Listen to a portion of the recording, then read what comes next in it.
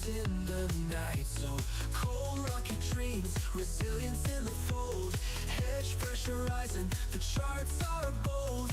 Dated bands rapping, stories untold. Flying with rockets through the AI. Up we go, reaching for the sky. Every train home never dies. On the edge as the numbers fly. Checking the charts, midnight glory.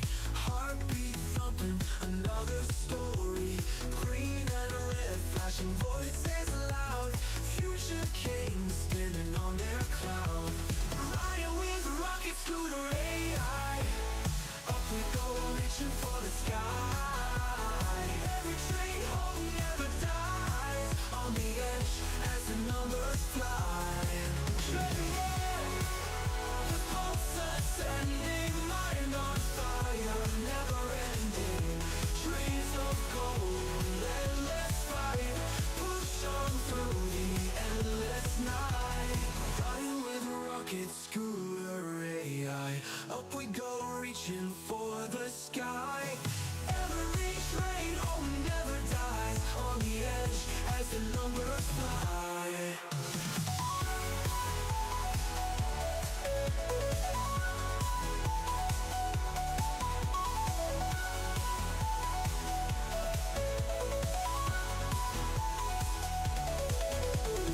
Checking the charts, midnight glory. Heartbeat thumping, another story. Green and red, flashing voices loud. Future kings standing on their cloud. Checking the charts with your AI. Up we go, reaching for the sky. Every train home never dies. On the edge as the numbers fly. Checking the charts, checking the charts. Midnight glory. Sanctuary in all its blending. Mind on fire, never ending. Dreams of gold, endless fight. Push on through the endless night. Push on through the endless night. Push on through the endless night.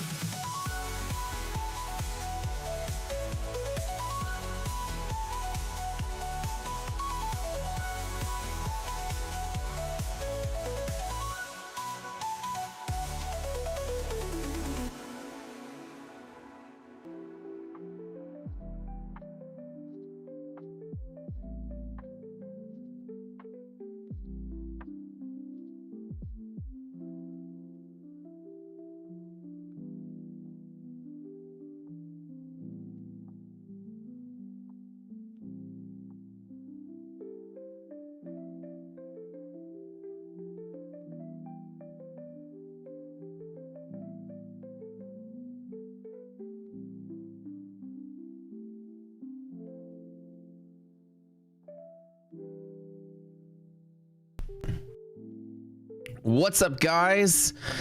Who's ready to scoot? Y'all ready to scoot? I'm back. Hold on, wait. We have to double check everything's here. Number one, can you see me? Thumbs up if you can. Number two, can you hear me? You can't see me? Oh, damn. Number four, that's got number three. Lighting good. Got to reconnect everything. Ayo. Yes, yes, yes. All right, let me show you guys. I went out to buy me. We can hear and see USA, USA. Yeah, there you go. There you go. Well, that red card was a bunch of bullshit, wasn't it? I have a theory, dude. And I was at the bar watching that game last night, and some guy comes by and he goes, he was drunk a little bit. He goes, you know why? You know why that happened? That red card happened, right? And I'm like, well, yeah, it was kind of bogus, right? Because, like, I mean, they were both barely fighting for the ball, and he barely nudged him. And he's like, no. It's like, well, actually, when I watched the replays at the end, he did stand on his ankle a little bit. But when I watched it at the end, he was like, no, man. All these judges, he's like, all the officials, they're either from Brazil or from something. They're from South America, right? They're from Brazil or from Argentina or wherever they're from. He's like, and there's just this conspiracy. They don't want America to make it. It's the officials. And I was like, I know I've been drinking whiskey, and I'm like, I don't know if I'm gonna buy into this conspiracy theory, but then I started researching into it. I'm like, you know, sports are kind of always like fixed in a way anyways, so I wouldn't put it past him. And anyways, that's what he said. That's the guy was like, he's like, because they're from Brazil and because they're from Argentina, he's like, all 5 of them are from there, and he's like, they're being extra hard on the US. Possibly, I don't know. Anyways, when I saw the highlight later on from a different angle, I was like, yeah, all right, that, I mean, maybe red card, I don't know, but hope they appeal it, because, you know what I'm saying, we're gonna be battling in fucking next game. You know what I'm saying? That's a tough loss to have. You know what I'm saying? You know what I'm saying? Yeah, the refs say Reed versus Australia. Yeah, I'm not getting a debate here. I was just telling you a story about a drunk guy that walked by me. Anyways, crazy night, right? All right, so yesterday the internet was out like two nights ago, and this is what happened. The internet was just out, and it said there's an outage in your area, which is the AT&T app, which is completely useless. It's like, don't worry, we know about it. But I called in anyways to get him to come fix it, and the guy comes out and he goes to like the terminal outside. He's like, yeah, I fixed it, there was just an issue outside. I was like, okay, so anyways, I wish the app would say, by the way, your shit is fucked up, please give us a call and we'll come out and fix it. It was all like, don't worry, there's an outage in your area, we know about it, it should be fixed tomorrow at 5 in the morning, kind of thing. I was like, all right. Anyways, I went to the store to buy me some Elon space internet, because everyone's like, you should get Starlink. And I went to like 3 different stores, and Starlink's like sold out everywhere. You can't buy the kit. And I started researching, and I was like, well, Starlink is just a backup internet that just sits there, right? Connecting to the satellite dish, or connecting to satellite little dish sort of, or plate or something that sits there. And it's a permanent installation. But I was like, you know what? I need a backup internet just in case the internet goes down, right? So I bought me this thing right here. Boom. Hold on. Man, this thing's extra reflective. Let me see if I can't jail without like being like reflecting everything from my screen up in here. Look at this guy right here. It's a 5G portable internet in my pocket, so it's always plugged in. It connects to 5G. Yeah, so now when shit gets crazy, I just connect to this bad boy. Oh, we're back in. It's one that it's unlocked. You can buy, now I found out you can buy these like mobile hotspots from your provider for much cheaper, but I got a universal one that can just take an eSIM. That way when we travel, go overseas or whatever, pop in a new eSIM and you get your internet. So it's 5G. So as long as the 5G network is working, I should be able to stream from this bad boy. So we'll see. That's not the one I'm using now. I was gonna test it. Don't leave it in your pocket, it will enlarge things. So like the amount of, so you're talking about like if I walk around this 5G hotspot in my right pocket, my right nut will get like twice as big and just start like leaning me to the right. This whole 5G gonna give me nut cancer or something, like yeah, you gotta be careful about that. All right, so anyways, 5G is not that great for streaming. I've streamed on 5G before. I'm gonna test it out. So I'm gonna run a test today to see if it works, to see if I keep this thing or not, and see how it goes. Anyways, let's get to the stream. No, I'm gonna test it today though. I got it yesterday, and as soon as I finished and got everything, then we went out and watched soccer all day, and then got home late. Like the South Park episode where Randy had to wheelbarrow his nuts around because they were so big. Hell yeah. How much did this thing cost? This thing was $500 for the equipment. A little pricey, but for backup it seems fine, because what we can do with it is like, it's also good for when we like, when you're in road trips, you know, you're in the car, just having internet wherever you go. You know, sometimes you're gonna need some kind of Wi-Fi connection. It's a second Wi-Fi connection. You might be traveling, you might be at an event where cell service could be down, and that's connecting to the cell towers. But oh, you know, I said Anyways, a Starlink would be a permanent installation. I don't feel like installing something permanently. I want something that I could, you know, when things get bad, I can whip it out, set it up, and then we're good, and then move forward. So I used to actually, this is like my phone. I could usually tether my computer to my phone via hotspot on my phone and use my phone's 5G to stream with. I've done it before.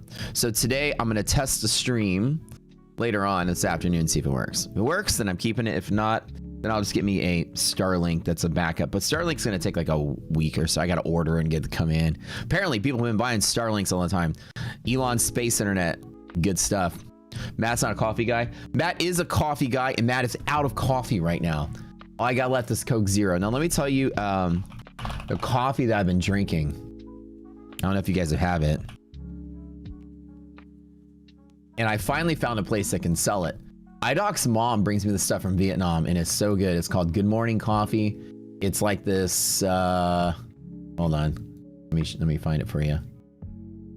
This is what it is. And I found some on Amazon. I ordered a bunch of it.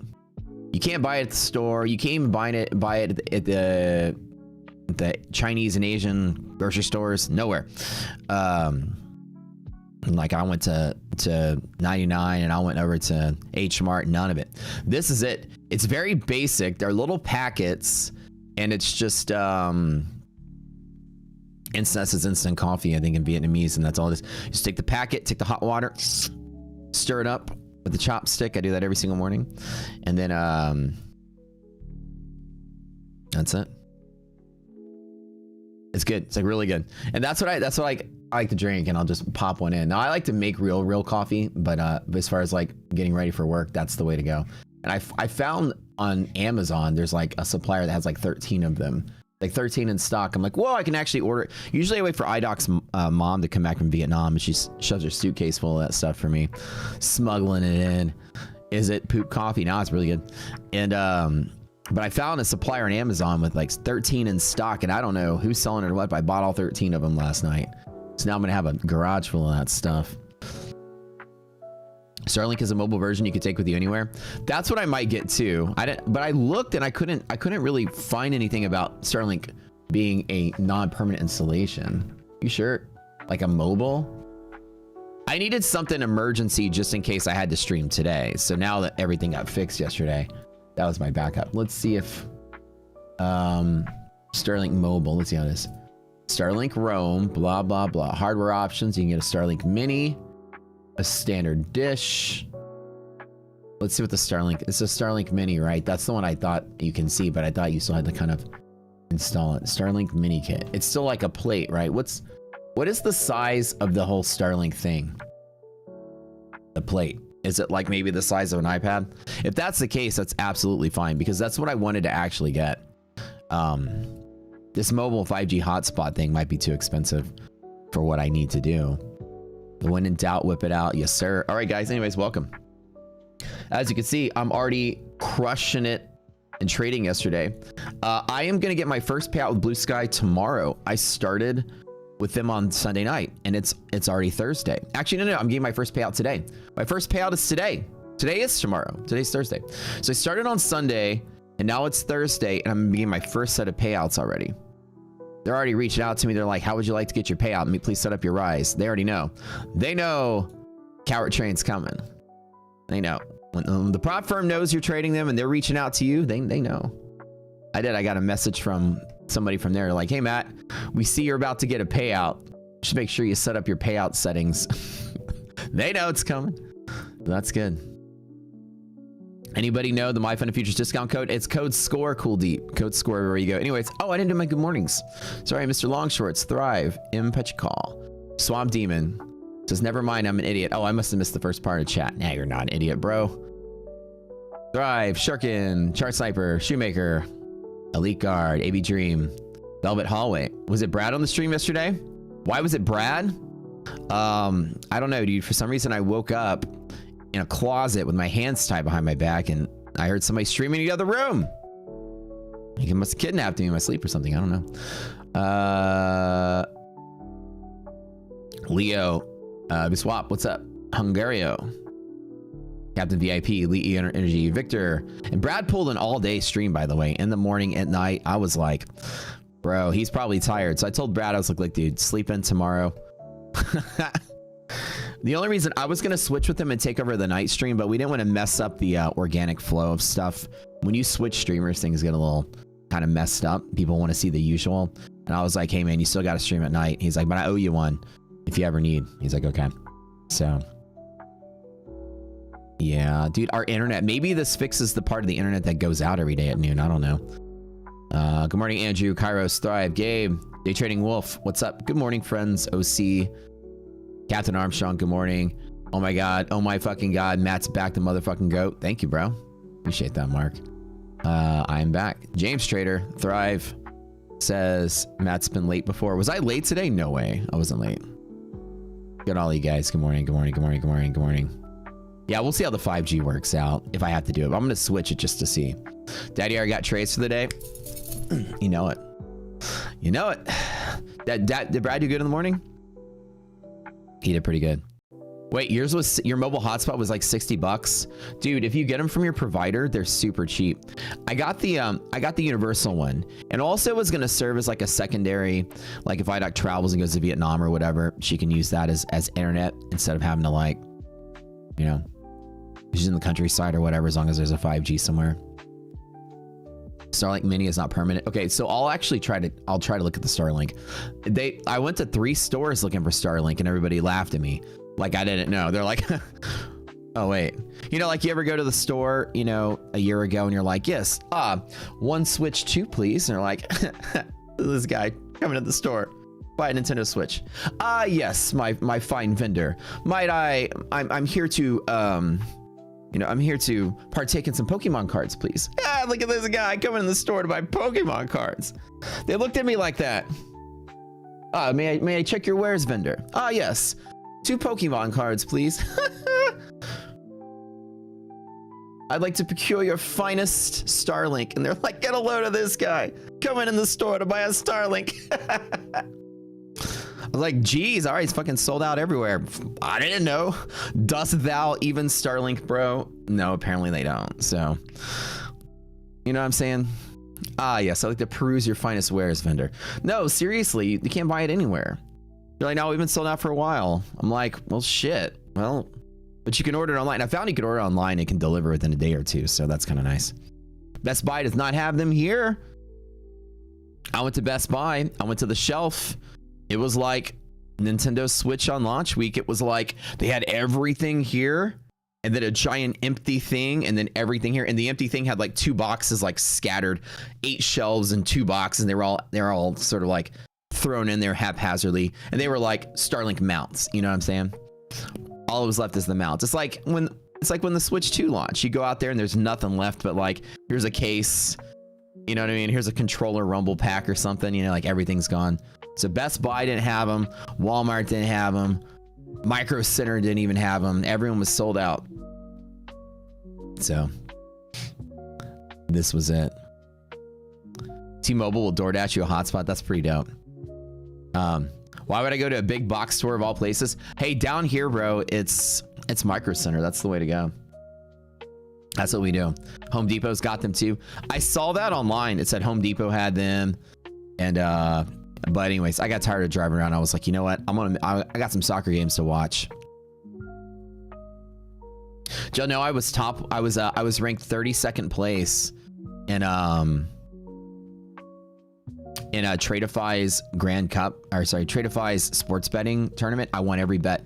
I full ported every bet, but I missed the first day of games because their website was all jacked up. That's another thing with Tradeify's tournaments, dude. Every time they have a tournament, the website's always jacked up. This is the 3rd time they've done a tournament. This is the 3rd time they had to reset or roll back or whatever. So I missed the first. My strategy was very simple. The first round of 32 games are all easy to predict. And I full ported every single one of them. And I won and I won and I won and I won and I won. But last night, I bet on Belgium on the money line. Fucking Belgium tied into finals.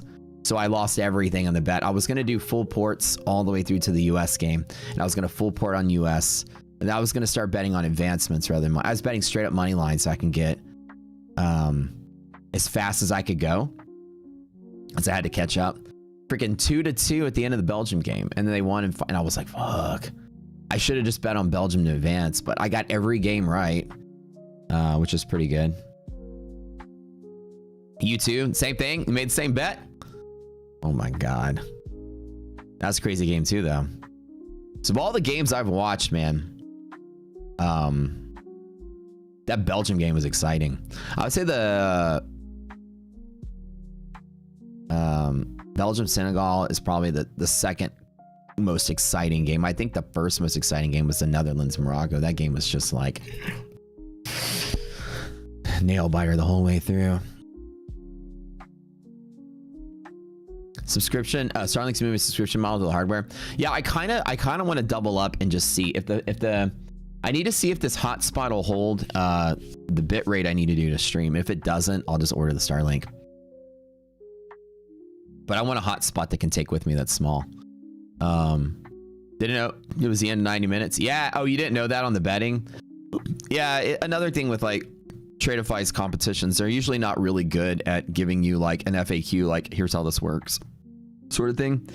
They have this thing of like, you have to find stuff out the hard way. Remember the first tournament they had was like, if you traded 1 mini and 10 micros, even though the platform allowed you to do it, you would get disqualified from the tournament. And their answer was like, well, you should know that. And everybody's like, nobody knows that. And there's a big argument out there. And everybody was kind of like, they called it Dashgate, whatever.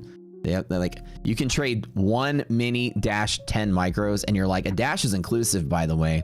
A slash is or.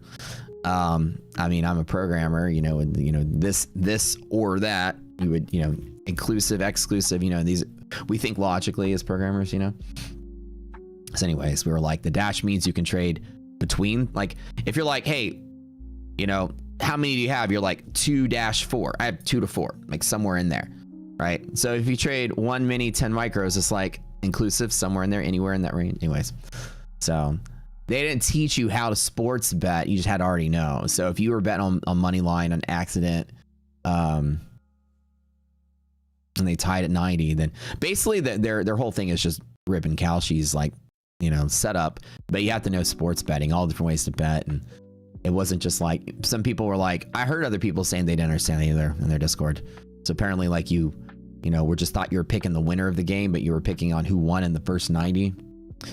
Yeah, so here's how you sports bet. FAQ would have been nice, but hey Matt, can you help me out? The screen is blurry on my side. It started restarting, but I can't read what hedge pressure and DD levels are with NAS with NQ. David says that.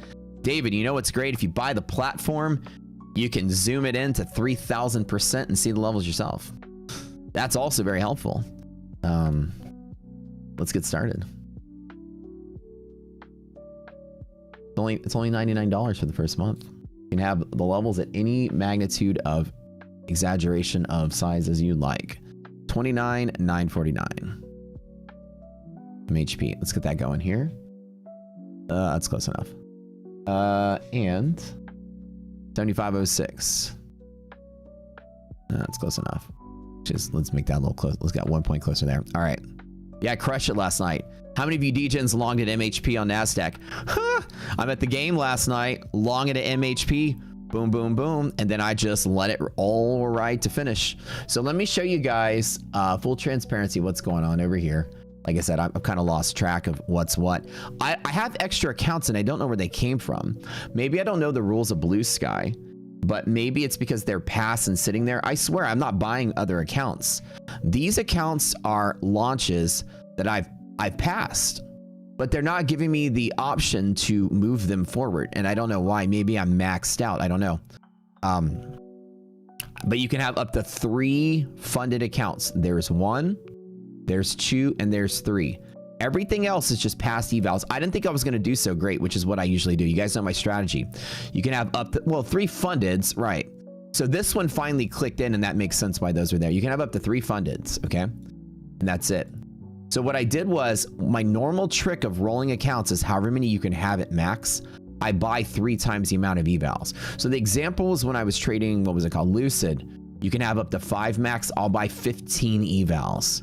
I'm going to assume I'm going to fail some evals along the way, and I'm going to pass some. My goal is to have a little bit more on the side. So I might pretend like I have 15 and I blow up like 3, 4, or 5. And then of the 10 left, a couple of them go funded. I re-up the 15 until I get 5 funded. And what my goal is I want the number of funded you can have max. And then I want the same amount in reserve that are passed. And then I need some more to fill in the reserves when those fail. So the idea is if funded fails, then one of these moves up and takes its slot immediately. And then one of these that's passed, that's not passed, once it does pass, can fill its slot. So the thing that I'm so good at trading, I'm not telling I'm bragging, I'm so good at trading that I usually just go funded and I max out when I show up on the stream. Most of the time I found out I'd show up on the stream, I'm like, hey guys, I'm maxed on profit, good luck, I don't get to trade today. And everyone's like, oh man, that sucks. So what I ended up doing is buying extra evals so I can actually still trade on stream. And that's kind of why I do it, because if I'm trying to work my way to funded, people are like, why you buy so many? It's not really that many, it's just I'm doing better than I thought. Normally some of these would just blown up, but they're not blowing up. So I've been on a freaking win streak of blue sky. I started on Sunday, I'm getting my first payout on Thursday. Okay, nice, reach tomorrow. Or today, technically. So anyways, the F is the funded one. So funded, I got 2 funded orbits. Orbits are basically their Lucid Pro. It's once you go funded, it's every 3 days payout, 3 days payout, 3 days payout, 3 days payout. It's literally Lucid Pro. The launch is basically TPT Pro. Same day payout, same day payout, same day payout, same day payout. That's this account, brand new and fresh today. So the launch took 5 days to get here. So Sunday, Monday, Tuesday. Wait, on, I got it backwards. One of them took 5 days to get here. One of them took, oh hell, I don't remember. I'm still getting them confused. Let me load up this, hold on. Guys, hit that like button, get ready to get started here.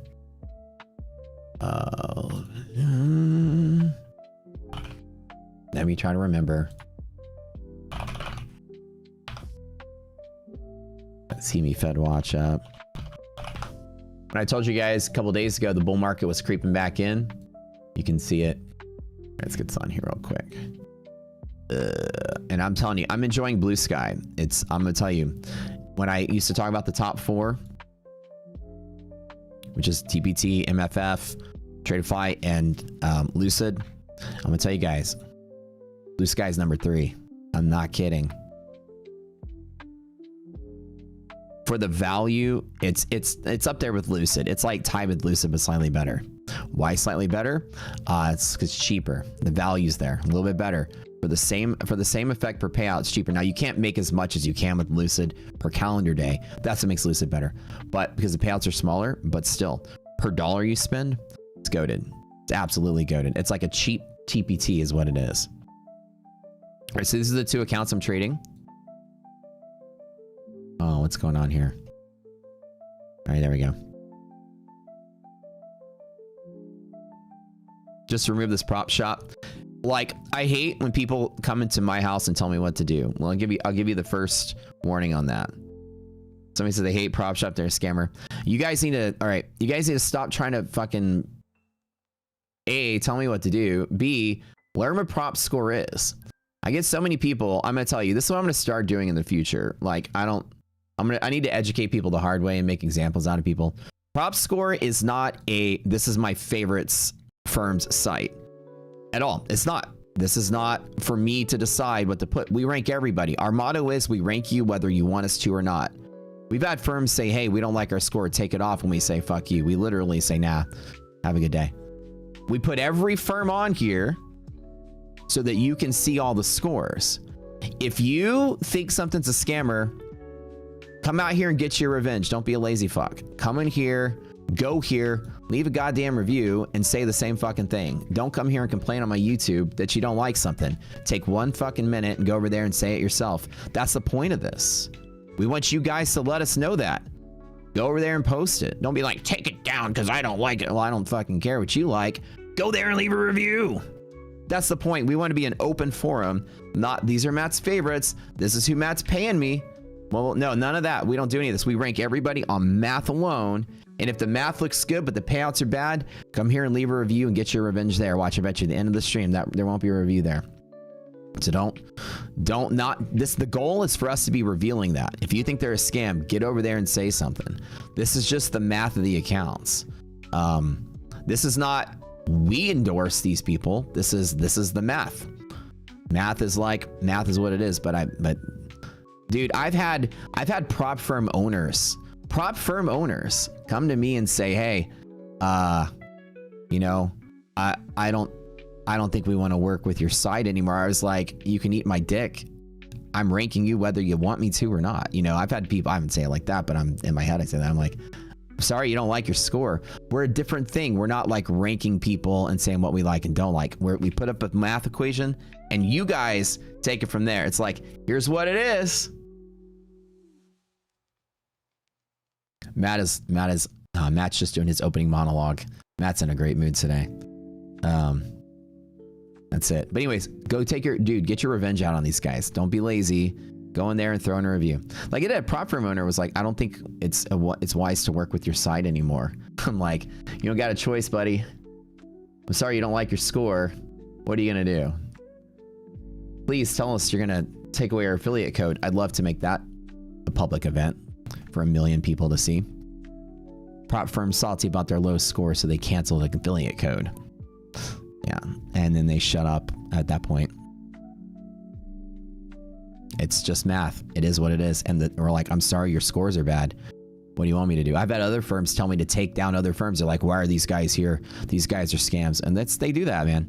I'm like, I guess the industry is so used to people having like a pay-for-play site where you just rank your favorites. We put every firm together so you can see what's trash and what's good based on the math. And the math is what it is. And it's a high learning curve I've learned in this industry. The people are very confused by this. And I'm like, this is called math. Math are numbers. Numbers are truth. It's not opinions. Nobody paid for a ranking. It's not my favorites. It's actually math. They're like, I don't understand. What's numbers? What are those little squiggly things on there? Oh, those are called numbers. Numbers are things invented by, I don't know, the Mayans. I don't know if I can invent numbers. The Chinese. Who invented numbers? I don't know. Numbers are the mathematical, international, universal law of all things. Do you even numbers, bro? And again, it's a learning curve with everybody. Why is my score so low? And I'm like, well, here's the equation. You either have one of these factors is really high compared to your neighbors. Well, how are those guys better? Again, one of these factors is different than your neighbors. But I understand they're a scam. Again, one of these factors are higher than yours. Everyone says this guy's a scam, and they say this guy's a scam, and they say these guys suck. Well, we're better because of this. Well, we're better because of that. We have all this conversation. So we learned that it's a learning curve in the prop space to teach people that this is what's called a value equation, a risk model, right? Just this is the value of an account. How much you get out versus how much you put in on how long it takes you to do it and any restrictions it takes to get there. General value. It's a liquidity equation. You know, can I flip this investment? How long does it take to flip? And so it's it. If something's a scam, yeah, I mean, the review score is a 3.9, right? Looks great on paper. The review score sucks. And then that's where you got to go, right? And your idea is to come through. Now these guys made some accounts that turned out to be good out of all the crap out there. But that's the point. There is a way for you guys to go rank something as a scam. You go say it's a scam. But don't be lazy. You go do it yourself. An intuitive site that everyone has access to, chat. Oh, you're welcome. And it's free. Y'all support it with code SCORE and it's free. But I think it becomes funny where we get like, I think that the prop space is very weird because there's sites, like I'm not going to name certain streamers out there, but there's certain streamers out there that, like, I'm friends with a lot of these prop CEOs, and half of them wish a certain streamer would crash into a fucking tree and you know, disappear. Somebody said that to me. Man, every day I wake up wishing that motherfucker would crash his car to a tree. That's what somebody told me about some certain big streamer that they hate, that everyone hates apparently, because they call and extort them and say, if you don't give me $100,000 a month, I'm gonna make sure no one buys your shit. And they just buy into it. This prop space is literally controlled by the big streamer mafia, and they're ready for it to be over. So they're excited about sites like ours, which give everybody a fair chance, and we don't ask them for a paycheck to get listing or else kind of thing. Seriously, one firm owner, a big firm owner, and I'm like, well, why do you pay the check? And they're like, because if we don't, we just don't want to deal with that psychopath. The person's a psycho. Literally said psychopath. And I'm like, yeah, but there's a lot of people out there like, yeah, we just don't want to deal with it. It's worth the money just to not deal with it. But every day I wake up and I wish they would crash their car into a tree. You know what I mean? I was like, damn, dude, the blackmail mafia is strong. So those words stuck with me, and I was like, well, prop score's not like that. We're a fair place where it just shows the math of how good your accounts are, how bad your accounts are, and you know, so I was like, I can't believe that's how certain people out there are getting so wealthy, I guess. I don't know. I'm not mentioning anybody by name, by the way, and it's not who y'all think it is. There are bigger people out there outside of the YouTube world. Trust me. We're the smaller group of affiliates. You see, like the Instagrammers and TikTokers, dude, those guys are criminals. Literally criminals. You're the psychopath, Kyle? Oh yeah, 100%. But like, that's what it is.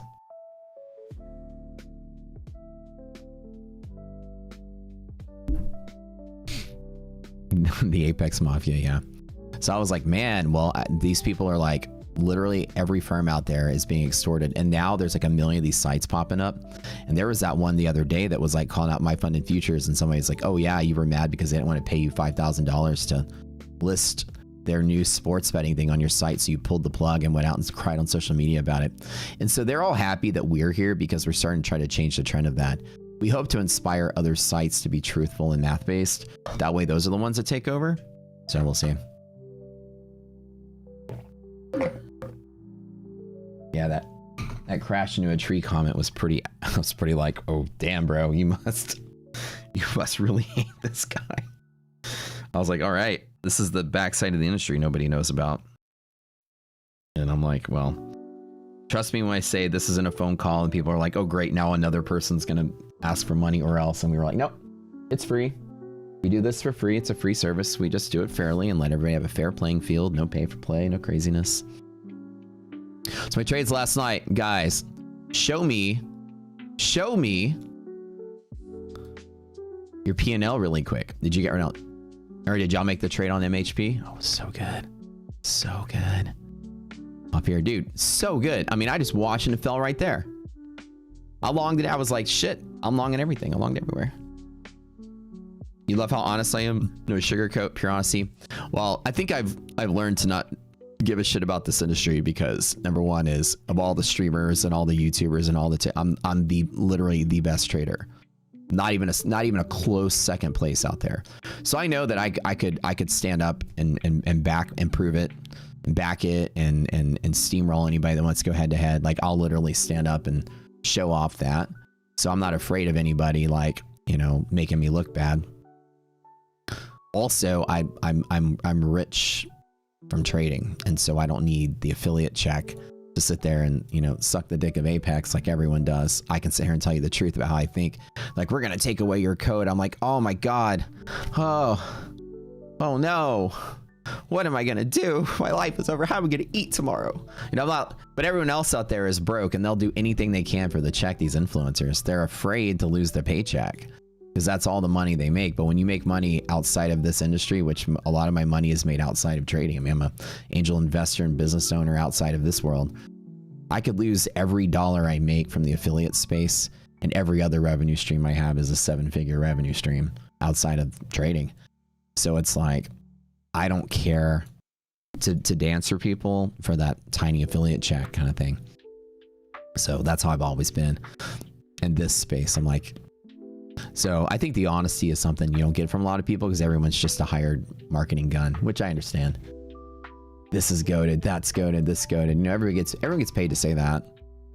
Anyone out there promoting anybody gets paid to say that. Marketing. It is what it is.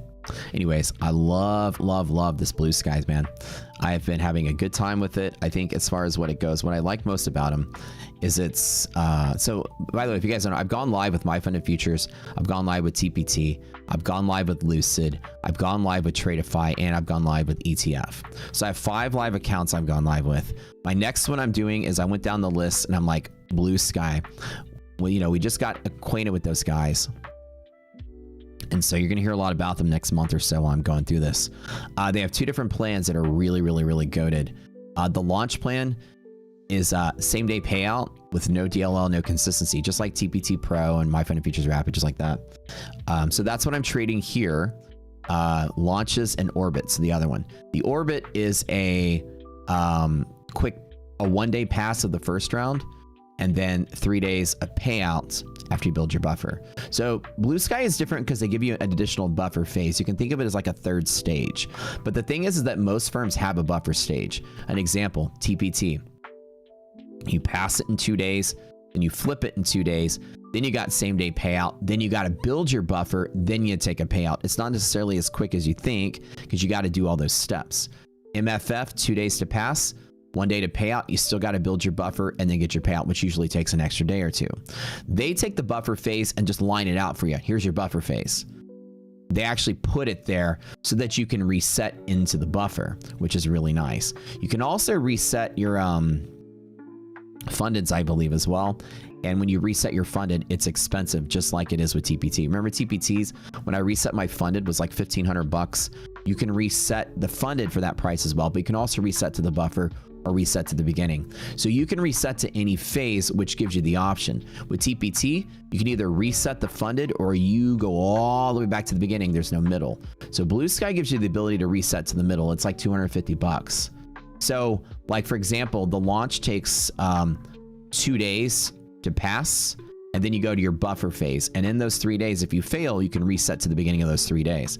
So you just have to get through that first step one time, and then you can reset in the middle. Yo, Stud, what's up, man? I'm from Houston. Yeah. So the ones that are good here, I would say the launch is your same day payout. Once you get out of the buffer, it's trade, get payout, trade, get payout, trade, get payout, 1 day payout, 1 day payout. So this is very similar to TPT Pro, My Funded Futures Rapid. The Orbit is very similar to Lucid Pro, which is you pass the eval in 1 day, and once you get your buffer, then every 3 days get a payout. 3 days get a payout. 3 days get a payout. So in the grand scheme of things, the Orbit, you get to the funded stage faster, but then the funded stages are longer. The launch is, you get to the funded stage slower, but then the funded stage is fast the whole way through. I would say that the best account that they have is probably the launch. It'll just take you longer to secure your payout. Right now, the furthest along I am are with these 2 orbits. These 2 orbits have a total of, I've built up 9,000, 8,000. I think the starting balance was like 3,000 and something. So I've got $6,000. I had 3K 2 days in a row of buffer. So I got 6K profit in both of these. And tomorrow I'm going to take a payout. So I got to the end at Orbit faster. Launch, my very first funded launch just hit today. And this is Thursday morning. And I started on Sunday night.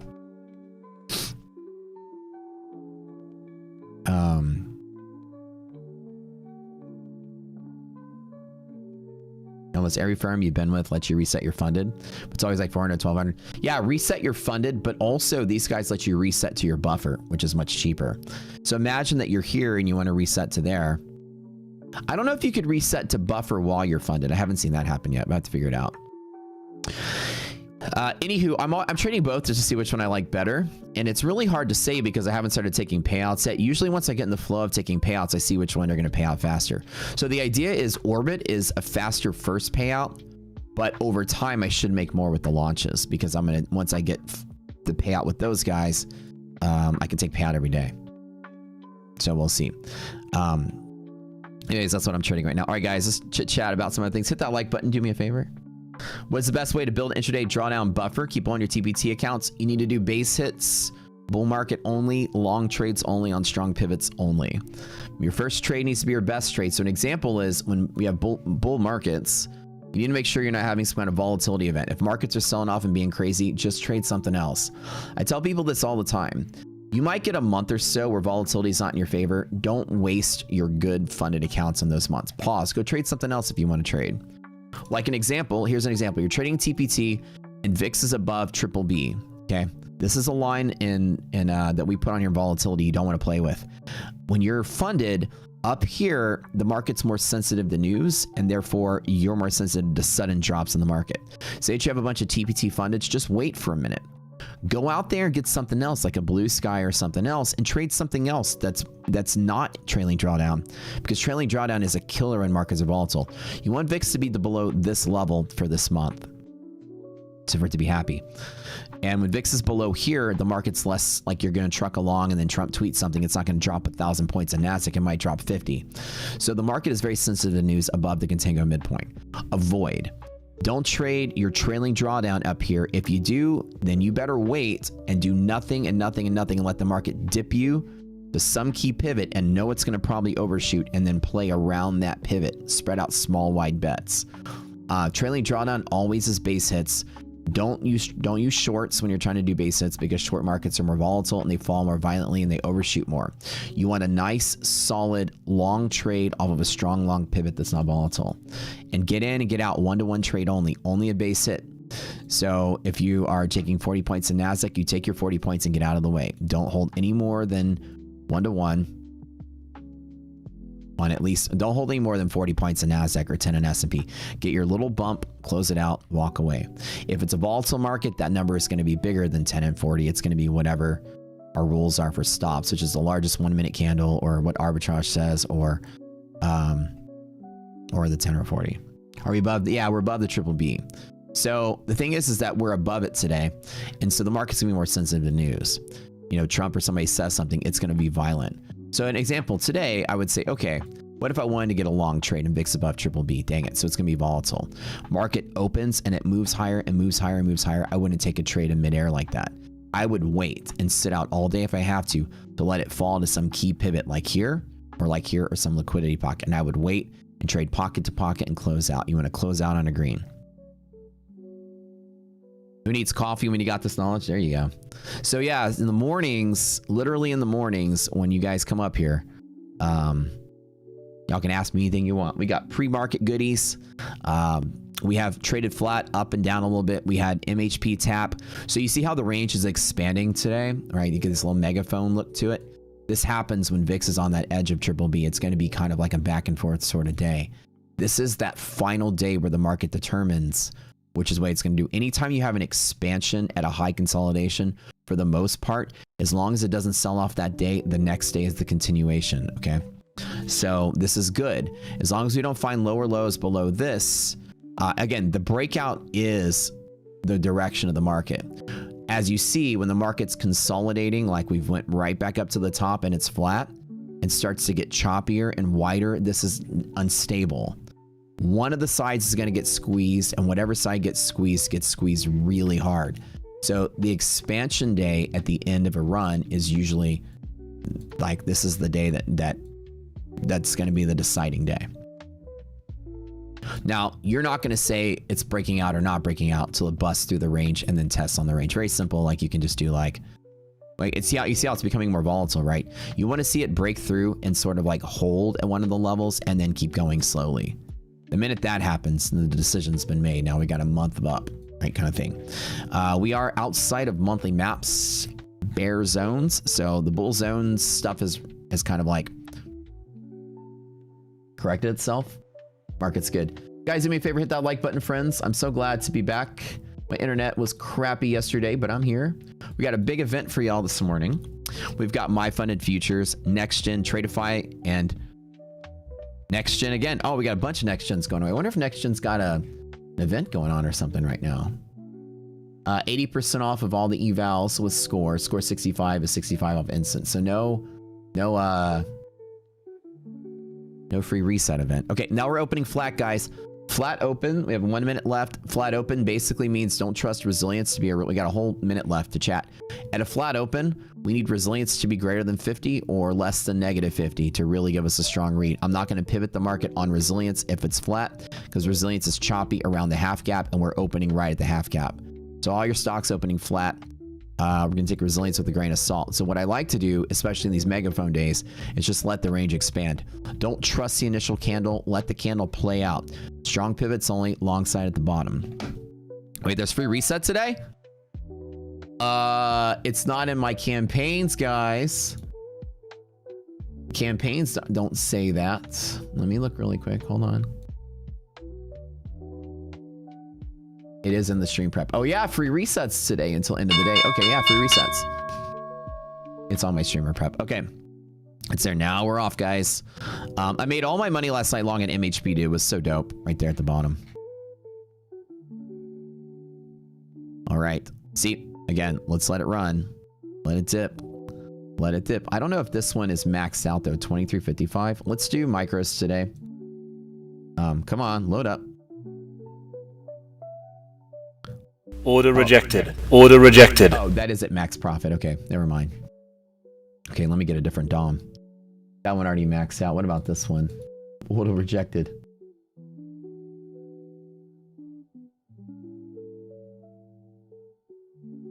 Oh, wait, hold on. Let me get this. MNQ.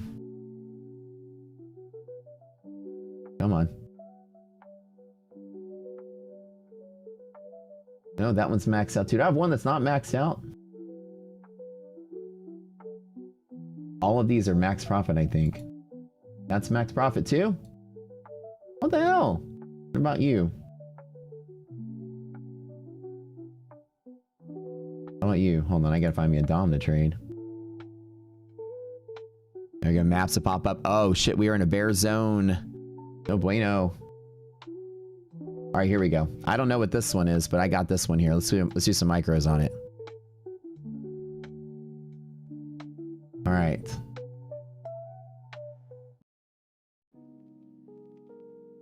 How much have you made today? Order rejected. Just performance. All those, that other account, they're all at max profit. So this one's made 1185. All right, let's trade some micros at the pocket. S&P is opening at MHP. This is a bull long up from here. Actually, no, it's MHP break. So as long as we hit MHP by 10 points, it's pretty decent. Resilience is not super duper strong. But Nasdaq, once it runs into the pocket, should be okay. This is going to be a tough day, guys. It's going to definitely be a tough day. It's going to chop around a lot. Nasdaq has pocket to pocket. If it does hold right here, this is trade 1. Segregate, trade 2. If it breaks above, hold. I'm going to wait for it to bounce back to here. And if it tests there, I'm going to take trade 3, which is, we call it an RV trade. Trade from bear zone to bear zone, baby. Hit that like button. Let's go. Hit it. Hit that like button. Hit it like it owes you money. Ooh, these top wicks are not good. This market is trying to sell. Meta is selling off below MHP. And I just bought 2 micros just to play the pocket. So I don't know. This is very violent. This is 3 1-minute candles with top wicks. It is definitely trying to sell from here. It's probably get violent here. So these micros is going to take a hit. VIX above triple B. Let's double check down here. Where the hell's my VIX? All right.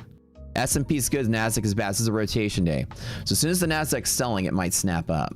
But we're rotating pretty heavily out of tech stocks. So VIX is in decay pattern, which is decent. We like to see that. Triple B 87, which is good. Let's double check monthly maps while we're at it. Free resets on next gen all day today. Yep, I found that out. That's definitely true. So S&P has rescued itself into the pocket. So S&P's bottom 75.42. Sorry. 75.29 is today's bigger monthly map pocket, and it's still bullish if it lands there. So bull market's back, you guys, very much back. An 80-60 ratio is totally beautiful. Nice and solid here. Let's let it run. Grab some micros on this one. I don't know how much this one needs to make though. All these accounts. One of the things that's crazy about the different steps is a lot harder to manage. So this one I have set because each one of them is such a different target. 1750. Wait, 5311. Oh, no. This one needs to make 3,000 today. Okay. So I just got that liquidity pocket trade just now. I grabbed it with 1 mini. This was my launch account, the one that just went funded, the one that was fresh 0 today. I traded from here to here and just closed out for a 1260 scalp. And this one with the micros, I could probably close out there, but let's hold through that. And I'll demonstrate this one for the rest of the day. Payout secured. I'm getting a payout tonight. Well, actually, I think the max payout for, let me double check those. No, I need to get 3,000, don't I? Hold on, I need max payout. That is a launch 100K. So the max payout is 3K. Okay, so I need to make 3K on that account for max payout. All right, well, let's do it. Okay, so if I wait on bull zone and support there, we got RB straight through the middle.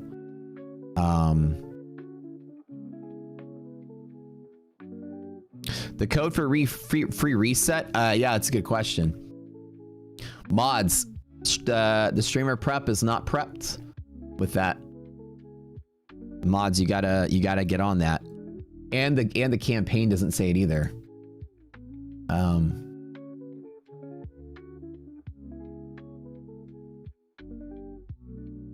If y'all can make sure it says that on there.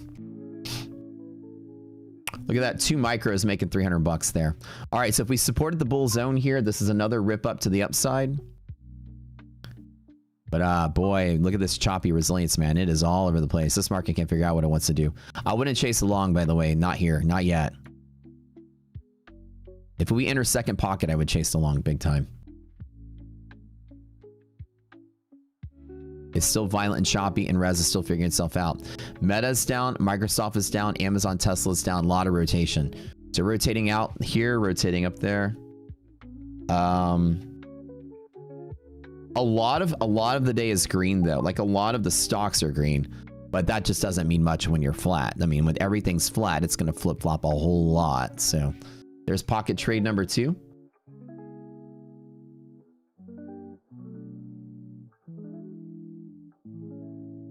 Oops. Let me see. If we hold that bull zone, man, I'd like to take a long all the way back up to the 260 support at the top. Remember, holding this bull zone is bull zone to bull zone. That would be great. That'd be great to get that. I need 3,000 bucks for max payout.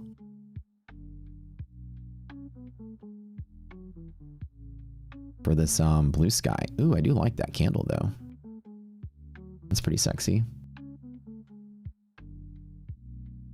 Let's run it. I'm letting these 2 micros ride though all the way to the top. So as long as we support at 135 right here, we have bull zone to bull zone. You guys on that pocket trade. Y'all know it. Guys, do me a favor, smash the like button, friends. Let's get ready to roll. You know, 2 days ago we had the biggest stream we've ever had. We had 1,630 people in the morning. That's crazy. That's crazy town. I love it. Okay, so anyways, choppy market, guys. Wider range, volatile range. Don't sleep on this. Don't be like, you know, all in long. Like I'm just trading micros here just because I'm gonna play a wider sweeping range. The best play today, and I'm gonna tell you the best play today is here.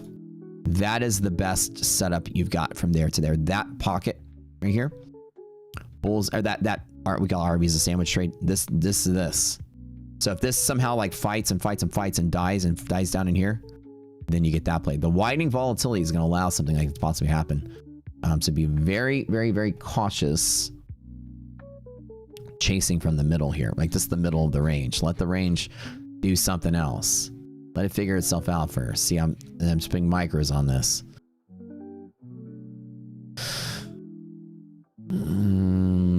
Let's scan through some of the stocks really quick.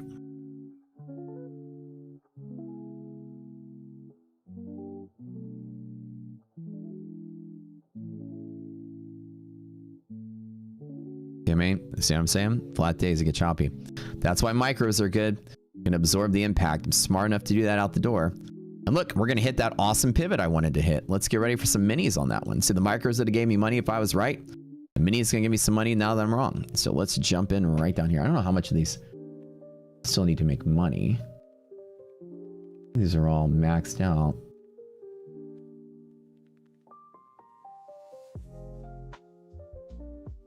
See what I mean? Play that range, baby. So now I'm just engaged a couple micros in this account. That's it. It falls right down to there. I'm gonna smack it with a couple minis. Maybe just one mini. Just one mini here. Holding through the chop with a very small position. Not big, nothing little. Let the range, let it flow, baby. What about ES to rebound off of? ES. So I'm just kind of, let me scan through the stocks really quick. So Apple's good, Nvidia's good, Meta's not good. Huge rotation day, but a lot of the sectors are green. I mean, pretty much across the board. Bank is all green, consumer staples all green, utilities all green, real estate all green. I mean, it's like 90% green. You just have a little bit of big tech selling and that's it. So this is tech rotation into other things. It's still strong enough to hold. I don't think it's going to sell off big. Let's just hope nothing big comes through the news, though.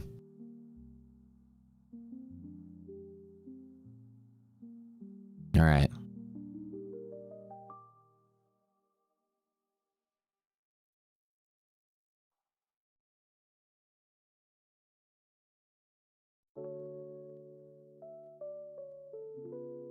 Forgot to look at this morning with you guys. Let's look at employment rate and payrolls. Wait, government payrolls, manufacturing payrolls. Oh shit, back to green. See how violent it is? It's just really crazy.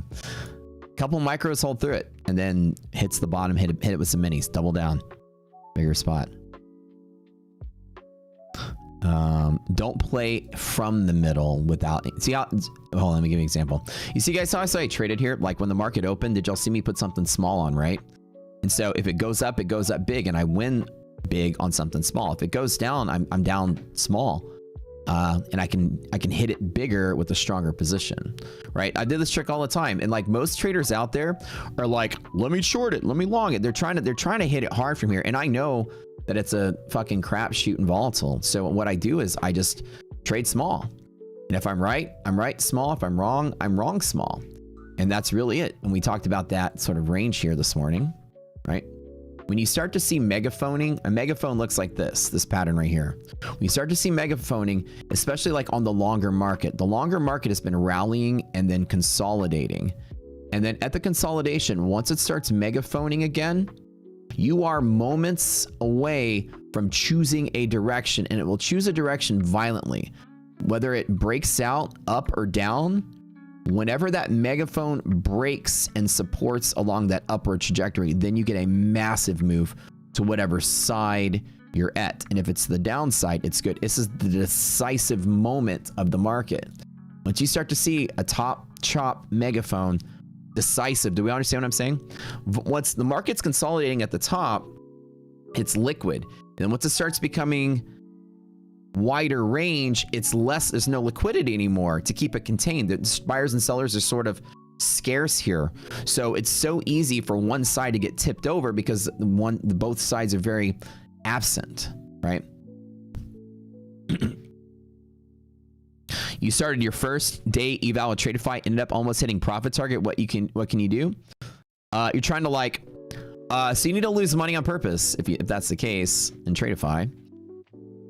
This is not investment advice, but this is a paper trading account, so it doesn't matter. I can give you all the advice I want for paper trading. So what you do is you need to open and close a position really quick. Like if you buy and if you go buy, sell, buy, sell, buy, sell, it'll automatically be a loss because you're buying to the ask and selling to the bid, and just whittle it down slowly to target. Trying to hit consistency, right? Look at this. 2 micros is all I need, and I held through it. The smart thing to do is not be a retard and try to guess through this. Just take your bull bet small and hold through it. See, my small bull bet is almost 300 bucks. And now we're going to run right up to 260 very quickly, and that's awesome. Very awesome. And the idiots out there trying to chase every single leg of this, just bet small and hold through it. Had we fallen to there, I would have hit it with some minis. I would have won that trade. The little micros, I can hold through it without crying, and then it breaks out and goes there, then I make a little bit of money. So I win small, I take a little bit of drawdown and win big. I can take a little bit of drawdown and then lose medium if I'm wrong. I'm losing medium small. The risk to the reward from there is high reward, small risk.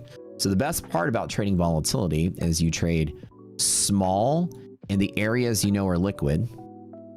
So you win small if it just goes straight up.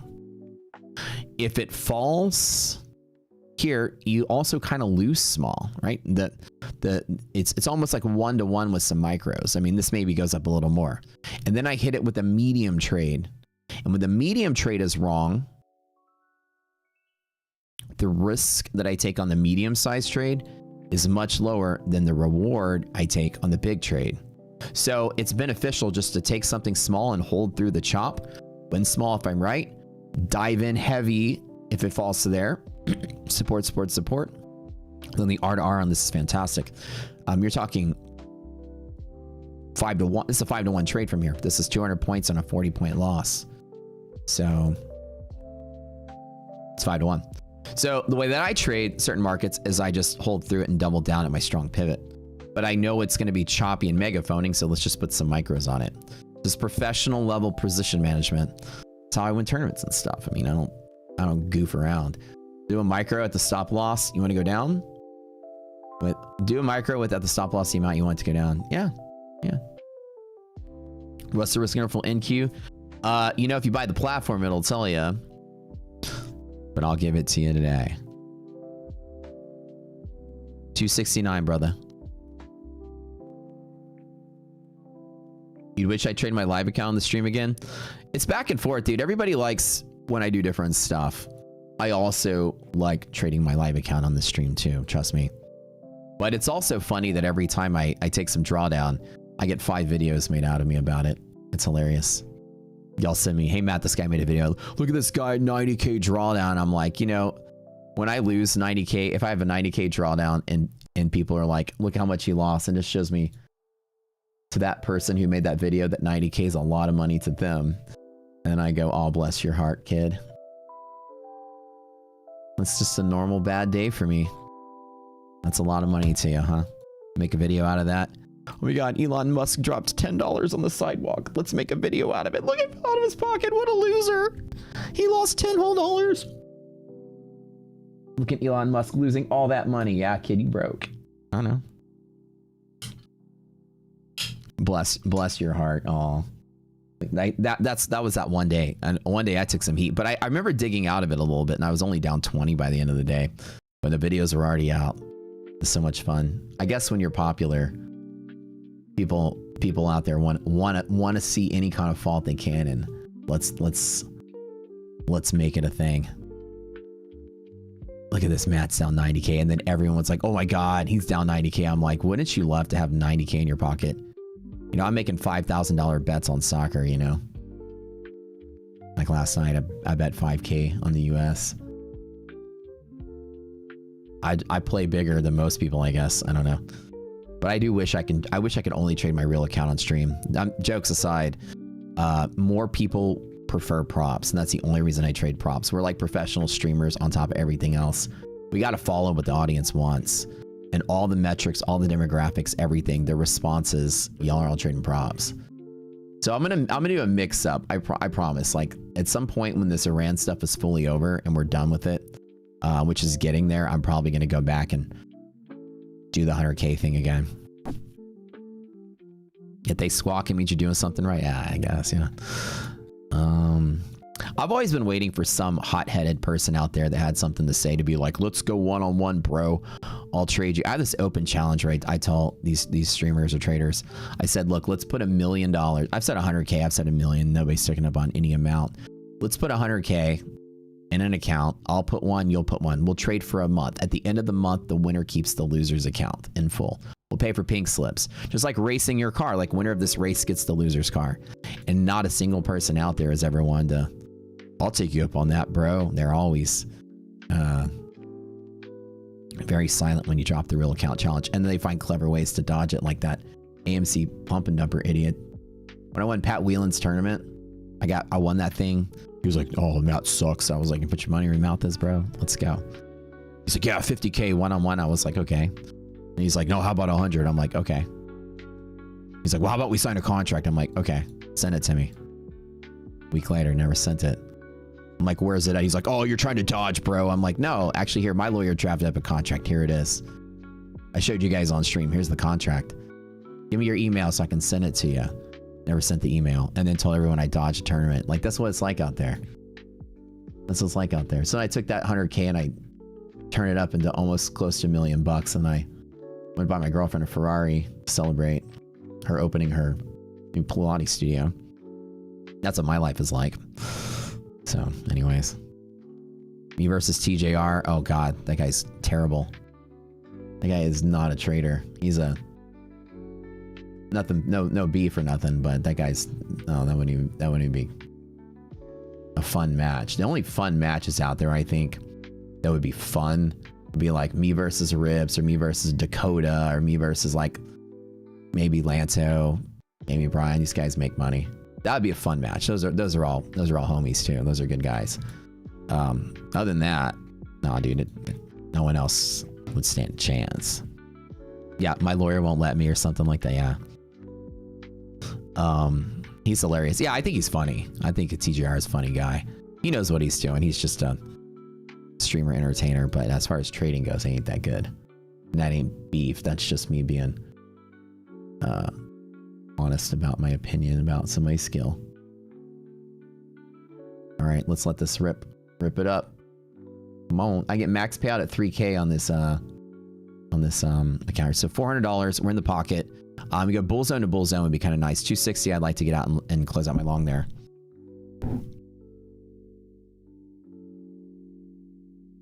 Somebody said, can we talk about something a little more fun? I don't mind calling people out, but we do it daily. We don't call anybody out daily. What are you talking about? Are you talking about me? Are you telling me what to say on my stream? How about them puppies? Aren't puppies fun and fluffy? What? We don't talk about anybody daily. What are you talking about?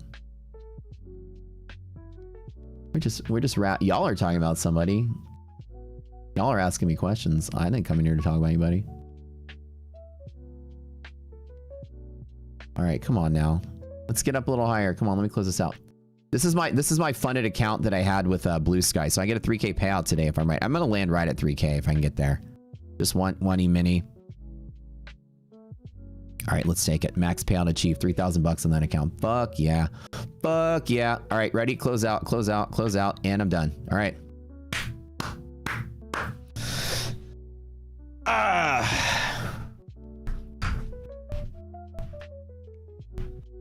So bring it on. Bring it on.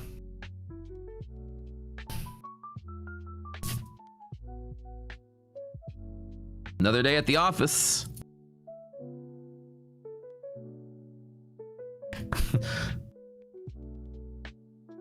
Sue, I don't have the accent. I can't say it right. I don't have the Spanish sounding accent.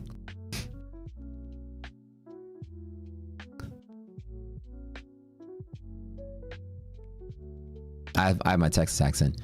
It's see how do you see you or Portuguese, not Spanish, well whatever, Latin, Portuguese.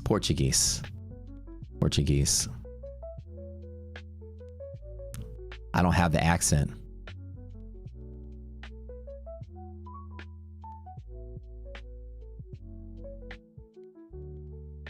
Zoo, is that what you say? Zoo? Making money while combating trolls. It's always the fun stuff. All right, so that's in and out, pocket to pocket, Arby's trade. You guys know the drill. I'll show you all the handout for that in a second. Good deal, guys. This was a great trade. I could be done for the day from here. So I've secured a payout with Blue Sky. That's good. So I can get 3,000 bucks from that account. So that is Blue Sky funded.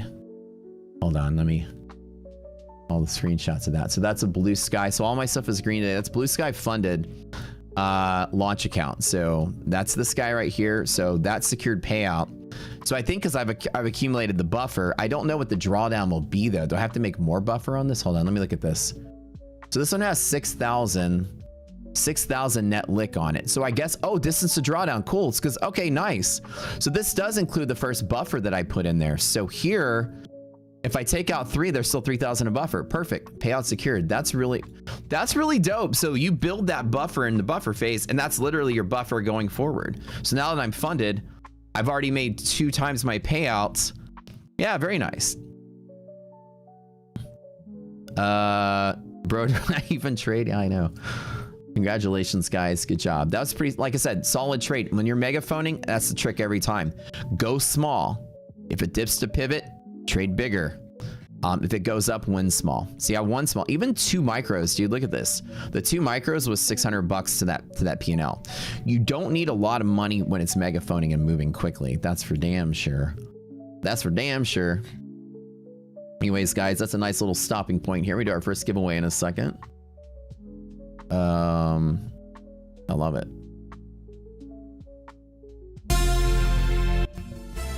But in the meantime, it's time for you guys to whip it out for me a little bit. If it dips, I dip, we dip.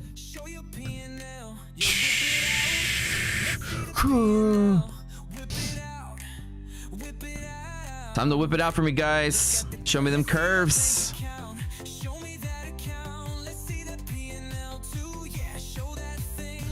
Does it hang low? Is it tall and proud? How are these P&Ls looking today? 1,780 bucks, 195, 455, 800, 684. Oh my God, 948, 2231. Eval's now passed. Let's go 3,900. Kyle, Jesus Christ, every day, Kyle. Bro, I remember a month ago you made your first payout. Let's go. 14K. Well outside. Congratulations. 2,400. Lucky low. Liquidity is stupidity. 800 bucks. Escobar 661. Wow. Nice curves, guys. No homo. Literally, I love it. I love what I see. Nice, big, fat, juicy P&Ls. It's tall and proud. Newbie, Matt, Buildy, nice job. Him the trader. Nice. Congratulations. Very girthy. Very girthy. Nice. Show me that P&L, guys. Show that. Anytime he says, show that thing. Oh my God, it's so funny. 7,000 funny. Congratulations. Very nice. Well done, guys. Very well done. Good job. When you max out Lucid, there's no point to keep going on right until you get the withdrawal. Do you have, so on Lucid, have you made more than your, on Lucid, have you made, so you're in funded, right? You've maxed out like the number of accounts, you've maxed out your P&L. Is that what you said?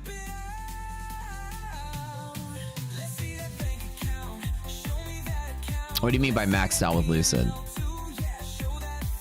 Is a P&L curve kind of like the one MNQ chart normal? This looks like, if this is what your P&L looks like, it looks kind of painful. Like you got in a motorcycle wreck or something. Things all twisted up down there. Nice curves, guys. Do I have a course? I do have a course. Free resets all day with NextGen. All right, guys, it is time for some giveaway action. Our first giveaway to celebrate is going to be some NextGen accounts. So let me get this front and center for you guys. Hold on.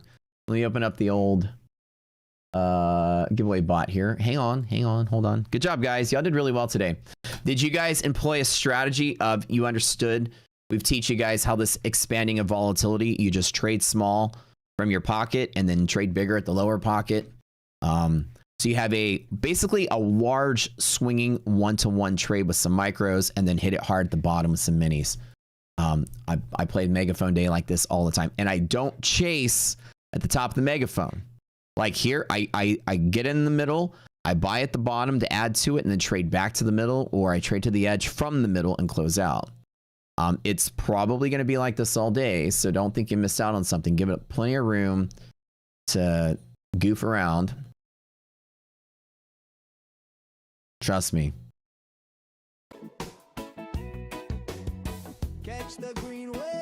All right, my half gap boys.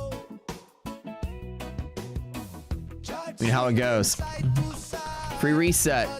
Next gen free resets today going on. All right, look. Next gen has become a fan favorite here, and every time they have the free resets, it's only today only. You guys go crazy for it. You did 2 micros, such good advice. Yeah, like when you know it's doing this, take a large swinging one-to-one trade or a medium size trade at the bottom, double down 5-to-1 back to the middle.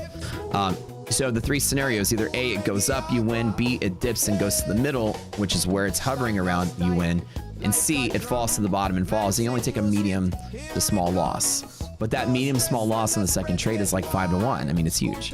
So Megaphone Days always play like this, same way. 16 years of trading. This shit's on repeat.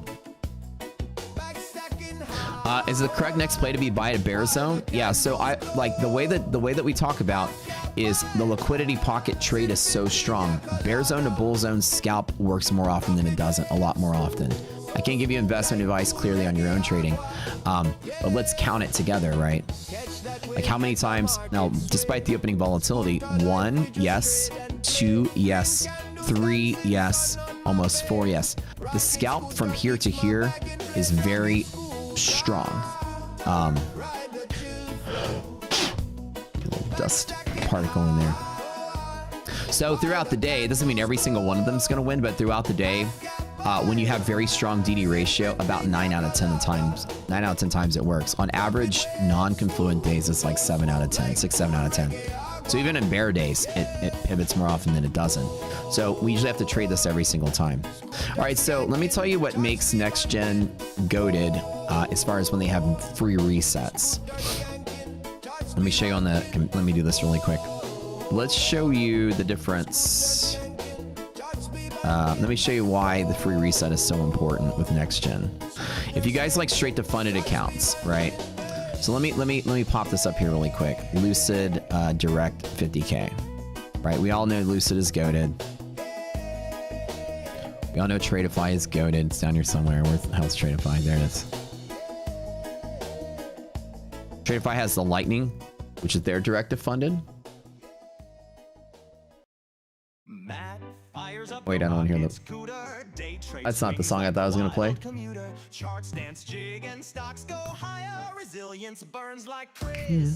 This is the Christmas song. Oh, well. Let's play a better song. All right. Who else is directive funded? Top one. I remember the Christmas song. Oh, we'll bust it out in December. Don't worry about that. Type in free reset. So I'm going to show you what directive funded accounts look like, and like a little bit of a difference between them. Let's do like the 50K here and next gen. So next gen is not directive funded, but when you get free resets, chat, do you understand how that's free directive fund? How that's becomes a directive funded now because you can reset for free? You follow what I'm saying? We get this, chat. If you buy an eval and you can just reset and reset and reset and reset until you go funded, then you're directive funded. It's simple as that. So free resets convert your standard eval account into directive funded. Where the hell is next gen on here? I can't even see it.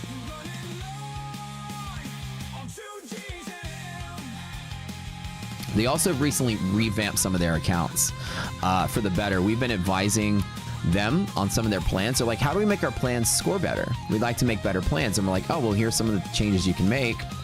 And they've been employing some of those changes. Let me read them to you really quick. Right now, the daily loss limit has been removed on all funded accounts now. So all their funded accounts, daily loss limit is removed. The only thing that makes them score slightly lower is it's 7 days to pay out. But we had a big hand in advising these guys that DLL is just something that traders can't stand and hate. It's my freaking audio driver just crashed. Also, red flag news trading is allowed with these guys too, which is kind of nice. All right, so let me show you on the comparison tab what makes this, and we're doing a bunch of giveaways for these guys today. What makes this pretty cool. All right, so direct to funded, right? Typically has DLL, typically has very low consistency, like 20%. And so Tradeify, Top One, and Lucid literally all kind of copied each other's model. They're all pretty much identical.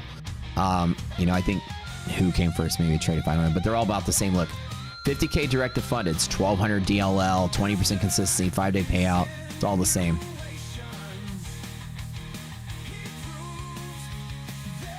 Right? Cost. After all the discounts, 300 bucks, 340 or 295, 340, and 260, like 300 bucks for a 5-day journey with both DLL and consistency. Very hard, very expensive, very long to pay out. But when next gen gets rid of their reset fee, then you're only paying 179 all in. Actually, you're only paying 50 bucks up front for the eval and then an activation fee, which makes it 179 all in. It is literally $100 to $130 cheaper than these guys, and you go direct to fund and you just reset until you pass. So it becomes a direct to funded account that's over $100 cheaper than the best competitors, and there's no DLL. And it's 40% consistency rather than 20.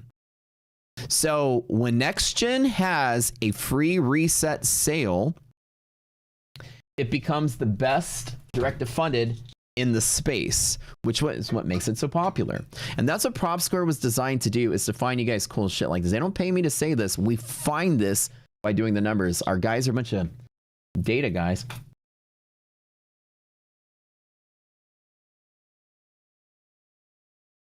Where are you going?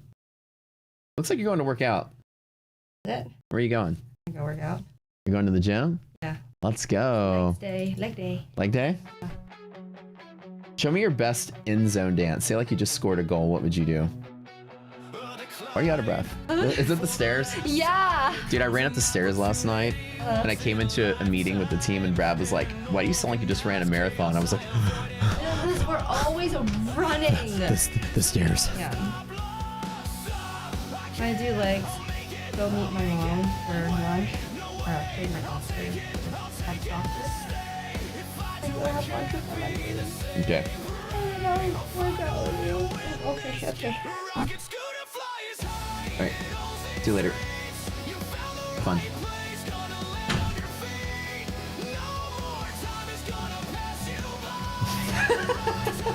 The hell? I should just hand you a bill or something. Let me do that. There you go. It's so funny. Oh, I forgot. I'm gonna get my nails done. What? I just got scammed. What? What the hell? What the hell? Guys, Chad just got scammed. Oh my god.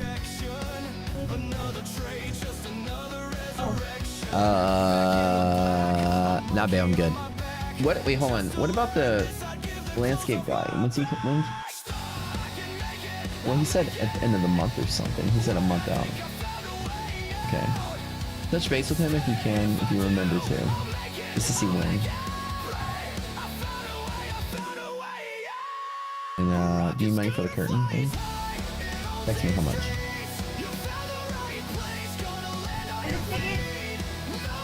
Oh yeah, okay. All right, text me how much. Just text me the total. Yo, we got World Cup tickets, you guys. Down in like the front section too, which is nice. Like great view of the state, great view of the game.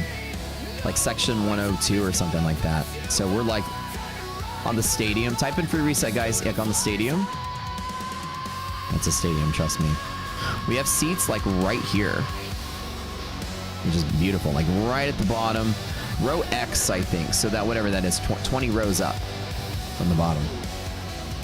That's gonna be a great view. But it's the Canada and Morocco game. We got it because we thought we were going to watch the Netherlands play. But it's okay because I still want to go to a game anyways. Canada-Morocco is going to be a great game, and Morocco is going to steamroll Canada. Watching the both those two teams play. Canada don't stand a chance. Morocco is strong this year.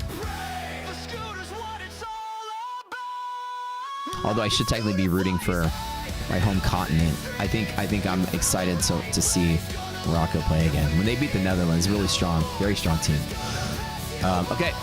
Anyways, so next gen becomes the free reset, becomes the cheapest straight to fund it by over $100. It's a total gimmick, but when they do it, it's very popular here.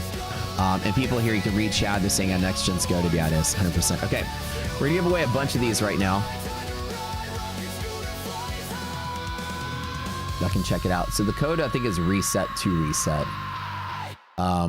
Yo guys, what's the code to reset? Mods, where are you at? I told you, ask you earlier. Update the streamer dash if you can, please.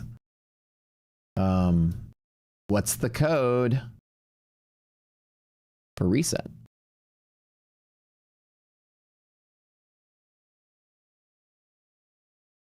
What is the total? All right, Ian, buddy, first one. Even at the 150K, next gen all in is the same price. So next gen's a guaranteed pass. There you go. Yeah, that's the whole thing. It's a guaranteed pass. Yeah. So he says, Matt, how do you type in YMDIA on the rocket scooter? Just DIA. I don't know. I don't know YM's off the top of my head. Always go to the table. If you go to the table at the bottom, the codes are all here. So YM is f.us.ymu26, but this is not CME group. I think Dow Jones is CBOE. I don't remember which data feed that is. So you got to have that activated. Like I don't think I have it. Yeah, I don't have it. So you have to your data provider has to give you whatever exchange that's part of. CBO. Oh, it's CBOT, not CBO. Sorry, CBOT. Yeah, not CBOE. CBOE is your index, like SPX, NDX, and VIX. CBOT is going to be your CBOT is your Dow Jones. So you got to make sure that you have that.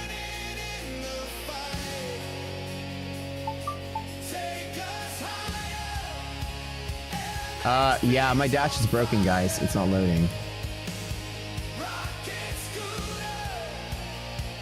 It gives me like an error message when I try to load it up, Kyle.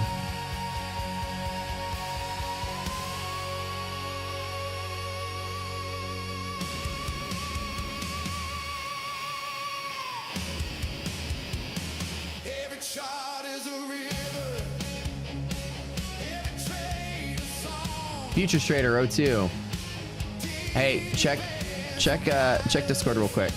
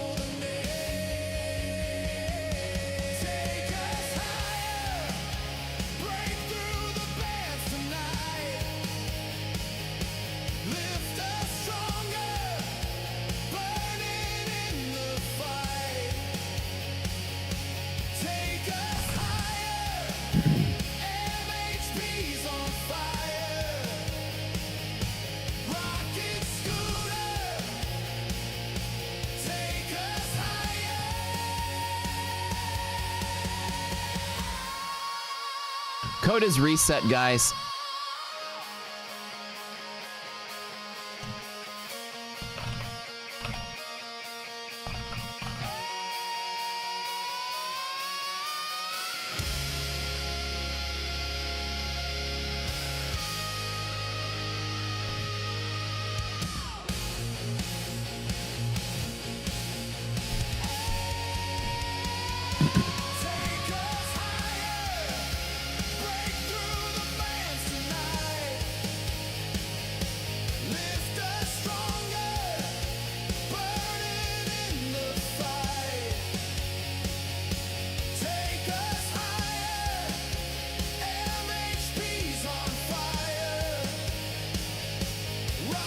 So end of the day, next gen free reset. Just type the code reset. Liquidity pocket trade number 2 is here. I don't know what else I can still trade on. Hold on. I think I've maxed out on all these accounts, kind of. Let me see. That's the one thing I'm struggling with, is knowing which I've maxed. And that's a good problem to have, I guess. But that truck sales guy, congratulations. Like which of these accounts are maxed and which one aren't. I set P&L targets to like close them out automatically. Next gen trade on NinjaTrader. I think next gen is just rhythmic at this point. Let me double check really quick. You can go to prop score. Truck sales guy. Type something in, buddy. Let's go here. Go to prop score. It'll answer. Prop score always answers the questions for you. Looks like platforms: TradingView, Sierra Chart, MotiveWave, Bookmap, Jigsaw, Go Charting, Quant Tower. So TradingView is good. Nice job. Nice job. Got a bunch of wild swings in the market today. Future Trader, Ian. Oh, last person wasn't there. Up and down all night, can't predict your mood. Nothing's ever right till you're sitting quiet. Those are 25k evals. Spinning in my head, tell me why chase what I know Let's do 200k evals to go. Let's do all 4 of them really quick. Then later we got some Tradeify, some iFunded futures. You see how this liquidity pocket trade took off again one more time on Nasdaq right here? Boom, boom. This is just scalper day. What are thoughts on Quant Tower? I've never used Quant Tower, but everyone that I know uses it. They like it. Where can I email you about suggestions about the prop score UI or UX?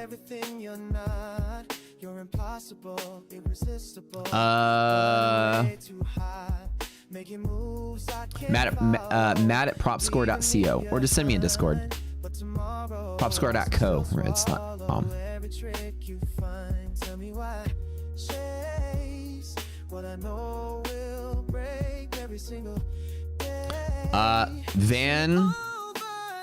Vanjian Trung. Congratulations. Hi. Well, hello to you too. Did they get a chance to upload the option Zoom call? Oh my god, no, I forgot.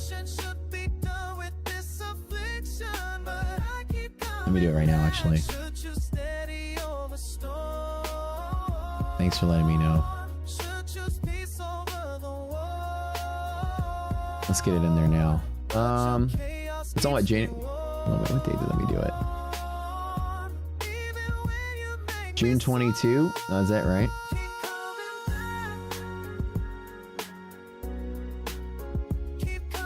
Rohan FX trades. Let me pop this in here. The options channel. Let me see if this is it.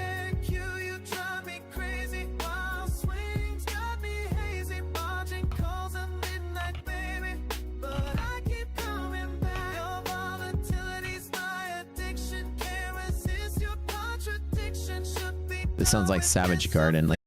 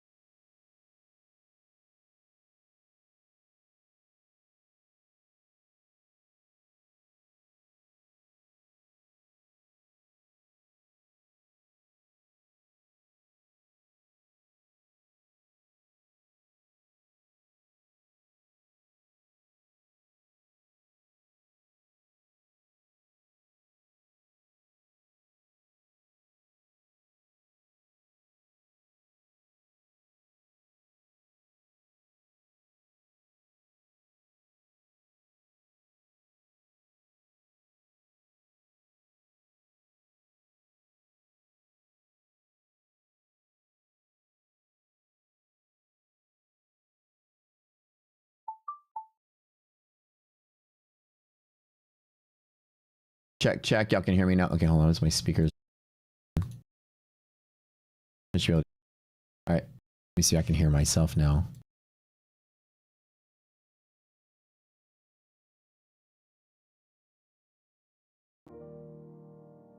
All right. Stop typing, guys. Giveaway's over. We're done. Yeah, my computer's like blue screen of death out of nowhere. It just literally just complete blue screen and it died. Reset. And I've been having like major tech issues the last couple days. We're back though. All right, giveaway's over for now. We got MFF and Tradeify in a little bit, so don't go anywhere yet. We back. We back. You able to hear me now? We're back. Dude. All right, more liquidity pocket goodness. Should I play this? Where can I still trade though? I think everything else is maxed out. What about you? Let's just see. Let's just test. I'm gonna throw micros randomly just to see what I can trade. Nope, you're maxed. You're maxed. Okay, if it rejects the order, you're maxed. Oh, you're not maxed. Okay. You're not maxed. Okay, so I found one that isn't maxed. Okay, let's find it. Everything else is maxed out, huh? Yep, so I only have one thing I can trade. Let me get it for y'all real quick. This one, oh, this is this one. Okay, cool, perfect.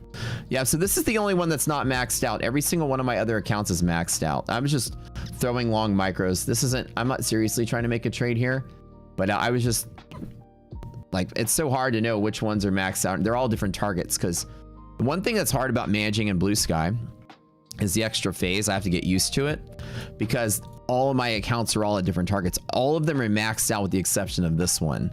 And so like stage 2, so I'm trading orbits and launches, and each one of them has 3 stages. So that's a total of 6 different profit targets. They're all different. So this one is the only one that can still make money, and this is this one needs to make, so all my other ones are actually fully maxed out. So this one needs to make 1750. Oh wait, I literally was like right on the edge of 1750. Are you kidding me? Okay, oh, this one was already on the edge then, I guess. All right, let's trade at half gap positive res. Let's add one more micro here. And then I'll just trade from here in the pocket. And then if it dips, I'll make that other trade I told you guys I was gonna do earlier. This needs to make 1750 and it should step out on its own. Wait a minute. This is 0511 and 0511. Oh, wait, that's orbit. Hold on. Oh no, not 1750, not 1750. That account needs to make 3,000. Okay, I was like, okay, why didn't it stop at 17? Because this one needs to make 3,000 today. So that's the only one that I haven't maxed out on. Somebody says I'm muted. No, I'm not muted, am I?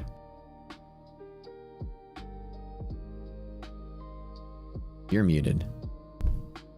I'm not muted, you're muted.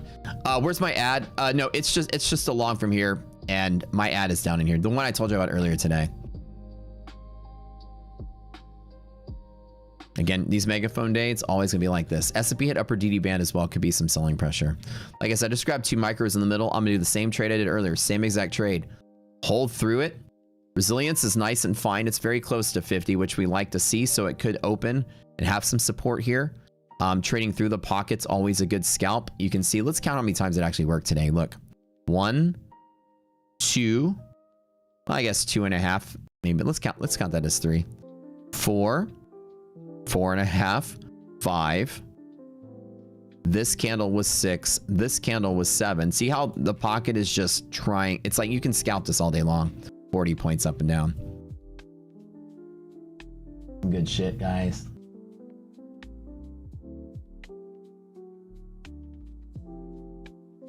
Is Slacks working today? He should be.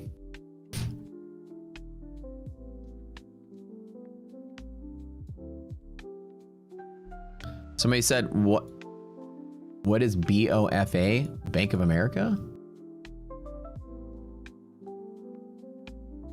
Are you asking like, what is Bank of America? It's a bank.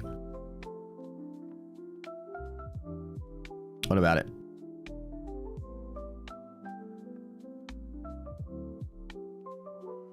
Got him. I ain't gonna say both of these nuts. You think I was born yesterday? You think I was born yesterday?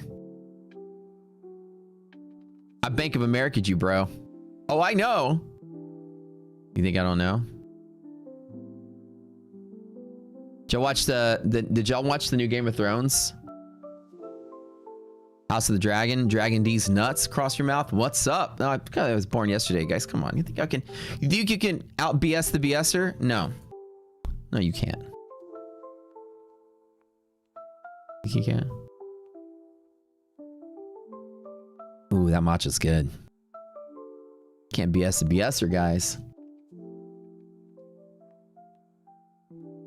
The sound is way off. Can you turn down the 4 TT in OBS? Wait, what? What do you mean 4 TT? What is that? Sound is off. Hold on.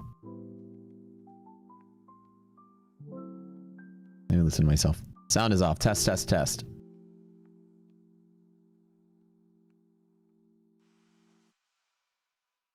The 4 watt? I don't understand what you're talking about.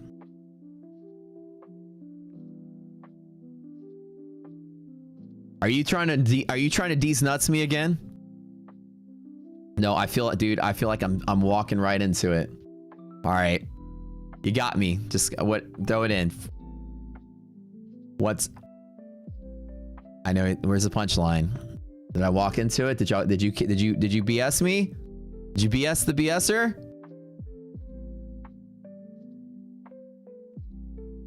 I feel like I'm gonna say what's the 4 watt, and then there's some kind of nuts joke coming out of it.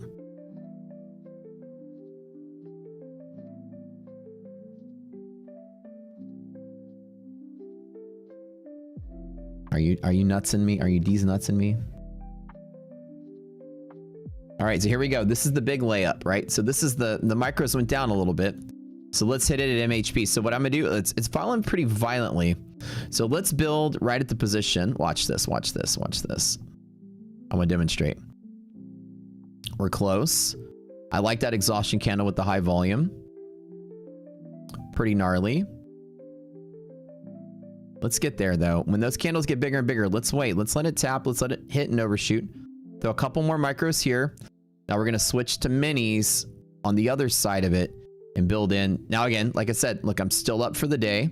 I went from 2 micros now to 5 micros, and then let's let it rip. Now on the overshoot, let's look at the biggest 1 minute candle. I'm gonna have to allow myself 38, 100 points of overshoot. So 5 micros on 100 points, right?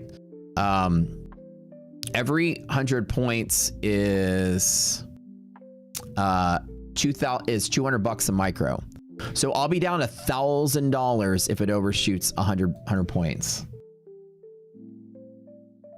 But watch this. So 839. Holy shit, the overshoot can go all the way down the bear zone. Okay, so this is a great setup. I'm cool with this. I'll only be down $1,000 if I'm wrong on my second ad. So almost all the way down to 839 is the allowed overshoot that we can have on this. On a candle like this implies that we can have a big overshoot like that. Okay, so let's wait a minute. I just do a few more micros at it. I'm gonna let it overshoot though. Well, let's see if it holds though, right?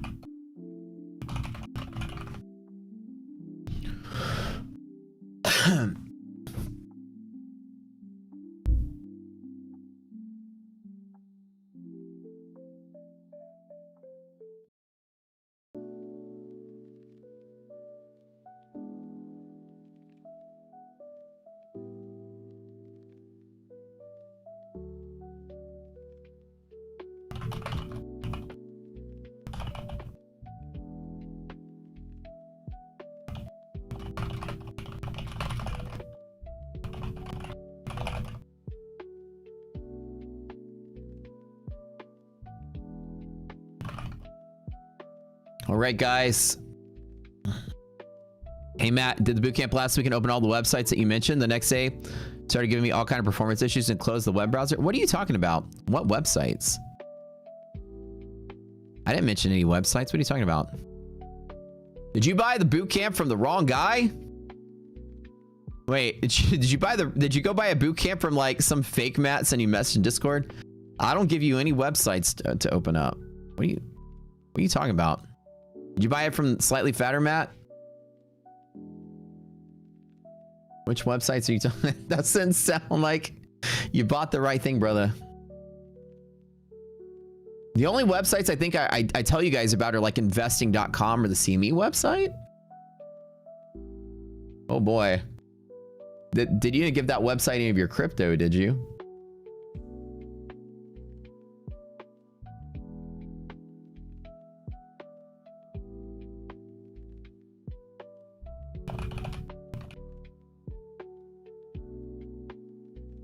I think it's time, guys.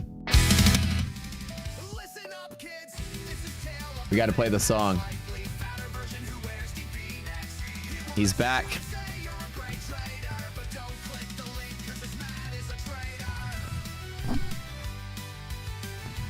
Oh boy. He's back.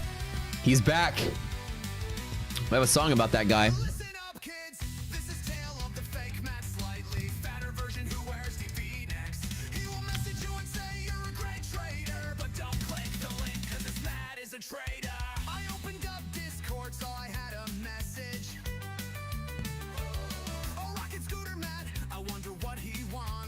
You want you to buy Sledge Fester.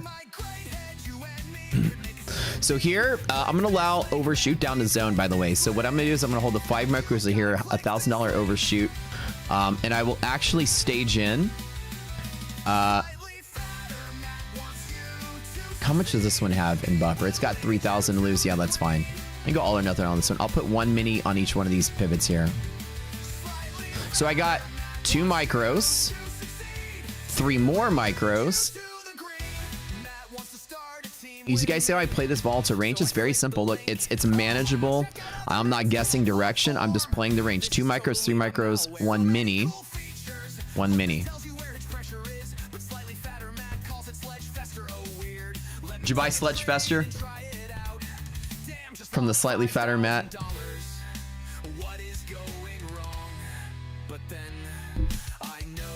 Y'all don't know this came from the last song contest we had.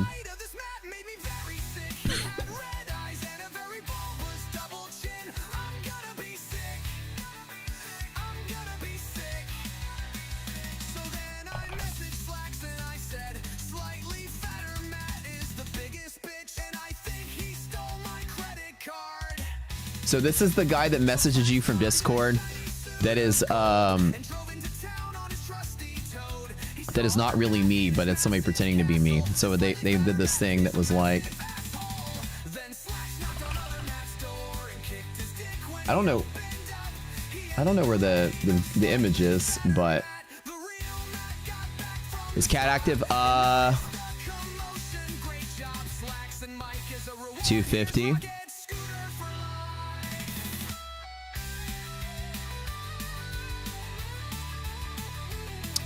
Yeah, it would be at 3,000.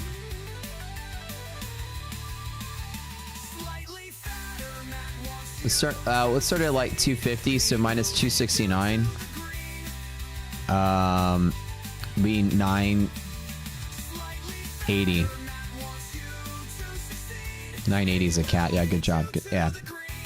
I keep forgetting Nasdaq is so tight on the risk interval these days. All right, so here's my, so I'm down the 1,000 or whatever down here at the pivot. Close to 1,000.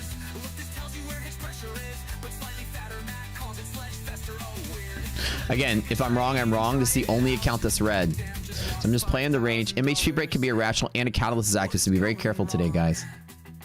So sorry, no, if you open the link and something started happening, then yeah. So that's the tale of slightly fatter Matt. It's not really me. It's a fat guy in a fake V-neck shirt messaging you trying to steal your crypto. The only websites I talk about in the boot camp period are like these, like Financial Juice, the Economic Calendar, and the CME group pages. Like other than that, we don't recommend any other website. So if you're in somebody else's boot camp, yeah. Slightly fatter Matt wants you to succeed. He will lead you to the green. Yeah, so like I said, I'm not freaking out. This is well within range. I said about here I'd be close about $1,000-ish under. And I'm right down here and I'm still green for the day, which is really nice, right? So I'm just playing the range. I'm letting it be volatile. I'm letting it megaphone like we're used to seeing. And then just playing this bigger range here, right? Nothing too bad. And I'm holding through the whole... It might sound crazy. Matt, you're holding through hundreds of points. No. It's 2 micros. I severely reduced my position just to play the range. So now I got a 3-stage entry. I got 2. I got 3. I'm going to get 20 more. So this will be a total of 25. So 2, 3, and 20. Right are my positions. Like if we fall down here to the lower zone... Bear zone and DD band. This is the strongest of the strong. I'm gonna hit this mofo really hard right there. And commitment traders. Oh yeah, and the COT, I guess. Yeah, that's right. I added 3 micros at this cluster. So the way that I like to look at this is I find clusters of pivots. Okay. So a good cluster would be like liquidity pockets cluster, right? This is all kind of scalp city. We did this all morning today. Scalp from here to here. Scalp from here to here, scalp from, you know, there to there, whatever. Second cluster is buying at the open with positive res, which is what I did. Support, support, support is all right here. And then support, support is all right here. So I like to play at my clusters and that's it. And I play all of them. And usually I'll just scalp and stop and scalp and stop. But because it's a megaphone day, I just buy small, big, and I just play the range. And if it breaks out and crashes today and I lose, I only lose 1 account out of all of it. So I don't even care, right? It's like spreading out my bet and spreading out my risk like this. It's good. And so a lot of traders like chasing the long got squeezed out. Traders chasing the short are going to get squeezed out. What I'm doing is I'm playing the range and just letting the odds work in my favor, right? I've got a bunch of clusters here. Like I said, we got a setup here. So my first trade is 2 micros here. My next trade is 3 micros here. Then my next trade is 10 more there and 10 more there. So you guys, do y'all understand what I'm doing, right? Does Action have an activation code? No, not right now, but usually if you wait a week or so, they usually have an activation code sale. Other than that, just use their standard when they had NVIDIA crashed your MHP. Yeah, it certainly did, but it's now back above it according to our table here. NVIDIA fell to MHP, but it's now, oh, I'm sorry, no, my bad. It opened below it, so it's still below it. My bad, this is a down arrow, not up arrow. Yeah, so NVIDIA rallied up and then slammed all the way back down. So everyone understands what I'm trying to do, right? Yeah, it's like, this is like when it's a range day, you're just sort of martingaling at the levels. And that's not really martingale, but you understand the principle. You got bull cluster, bull cluster, bull cluster. And if I'm wrong on all of this, this account takes a tiny loss. And so the idea is this is a 90%er, this is a 90%er, and these are 90%ers, right? So I'm going to take all of them. I'm just going to make sure I trade the volatile range, means my first entry can be small and I can get a big up. My second entry is a slightly bigger, and then my main entry is the third pivot. Falling through 3 bull pivots would be rare. And if it is, then I just take a casualty in 1 account. I only do this DCAing when the market is like this. Alligator mouth, open up. When it's wider and wider like this, just play small in the middle and then play big on the edges. It's called, yeah, dollar cost averaging. And I employ this kind of strategy on non-trading days. I'm just betting that it doesn't break out, that it doesn't crash out. So in this like this, I'd like to trade near the bottom to bring it back to the middle, at the top to bring it back to the middle. And I just spread out a wider, kind of stronger bet around the edges of the higher highs and lower lows. So like this one, if we break session lows below 829, not a big deal. See, the position size is managed to a point where I said right about here, I'd be down just about 1,000, give or take. And I'm only down 500 so far. 1,000 on this actual trade.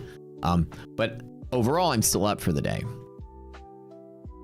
So if it falls another 60 points, then I can scalp into this one as well. And like I said, I'm just trying to play that it's a range day. S&P is certainly holding pivots with all good confluences. And I just want to demonstrate this trade right now with you guys. This account has $3,000 of buffer in it, so we're good. Headline on ES, not even close to it. It's about 60 points, I think. So all the way down to like here. So let's let Nasdaq fuck around. Let me get all the way down to the pivot though. So remember, I'm allowing 100 points of full overshoot. All right. There's the pocket. There's the overshoot. There's the yellow. Come on, get a little lower. A little lower. There we go. And one more. And if we get the next minute and it just dumps from here, then it dumps from here. And that's okay. I'm still kind of greenish almost for the day. We'll see. Hold on. Nope, now I'm red. Okay, now I'm at the bottom. Now let me overshoot it here. And if it doesn't work, then one casualty here. I don't do this with all my accounts, by the way. I'm just doing this with one account. Let me let it pop a little overshoot here. DD band is really solid. So if this pivot doesn't work,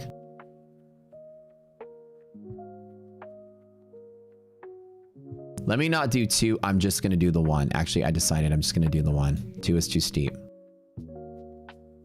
Okay, now we wait. And if I lose one eval, then I lose one eval. This is also the eval stage still.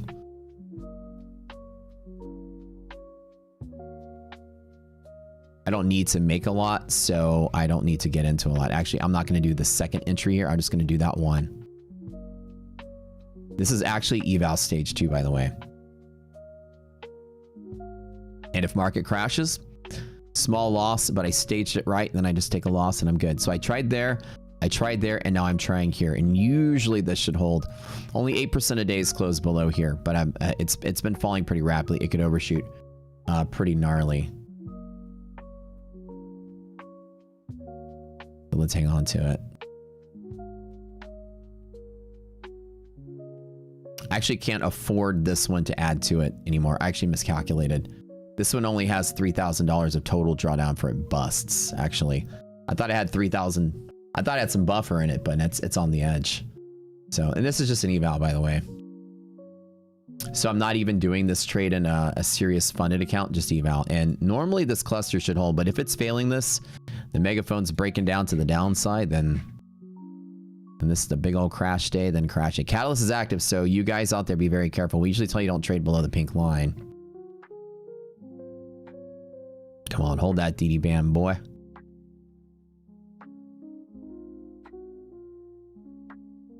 Come on.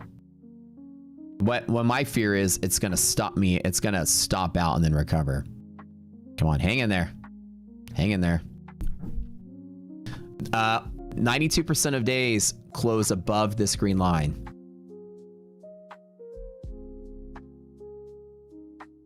All right, come on, hang on in there.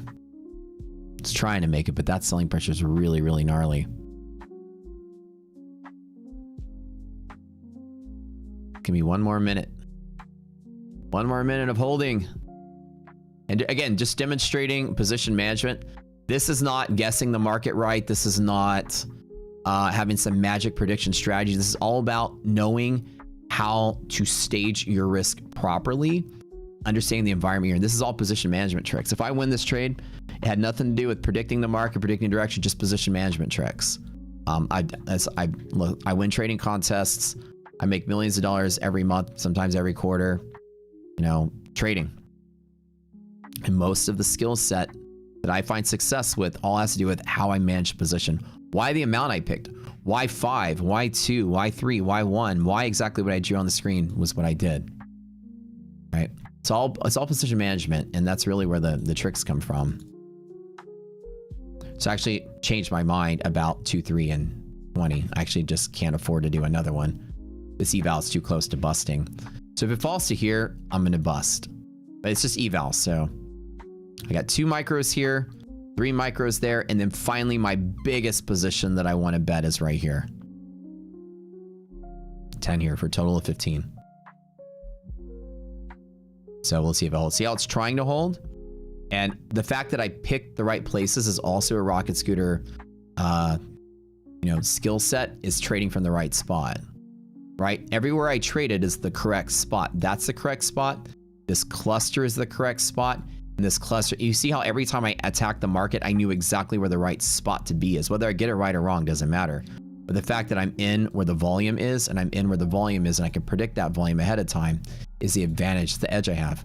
I know where to trade from. So I can add at the right places. You can't just like loosely martingale at random fucking intervals. You're going to blow up your account. If you know where to trade from, trading from the right place, then that's the best way to go. This account just needs to make 3,000 bucks to pass to the next phase. That's it. I think it's a phase 2 orbit, which is 50% consistency, I think, on phase 2. I need to make 3,000 bucks. Next gen is offline. Did y'all crash their website again? That what happened? I'll crash the next gen site. And look at this. Look at this. See, the trade is already green again, right? See how that works? The 5 micros are upside down. Now the net trade is green. Let's see if it hangs, baby. DD is still, yeah, DD is still very high. So hopefully this holds and the pocket holds. It should be nice. We do have yellow lines, so be careful. If we do lose this 831 level, it can blast out pretty lower. So far it's trying to rescue, you know, this little area here, but we'll see. Nasdaq likes to get funky on these edges, and it can overshoot pretty big. But you can see how, like, even though I'm taking stabs, and even if I'm wrong from the right place every time, which is what makes sense. It's trying to hold, and it's looking like it wants to. But that selling's pretty gnarly.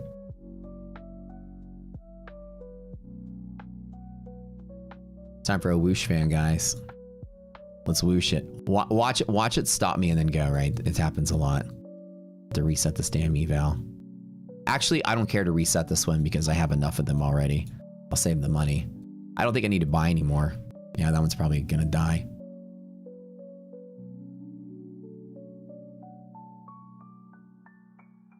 Yeah, it stopped me. Okay, so I'm out. But if it does reclaim, I'd get back in.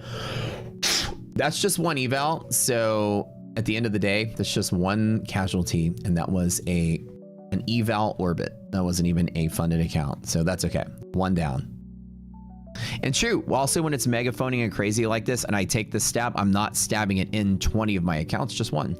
And so I can take that risk in one account. Oh, it didn't work out. Darn. But now, you know, oh well. My fundeds are completely safe and profiting. Did I recharge the monkey bot? I didn't recharge the monkey bot. Well, it's probably going to work. I told you guys, probably going to stop me out before it works. See my luck. I have just such bad luck. I miscalculated earlier, and now it rips the MHP. Yeah, you guys are gonna get to enjoy the fruits of this trade much more than I can. But I think it'll be fine. I think it's gonna work. Barely, dude, right on the edge. I miscalculated, which is why I could not do a second mini. Right on my stopping point was the blow up point. So I miscalculated earlier. It happens.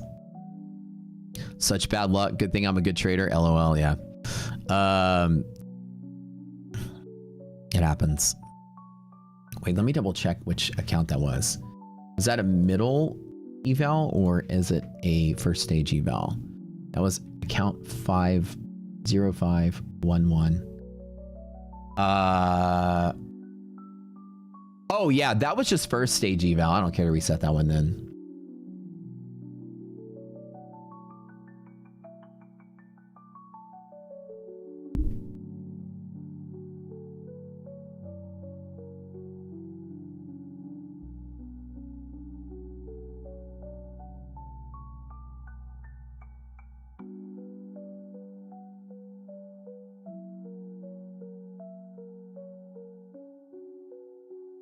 It's probably going to hold here, guys. I have a feeling it will. Even if it overshoots and dies, once it reclaims, it's always going to jump back in on them. Be careful because Catalyst is active, though. Small trades only. Let me look at this here. Show email real quick. Okay. Yeah, that was actually a first stage eval. Hold on, wait. Orbit. Yeah, it wasn't even on buffer phase, so that's good. This was a first stage eval. One of the extra evals I bought just to trade on stream. I think it's going to hold and rally from here, though, but yes, maybe I just want to trade this just to have it. Just a reset on those are like $100, I think. Wait, this is archive Chat reset not available in archive challenges. What the hell? That's not archived. It says it's active. Something weird is going on in Blue Sky. It had like I'm telling you, extra accounts keep appearing. So maybe this is an archive challenge, but for some reason, I'm still allowed to trade it because it won't let me reset it. I click reset. It says reset is not available for archive challenges, but the challenge says it's active, and it says I have an active P&L and active balance and everything. Weird. No clue. No clue. I don't know. Next gen, it's halted all trading operations. What happened? What happened with next gen? How many micros should I trade on a 25K account? Just a couple, man. I wouldn't trade a lot.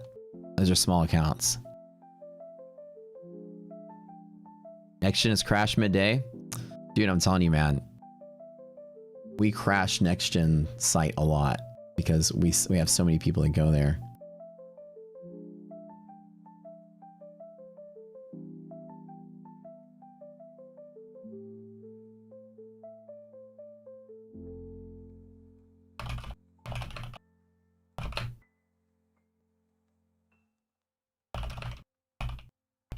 So I have no more accounts to trade. Everything's maxed out. And it won't let me reset this one. I'm not going to buy another one either.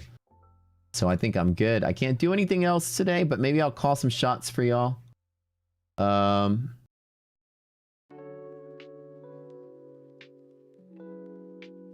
Actually, I technically can trade this, the funded launch here. So this is my fund. I can definitely trade this one though. This one is not capped because this is actually my funded account. Let me just make sure that that is funded, orbit, launch. So yeah, so it's same day payout. There's no consistency, nothing. So I can trade this as much as I want. So let me put this one on screen. So this one has no final amount. I can just trade this as much as I want and get payouts. So maybe this one I will play on the DD band reclaim.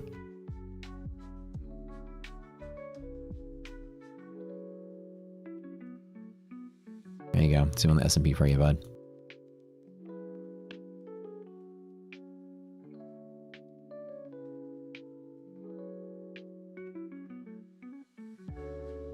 Is next gen like trading is down? So remember, when it comes to trading has everything to do with like the NinjaTrader API or whatever. Usually the props don't have a lot to do with the actual trading.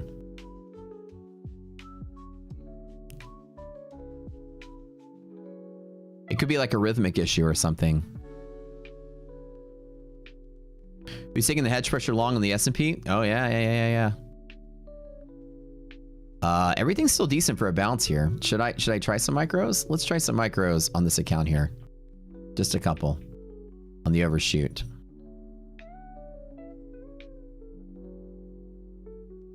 Hell yeah. Hell yeah, brother. Let's go. This is my funded Blue Sky. So this one's actually funded. I can make as much as I need to. There's no cap on this, so I can just start playing it for the fuck of it. I don't want to... Catalyst active. I don't want to do minis, though. Let's be smart, guys. Don't let me be stupid on this. Can you do bull zone top for an entry? No, you can't. Bull zone tops are not entries. Only bull zone bottoms and bear zone tops. Bull zone top is a meaningless number. It just... so like a bull zone extends indefinitely. Even though there's a top here, it's still bull zone until you hit something else. So it indefinitely moves higher. There's no real top to a bull zone. Full port. Oh dear God. Oh dear God. All right. While we're waiting here for this trade to take off, let's go ahead and run some giveaways. Don't click the link, guys, because a slightly fatter Matt is a trader. Let's go ahead and type in YOLO, because that's what I'm doing. YOLO. We got some MyFunded Futures accounts to give away. The best goated accounts, the 25K Rapids, are the best accounts in prop score. I'll be right back.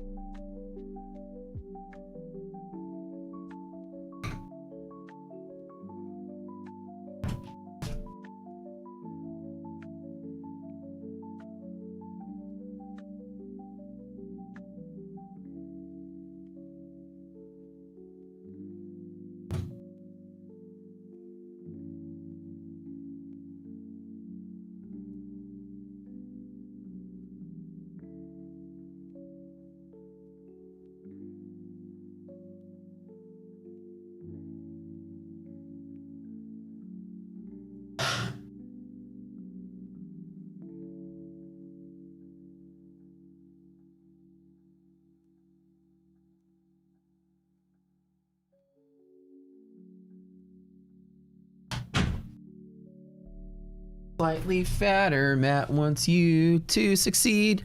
He will lead you to the green.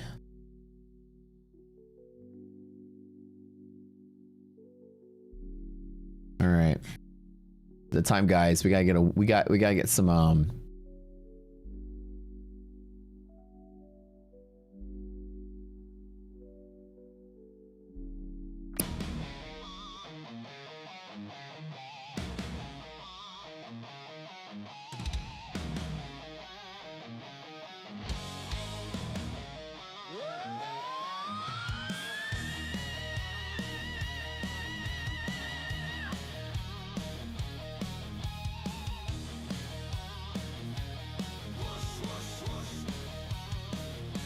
It started with a solid play. Sky was looking gray. Traders checking tickers, praying games would stay. Then a breeze rolled in out of nowhere it ran. Blazing up the charts came the whoosh fan. Glows a little neon hums, a steady tone blows across the floor and into every home. Wall Street. All right. Got lucky headband on. Type in YOLO because we're gonna give away some accounts today.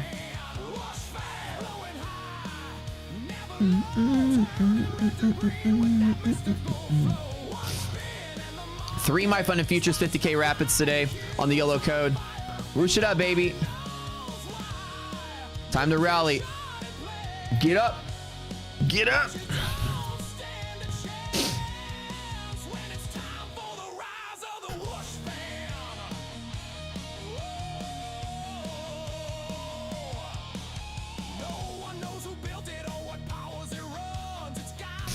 A lot of people are having issues with Next Gen right now. Apparently Next Gen's got some outage.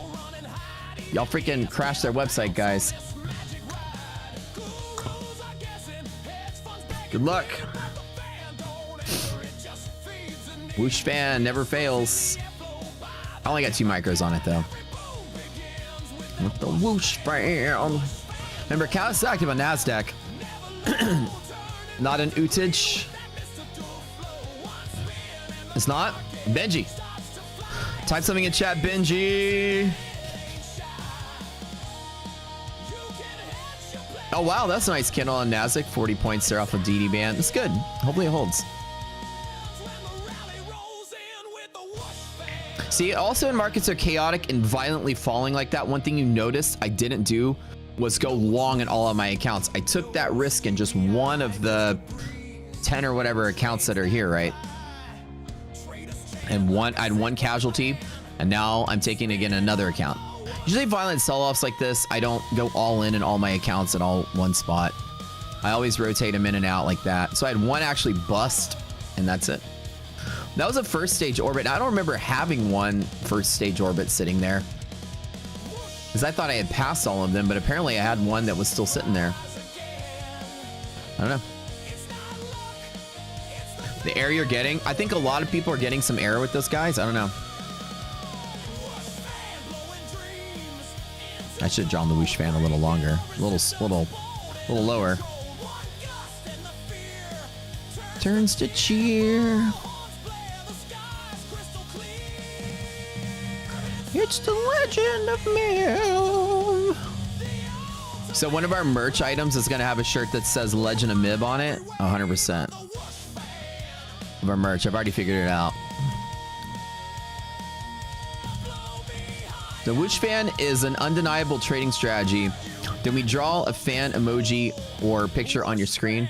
The market will always, always, always, always, always go up. Every single time. Well, until it doesn't, I guess. So most of the time, some of the time. It's a magic song.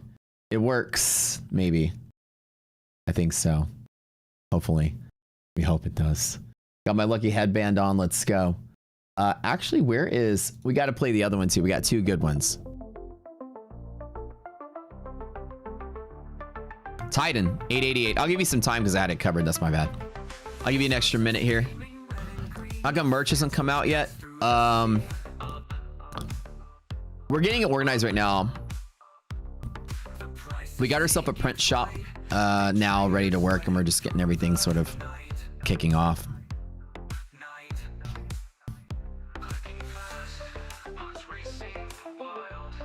Should I just go like fuck it, and like go with a mini? Nah.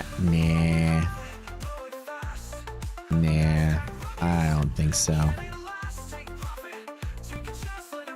Not with the catalyst active. I can be smart. I'm be smart with this one. I'm just gonna trade micros. So what I'm trying to do is I'm trying to build a position below the band to bet that we stay above the band. So I'm not even adding at the band. I will add it if it dips below, but that's it. MJ, none like MJ. Too busy praying this doesn't drop. Dear God, please don't let the market drop. We do have the whoosh fan on. The honorable, almighty, godly whoosh fan bestowed to us from the heavens with the godly wind, with the wind of the heavens. Did I not plug it in? Holy shit, I forgot to plug it in. Crap. Hold on. Okay, there we go.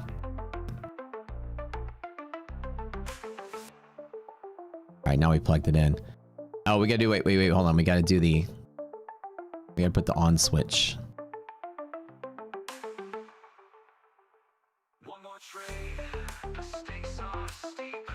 All right, do the on switch. Okay, let's get dip below. Let me add, I want to add a couple more micros right at 40. Yeah, a couple more. And again, if it loses more than 100 points below at 700, I'll just close out. So I'm just trading micros here. We're along for the ride. All right. See how it's trying to hold me. It's a little violent day here today. And remember, when these transitional days have these megaphone days, it can go either way. It's very much like a coin flip which way it can go. So just have a couple micros here on this. And again, catalyst is active. You shouldn't be trading with heavy hands or anything. Bunch of wild swings today. Look at this. I'm only down 300 bucks on the 3000. Not a big deal. So this is right on the edge, and I think we're about to lose this. So what happens is if I stop out, I stop, and then so I'm allowing myself 100 points of overshoot, which would be right here at 700. That's it. That's where we were. And if I stop, then I'm done, and I do nothing else. Nothing else if I stop. And then if we reclaim to here, I will get back in on the reclaim trade. So I'm just building a position around my stop. This is looking pretty bad, guys.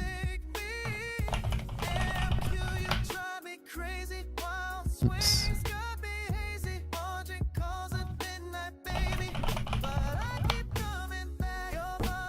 That's my password in wrong here.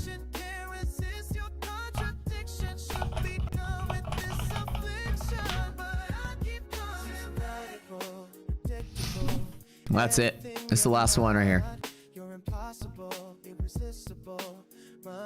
Is that 3 of you guys? Okay, one more.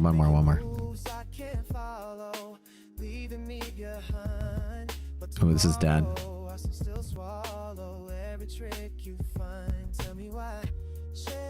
I'm about to close this out. S&P doesn't have anything until much lower either. So Nasdaq losing band is pretty big.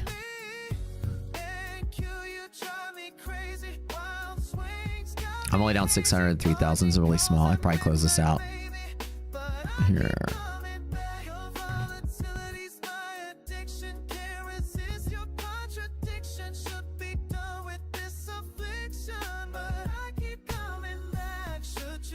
All right, fuck it. All right, so megaphone's going the other way. Vichu home. Yeah, I let it take 100 points, and I just was like, get out of that one. So the fact I can allow 100-point swings gives me, has me trading micros. No more trades from here. Day's done. Let it crash. Very little casualties today, but I made all money that I needed to make for the most part.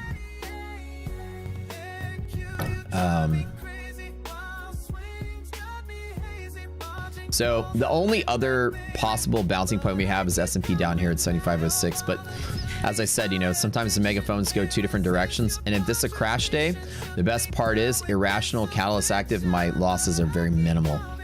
All right, Titan. The way you guys claim your prize is A, you have to have a prop score account. Okay. B, you have to go to the Discord and go to the Claim Your Win channel. You guys have 50K Rapids coming out from MyFinite Futures. MyFinite Futures 50K Rapid is the GOAT of accounts. It's the best account in prop score right now. It's very, very, very straightforward, very simple. Looks like Boosh Fan didn't work, unfortunately, today. What's really cool about these Rapids is it's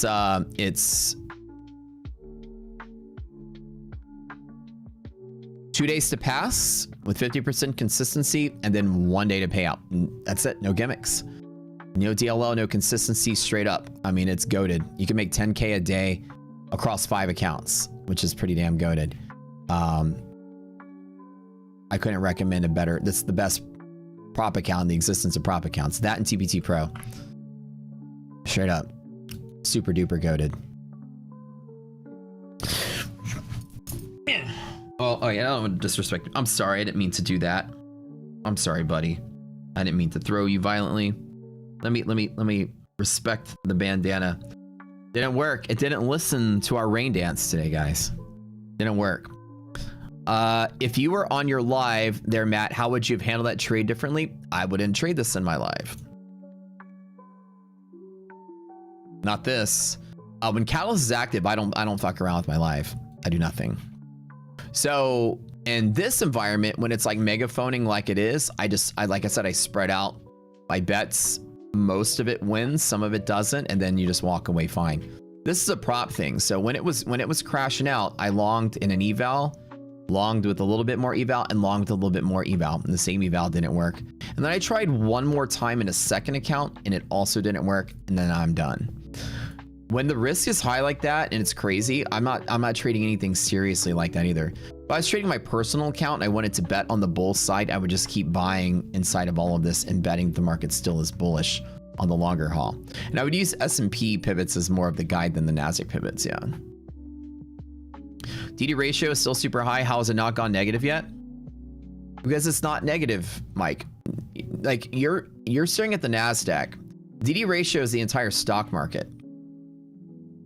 The tech stocks are just selling really hard. Everything else is green. The S&P's fine. Look, bro, you're just witnessing a phenomenon known as market cap. Look at this. You notice anything different? This looks like the funny that I drew it like this. Notice anything different? Like here? Look how much everything's green, dude. Everything's green, with the exception of some bigs. Just market cap. Huge sell in Nasdaq, moderate, mild sell in the S&P. See what I'm saying? Nothing's bearish yet. Just people are rotating out of some Nasdaq and rotating into other stuff. S&P's fine. S&P's totally fine. The majority of the market's green and flat, but it's also a flat day today too. So it's like they're gonna have a lot of this rotation. I'm still willing to grab along somewhere on the S&P. No catalyst or nothing yet. And so S&P's still deep in the bull zone. S&P's still got everything good. We did lose MHP, which means small trades only on S&P, but that's it. ED band percentage above and below day. What range is that based on all time? Last 2 decades, this year, this month. Any percent variation across different ranges.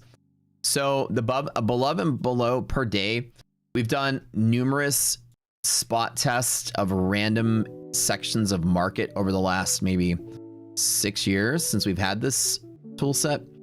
And in bull market and bear market, we, like, for example, as part of our data set, we looked at exactly at the tariff crash market. And factored in that data is the low end probability. Then we looked at multiple segments of bull markets, and we factored that in as the high end probability. And then observably at any given chunk lands in between those two ranges. So it's essentially a back test is only as good as the time that you're in, like the type of environment. A back test isn't going to really help you when markets are crashing during a tariff crash or a COVID crash, right? So you have to understand what's the probability something holds when markets are rational, irrational. And in rational markets, that's what we looked at. And so The goal would be one day is to have the ability to backtest fully the entirety of all data. But the problem is that you don't want to do that because like all data is fine and then COVID, nothing works, right?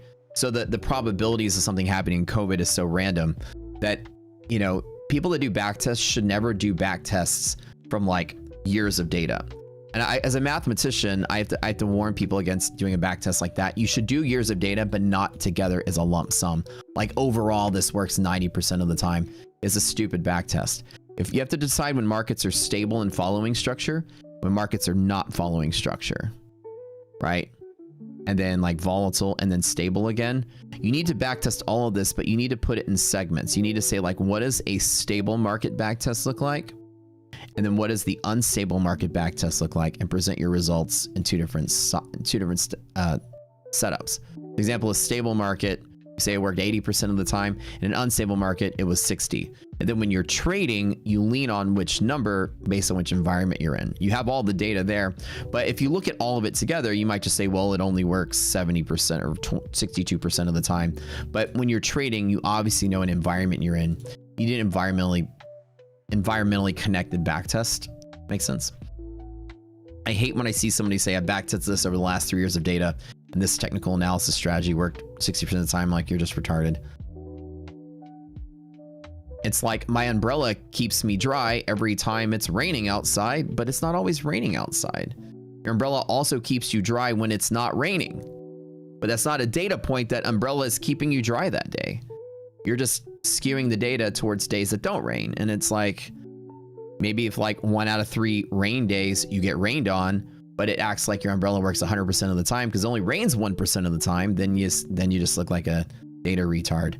Because you can't look at something that you're a technical analysis or whatever strategy has to look at when the market's rational enough to uphold a strategy. When irrational markets, like a catalyst being active, for instance, you have to omit it from the data set because we wouldn't normally execute a trade in that environment. So you must backtest when you'd apply your strategy, which shouldn't be at all times. When people fundamentally produce backtests and they're like, you know, this works over the last 5 years of data. I'm like, you're trading every single moment in time. You're not trading at night, are you? Well, no. Well, don't factor that data into your backtest. Backtest should only apply to when you apply your strategy, right? So what we did was we spot checked what the bear market or crash markets look like. And so like liquidity pockets work like 60, 70% of the time, even in like COVID crashes. And at that time, like tariff crash, etc., same thing. And a tariff crash, the data that we had for monthly hedge pressure for that environment. So we want to see like when markets are irrational, how bad are the probabilities, right? So let me show it to you really quick. So when we do backtests, we want to do backtests over the applicable range. You're going to use your strategy, and just whenever it's random, sit out of when it's random. Like if you go to Arizona, if you go to Death Valley and you go, I have an umbrella that you will never get wet in 100% of the time. It'll protect you from the rain 100% of the time, but you're like, it doesn't rain at all. Of course, it's going to keep me dry every day. But what about when it's raining? Then how well does it work, right? So in that mentality, we're going to see like, okay, when the market's raining, how bad does it get? And so when the market's raining or shitting on itself, these are the COVID, or so the tariff crash probabilities. So we looked at like spot check bull markets. We looked at chunks of data, and in bull markets was relatively the same. When you had confluence, MHP would hold about 90% of days would close above if they opened above. And we said, well, how bad does it deteriorate over periods of time when markets are collapsing? And so this was published by one of our traders, and in an environment where we were crashing out, we found that it still held 73% of the time. So now you have in an irrational market, it still works more than it doesn't. And in a rational market, it works even more than that. So the idea is the way you should do a backtest is not with the actual numbers meaningless. You want to see if something works greater than 50% of the time in an irrational environment and a rational environment. And then those probabilities are basically meaningless when you're trading. You just need to know it's greater than a coin flip. There is an edge. 69% plus 4 is 73. even in a tariff crash market over that time frame, we still maintain an edge. So then we just check it off the box and say, good, it works in all types of markets. And therefore, we just know it works less in a crash environment than a real environment. So then we just say we trade more here and less here. We trade bigger trades in a rational market and smaller trades in an irrational market. And when you backtest data and you want to try to make a trading strategy around it, you need a very loose interpretation like that. You can't say it's exactly 80% of the time, because some months it may be 82, some months it's 86, and it's going to fluctuate because the stock market's random. What you want to see is in the worst kind of market or irrational market, does it hold up and still have an edge? If it doesn't, then just identify that market and don't even try to trade. Something like MHP maintains an edge in both crash market and real market. And we've only had that one crash market since we've had these tools in 2020. We had COVID, but we developed it after COVID. So this was like the first quote unquote crashy market that we had. And in this crash market, both hedge pressure, monthly hedge pressure, and liquidity pockets maintain their edge, which is pretty cool. Yeah, nothing. And so when you say like something works 90% of the time in a back test is kind of a useless number, right? In our scenario, what's really important is not that it's 73% of days in that particular, maybe the next market crash, it might be 64, right? It just is the dynamic of that crash. It's very much dependent on that environment. But we know with our history of looking at this is that it works about 9 out of 10 times when you have the confluence and it's a stable rational market, and it works about 6 to 7 out of 10 times in a crashing market so far. So what we tell ourselves is it's a strong pivot in both rational, irrational markets. Therefore, it's useful. It's just greater than 50% is really all you care about, and greater enough that you believe it's an edge. If it's 52%, maybe it's 50-50. But if it's 73%, then you can say, okay, we're like talking 70 to 90%. That's certainly over all of time an edge. And then so you determine an edge that way by not just, if I were to just look at all the data together in one chunk, then I would say, oh, looks like it works 73% of the time. Cool, that's an edge. It's not what I'm going to do. I'm going to say when the markets are rational, it's a very strong edge. And when it's irrational, it's an edge, but weaker. Cool. So in rational markets, I'll trade heavier. Irrational markets, which is like today, I'll trade lighter. So that mindset, when Catalyst is active, I'm still trading these heavy pivots, but I trade it with micros rather than minis. So the application of the strategy is I trade it differently for different environments because those probabilities are backtesting slightly lower, but the numbers themselves are meaningless. We just care that it's greater than 50, and we care that when it's rational, it's stronger. And so therefore, when it's a rational market, I'm betting bigger. Now we're irrational, and I'm just kind of chilling, sitting out, trading micros, right? And so I love when people talk about backtests because I try to explain the proper way to do backtesting data. And I'm glad you asked that question because I like coaching people the proper way to do a backtest. You have to decide when there's an environment when you've just chosen to sit out, like your strategy no longer applies. And you want to understand those different environments, right? Institutional selling, it's very heavy rotation today. So what I like to look at is I go to like NVIDIA, some of the ones that are selling off, and try to see if NVIDIA has supports anywhere. NVIDIA has bull zone support here. If we start dropping below it, DD ratio will start coming down. Meta is bad. AVGO is bad. But most of the rest of the stock market's pretty good. What CQG data should you get for your AMP account? What you talking about for like Rocket Scooter? It just depends on what you trade. Like buy data for whatever you trade. If you're trading index like NASDAQ and S&P, then you should just get CME data level 1. If you're trading if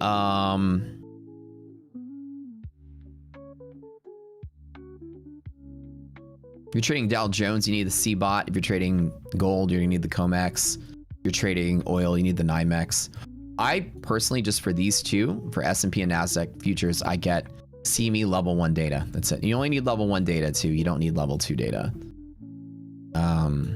As a day trader, level 2 data in futures is pretty much useless. You're bored. You maxed out all your other accounts. Can't trade your next gen. You're bored? We made too much money today? What happened to the V-shaped days? I don't know. Could be today. Let's let S&P and all these other ones find some lower lows though. This is a little crazy. But the best part about today like this is that, you know, I traded it extremely well. Very, very good on the way up. And then on the way down, I just tapped it with some micros. Didn't work. Tapped it with some minis. Didn't work. Lost one eval. Tried it with some micros on this account. Didn't work. And now I'm just chilling. And days like this, when the market falls and is irrational, I can identify it quickly and just not take any risk. You always appreciate how I connect the dots. Thank you. For the bands, we have 88% chance of ending the day between. Has anyone back tested 0DTE iron condors? Chris, this is a beautiful thought. We used to have a guy that was in our community named Ashton Nolan that was his trading strategy. Iron condors around liquidity pockets on monthly maps and iron condors around the DD bands. He literally made most of his trades like with our stuff, iron condors. I'd ask Ashton if you know him. He's like the expert at that stuff. Ashton's good peeps. Yeah, he's a good guy.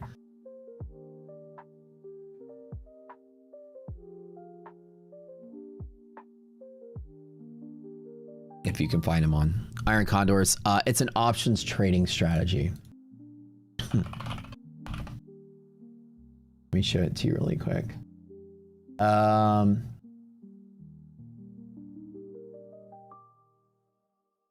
me draw on you really quick. So like if you're trading here, like pretend this is the money. You sell an out of the money put, and then you buy a further out of the money put, and then you sell, you see what I'm saying? And then you sell an out of the money call, and then you buy a further out of the money call. So what happens is if the market stays contained, right? So when you sell a put, you only lose. So you only lose if the market goes in between your legs of the condor here. You win if it stays in between the legs of the condor there. So it's like a spread betting that the market stays in between and stays boxed in. So if I were to use DD bands as an example, right? So the part that I wanted to hold is where I'm going to sell the put. And then if it breaks, I assume it's going to fall really far. So I buy the put to hedge against that. If we go to upper DD band, I would sell a call there and then I would buy a call there. You know, assuming that if it breaks really far. The only time this trade loses is when you land in between those two legs because they both lose. This has a fixed loss. Well, actually it loses if it breaks the range as well. But you like essentially, when you sell a call and buy a call, if the market breaks up here, this offsets this loss and it's a fixed loss. Here you lose all of it. Here you lose all of it. Here is a fixed loss as well. And it depends on how you structure it. When you land anywhere in the middle, you win all of it. That makes sense, right? Now, again, I'm not an options trading expert. This is just what I know from it. So when you first of all, when you sell a put and you buy a put, it's called a vertical put spread. So it's a vertical put spread and a vertical call spread. When you sell the nearer the money and you buy the further out of the money, I believe that's longing the put spread. And when they're flipped the other way, it's shorting the put spread. When you sell here more expensive and you buy the cheaper, it's also establishes a credit. So you have a net credit that you achieve as long as both of those put spreads expire. Put spread and call spread expire worthless. So you get a fixed return on two spreads if you land in the middle. The flip of it would be the debit spread, yeah. And I forget which one's long or short. One's a put, one's a credit, one's a debit.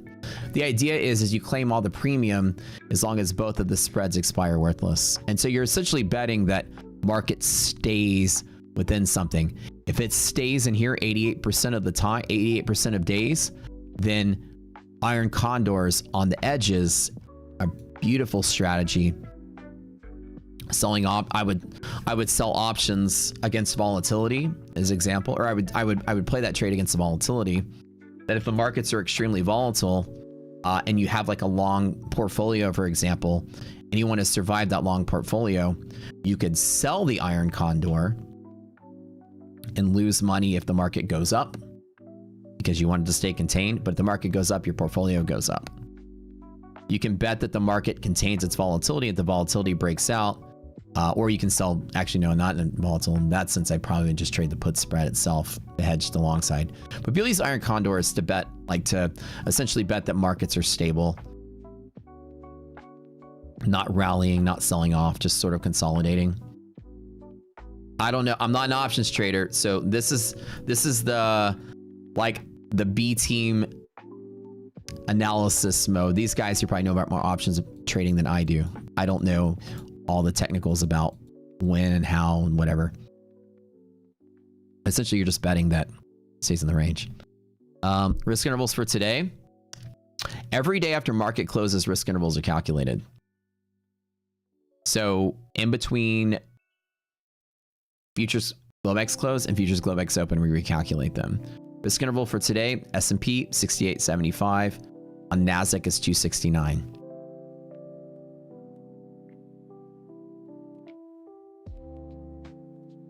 Structured butterfly trades around the DD bands, 1x long call fly and 1x put fly 0 DTE.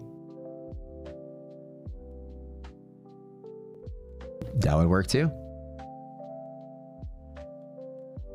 A tasty strategy is better than a tasty strawberry. Yeah, there you go. When you keep getting broker error, failed to get tick size, connecting the CQG AMP credentials. Broker error, failed to get ticks. When you connect to the credentials, when you're here, connections, go to tech support in our Discord. They'll help you. No, Slacks will help you through it. You're either typing in your stuff wrong, or you didn't pay for your data, or that your broker hasn't activated your data yet. He'll walk you through it, but chances are your data's not activated, or your account's not active.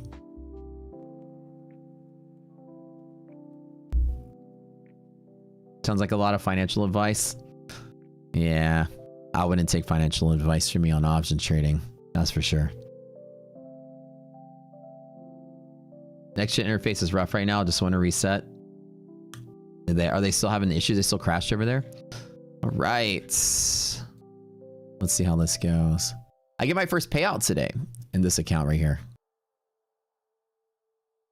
And I got a feeling like it's stabilizing. I don't know. Like, I got a good feeling. Like, this candle gives me a good feeling. Let's put 2 micros on it. I got a good feeling, man, that it wants to get above the band. I got a good feeling. Good consolidation. S&P just barely overshot higher lows. Can we just like pop back up? Again, I'm just trading some micros. I'm not seriously, I've got no pivot to trade from. I'm still in that overshoot range. 790. I'm still 100 points under, which is my original stopping point. 100 points overshoot, which is what I'm allowing. So I'm actually buying near the edge here with some micros, and I'm still playing the same band. So we'll see if that happens. And I'll just do this one like a 40 points, 2 micros, dude. Nothing big. Nothing big. I know, I got a good feeling about today now. Arbitrage is not negative. D ratio is still good. We just rotated pretty heavily. You got the last half of the day. That bigger bull market still looks better, but I don't know. I got a good feeling about today. I don't know. That one candle, that engulfing candle looked really nice right here. And that S&P gets back above in the half gap side of things, and maybe back above MHP, I don't know. Let's just play some micros on this one. If we reclaim, I'll jump in on some minis. Gonna close flat today. You know it, dude. I've seen so many days like this where that's exactly what happens. You know what I mean? Heartbreaking BS on the way down, rallies all the way back up on the way up. Watching it consolidate right here feels stable and maybe the rotation will stop. We are on the edge of certain stocks. Apple just broke MHP to the upside this morning, which looks really good. Nvidia is holding a bull zone. That's another reason, like Nvidia's at a support, which isn't terrible. AVGO's at MHP. So all the stocks are at their key pivots. AVGO is here. Oh, Tesla, rip. Yeah. Well, I may take the risk with some micros, whatever. Let's see how well it goes. That was a good entry. Well, hell, look at that gut feeling right here. Not bad. I mean, I'm up. It's funny that it doesn't look like a lot. This is 40 points. Some kind of scalpy scalps here. So again, this is just, I feel like stocks are at key supports. So you got 2 micros there. I'm going to hang. If it busts right there and holds, I might, a lot of times on reclaims, I like to add on the way up. So I'll do 3 there. I'll do 2 and then I'll add some more and then I'll let it ride. There's no pivot here. It's kind of the middle of the range. And then I'll stop at 20, 620, which gives me about 120 points to 40. So it's 3-1 from here to there, all the way back to green line reclaim.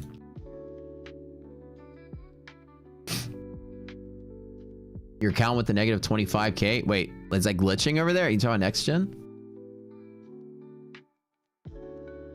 Next gen has pretty good customer service though. That's one thing there I do like about it. Yeah, next gen. What's going on over there? Did we break it? Did we break their site today?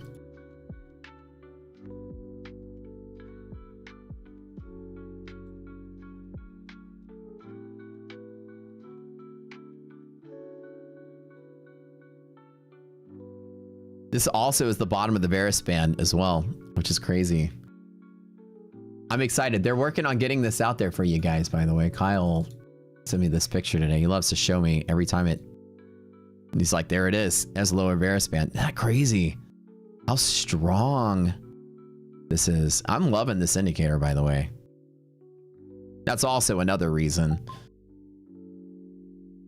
I have a good feeling about this. So here's a message from you guys. The system is temporarily unavailable. External API maintenance is an API thing, not a next gen thing. So like the API is down. Blocked operations, new purchases, new account resets, account activations, and trading. So you can't do any of that stuff right now. AMP CQG maintenance outage, totally unplanned on next gen side. They came out of nowhere.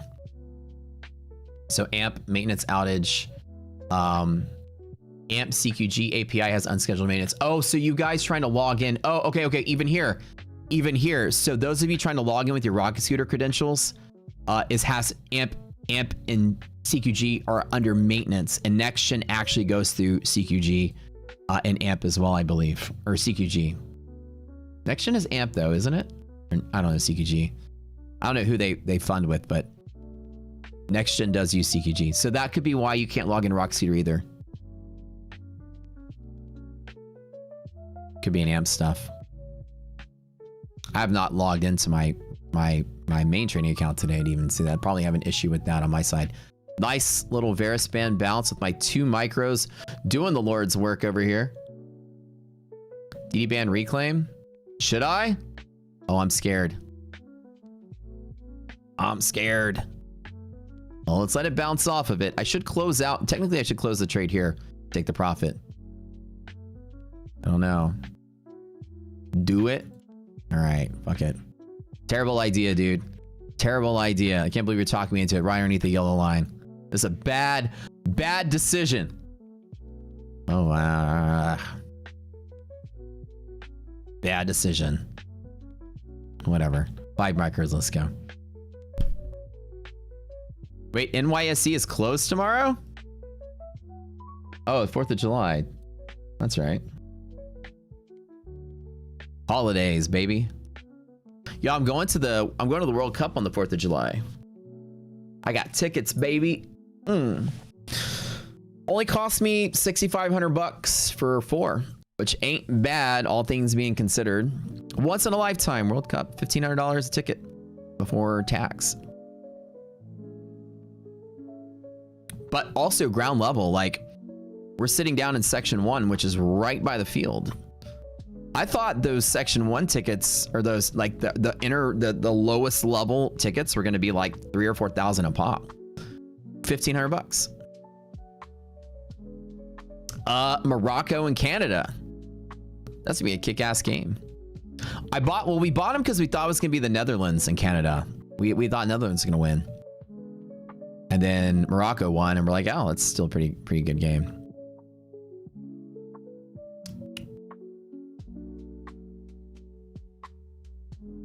Guy paid $100K for 4 tickets in Vancouver. Average tickets, yeah, dude, $6,500 for 4 tickets. I feel like we got a hell of a deal for that. And we bought them like last week too. We didn't even wait. We didn't buy them early. We bought them on the secondary market at that price. So I don't know. And that's here in Houston. So I don't know. Don't have Morocco. No, dude, Morocco was good. Netherlands was just our team that we were rooting for. Houston has a thing for orange.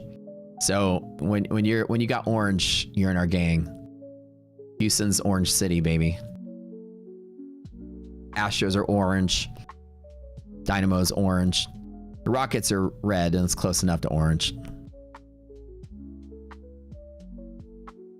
We got a lot of orange. Even the old Oilers. Orange and blue and white. Or kind of like red, orangey red and blue and white.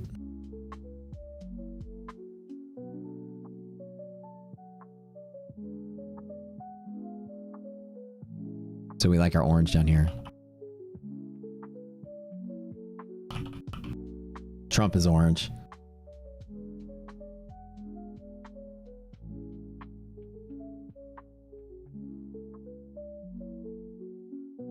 Orange and red. All of our teams are orange, red, and blue.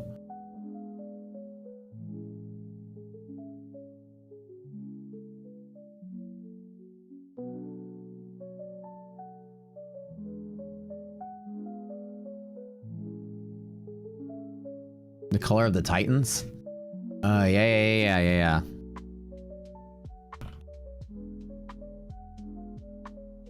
Titans have the same colors. It's like a light blue. Like, I guess it's more like a red color than an orange, actually. I haven't seen it since my childhood.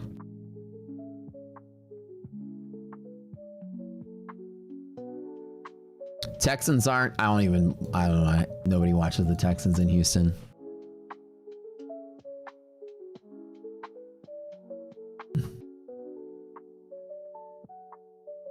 Literally. Nobody in Houston watches the Texans. It's never a thing.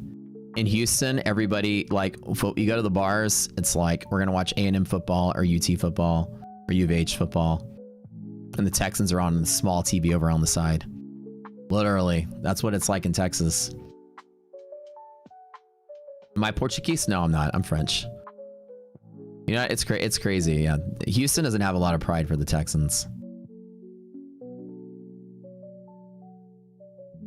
No one in Texas. Yeah, nobody in Texas watches them. Yeah, nobody does. I watch the Cowboys. That's my team. Ever since the Oilers left, Cowboys became my team. But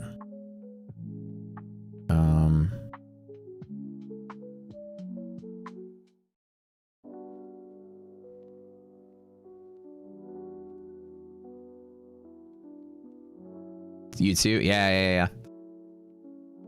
How old am I? 44. 44.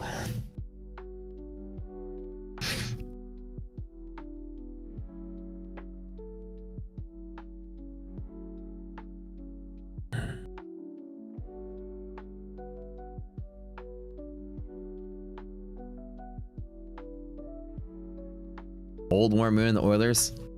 Hell yeah, dude. Warren Moon and Earl Campbell. If only they had a great defense to go with that awesome offense. Man.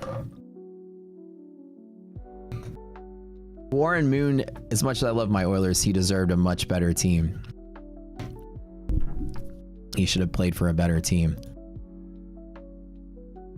He got robbed with his career being with the Oilers, because the Oilers were like with Warren Moon would have been like Tom Brady on a good team. You know what I'm saying? He was that good of a quarterback.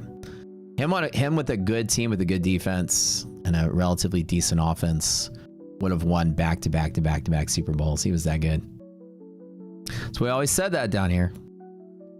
It was cool. Dude, I went to a bunch of Oilers games when I was a kid. Watching him throw a ball down the field, man. A perfect spiral, like freaking 60-yard pass.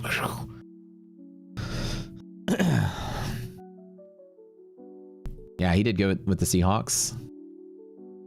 Telling you.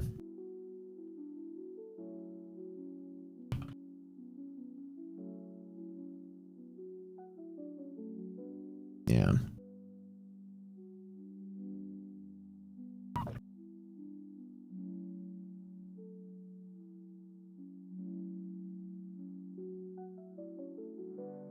He played with them for a couple years, Seahawks. I also played for the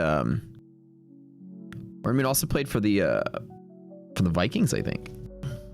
Before the Seahawks. Come on, don't do me bad again. Come on, hang in there. Fair span hold. This is not good.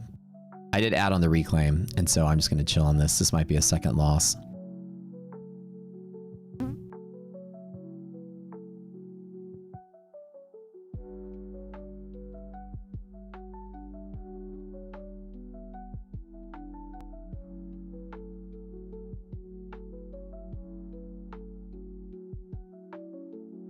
Any room for a mod? I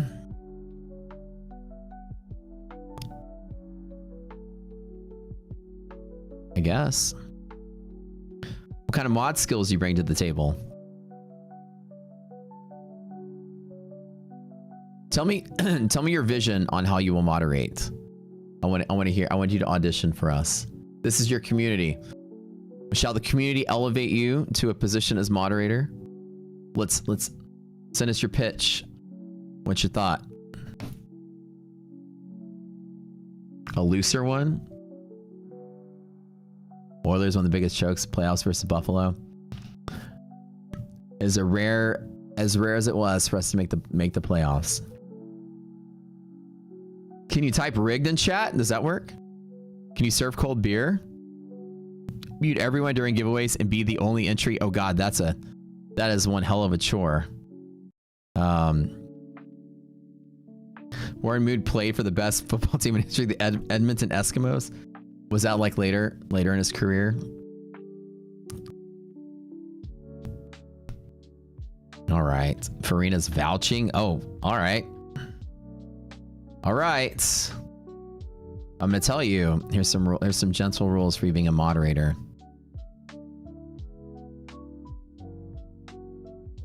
You must rule with an iron fist and be ruthless. You must make people fear you.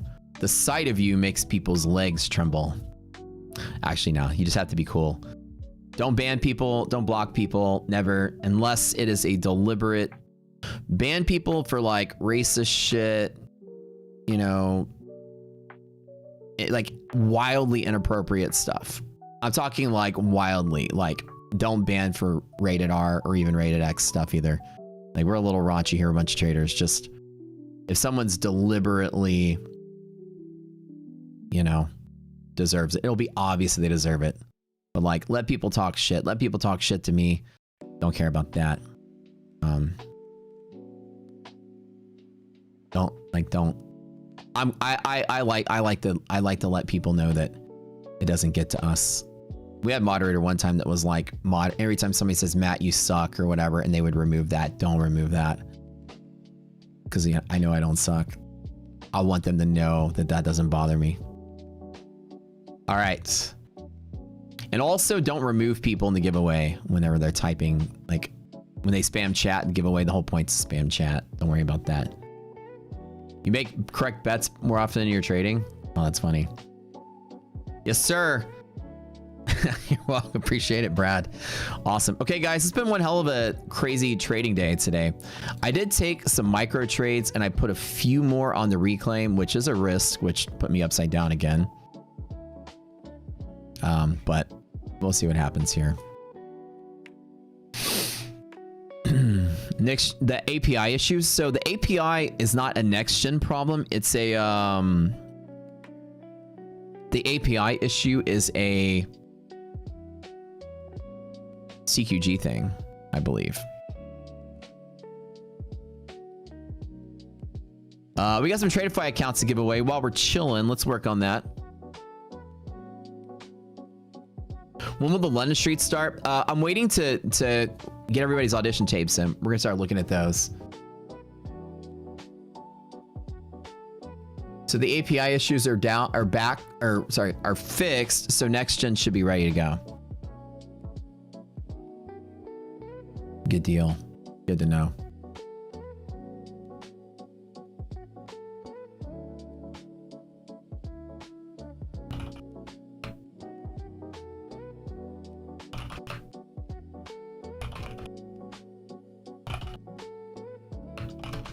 I don't like the way this price action's playing out now. It doesn't feel good.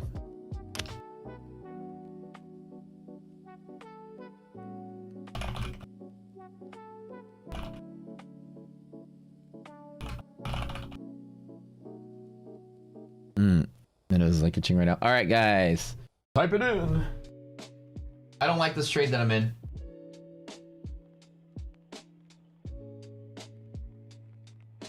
Micros, keep it light. Let's see what happens.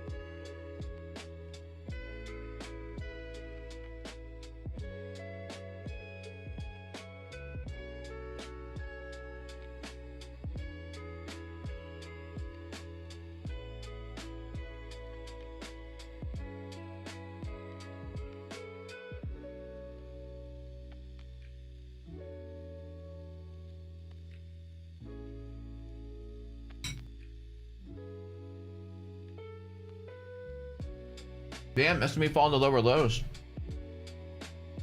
It's like zapping me again.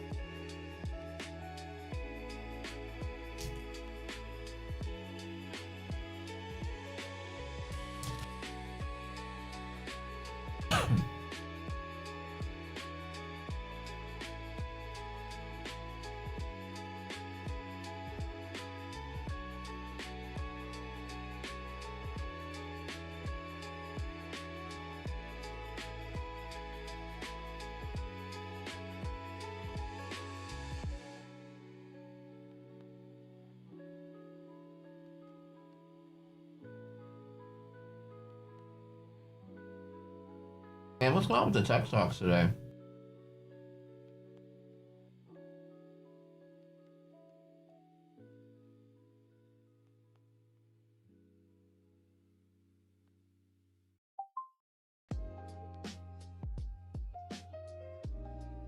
Any next-gen accounts that experience a loss from this time window will be balance adjusted, and the accounts that are affected from 10 a.m. until 11:30 a.m. Eastern just have to submit a ticket in their Discord, guys. FYI, that's straight from the owner, the CEO himself. So if you guys had any issues with next gen over that hour to hour and a half, sorry, that hour and a half period, like you lost issues, like you lost, like if you lost money because of the outage or you lost money because of a trade, just submit a ticket in their Discord and they should fix it up for you. Oh, damn. I'm losing again. Fucking crazy day.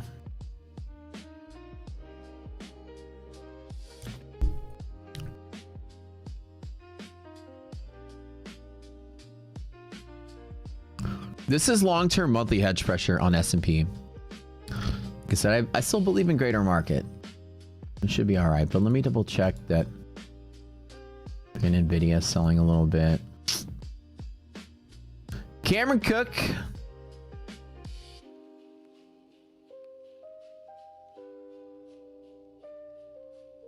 Somebody typing at me, this user is duplicated on your list. Wait, what user? You talking about in the spinning wheel? If there's a duplicate, we'll find it. We'll recycle the account. I don't think there should be here. What's the name? Don't just be like this user is duplicate. Like, who are you talking about? We can search right now. What name? So from 10 a.m. Eastern until 11:30 a.m. Eastern for next gen.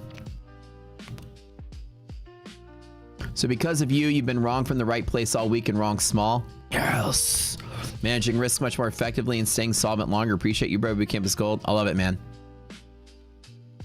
Yeah, members get multiple entries, by the way. That also is part of it if you have a green name. Ryder?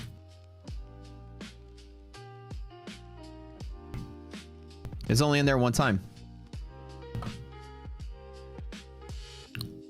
Yeah, this is only on the list once. When the wheel spins, though, look, subscribers to the channel get 3 extra entries per name, so you get 3 times as much.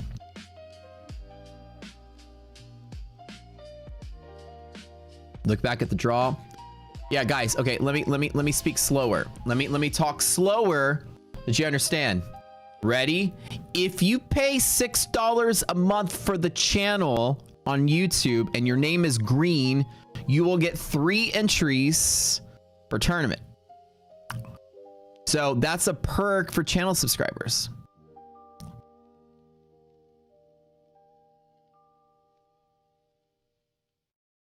So when the wheel spins, you will see some names more than once.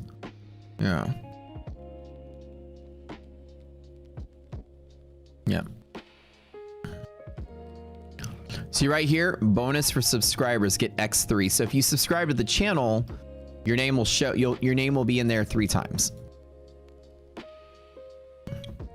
Do we get a free reset on the wheel until we win? That'd be kind of nice. Damn this trade today, dude. What the hell's going on here? I was excited to see some DD band bounce, but this is a really nasty sort of crashy sort of day. Can we recover from this? I don't know, man. The slower low was scaring me. Just that rejection from half cap.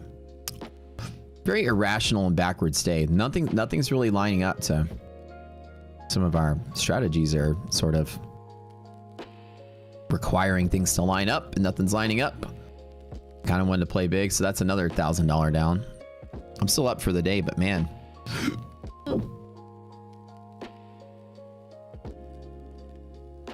If you subscribe, your name will appear 3x. See, look at this ascendancy. It's the first day on the job, moderating correctly.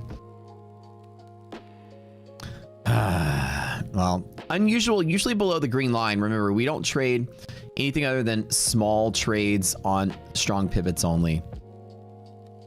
And while this candle gave me some good vibes and that Varus band looked good. I don't know. I got a good feeling though, but this price action don't like it. We need to get out of the... I need to wait like 2 minutes. We just need to survive 2 more minutes and see what happens at 11 o'clock. Right when the hour shifts over, this is either going to dump or pump. So maybe for funsies. I should maybe trim out. I don't know. Hold on. Let me think. I gotta stretch. Oh boy. Okay.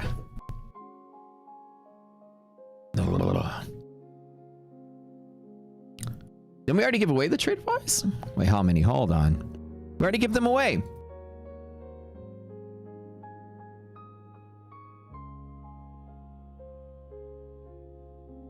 Oh shit, I had a My Funded Futures Rapid I forgot to give away. All right, Tradeify. Congratulations, winners. Ryder, Cameron Cook. All right, we got one more to give away. I'll spin the wheel one more time. So My Funded Futures. Wait. Possible banned user detected? Oh, wait.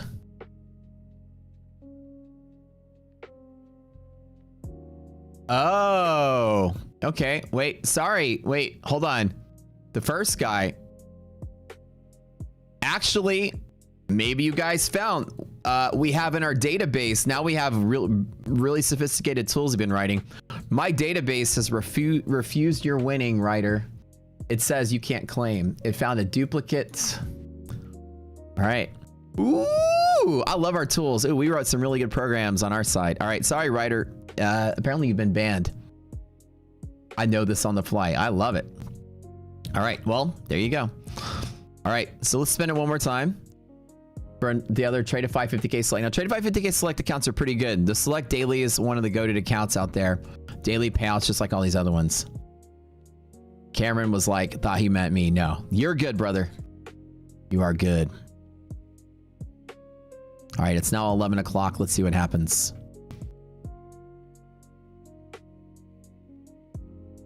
You have a giveaway song? Wait, where's it at though?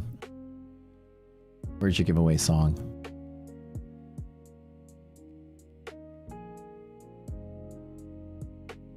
We don't want another red candle for the hour. Come on, flip it around, flip it around.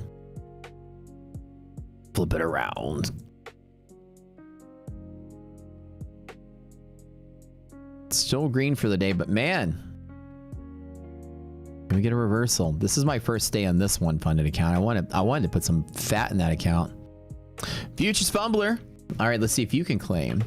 That's crazy that we have the on the fly ability to detect banned folks and cheaters. I love it. All right, one more My Funded Futures. I forgot to do this one earlier.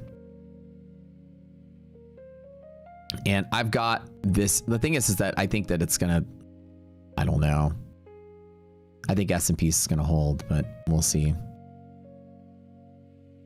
I hate days like this because I got no pivot to trade on. I'm just like, was wanting to see some of the stocks turn here, but it's not happening. And I'm only trading this one account here, just this one. And just 5 micros, nothing even super heavy. Mini Matt trying to add you on Discord every hour. That's crazy. And the real Matt doesn't even talk in his own Discord. That's what I'm very much known. I'm the worst trading guru on the planet, apparently. I have a Discord that I don't talk in. I don't give signals in. I don't go in there and chat with anybody. I don't even chat with the community. I put an announcement every morning about the stream and that's it. I'm not in there hanging out. I'm not in there chatting. I'm not talking trades. And they're like, how are we one of the biggest futures discords on the planet? Matt doesn't even participate in it. It's like, well, you guys are here for each other. The community that we have is amazing. That's what I love about it.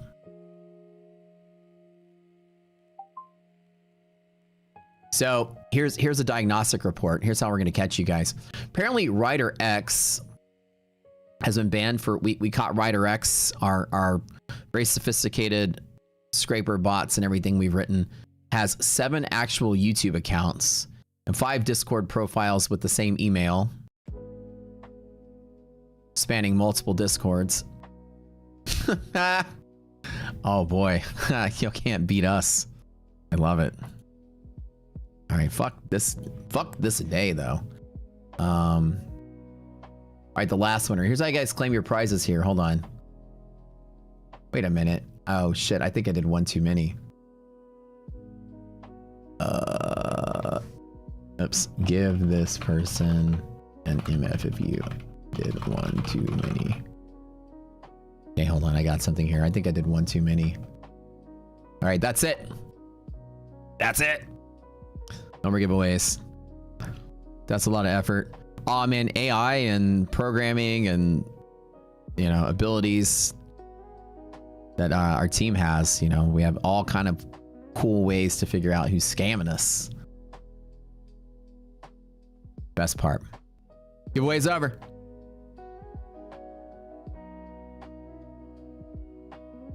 You can't remember password for one Discord. That's crazy. 7 YouTube accounts and 5 Discord profiles with the same email. Oh boy. Oh boy. Caught by the ban. And when we catch you, so by the way, if we catch you, here's another thing. I know this is going to sound pretty harsh, but if we catch you, right, is an example. Here's how bad it gets. If we catch you cheating in our giveaway, we alert our major prop partners and they ban you from prop trading, and you can't ever KYC again in most of the major props. We maintain a master list of people we find trying to cheat the giveaways. Because if you cheat us, you're going to cheat them, and they don't want to deal with scammers either. So we kind of ruin your life if you get caught cheating, or your prop trading life. And they very much thank us for alerting them to who's a cheater. You try to cheat to get multiple accounts, you risk getting banned from props forever. Because they don't want you to go out there and try to cheat them, and then if you don't get paid, you call them a scam. They don't want to deal with that either. They'd rather nip it in the bud ahead of time. So they're like, thanks for letting us know. And we're like, no problem. And I'll tell your mom, somebody said, your uncle, and they'll be very upset with you. How do you even cheat the giveaway? Entering with multiple accounts, trying to claim the prize with multiple logins, multiple bot accounts in Discord, things like that. If at best you're able to scam a giveaway from us, like multiple accounts or whatever, you get the free account, you go out there and trade it, and you go get funded. And once you do that KYC and your social gets flagged as a banned person, then you actually won't get your payouts. You'll just waste your time. But that's what it is. Yeah, and sharing cheater lists with each other. Yeah, it's 100%. Like, there's sort of like, you know, a little bit of fighting back for the whole cheater thing. It's unfair to you guys, and it's crazy how bad it is. I would say maybe like 10% of our giveaways, I feel like we catch a cheater. Close to that, like 1 out of 10.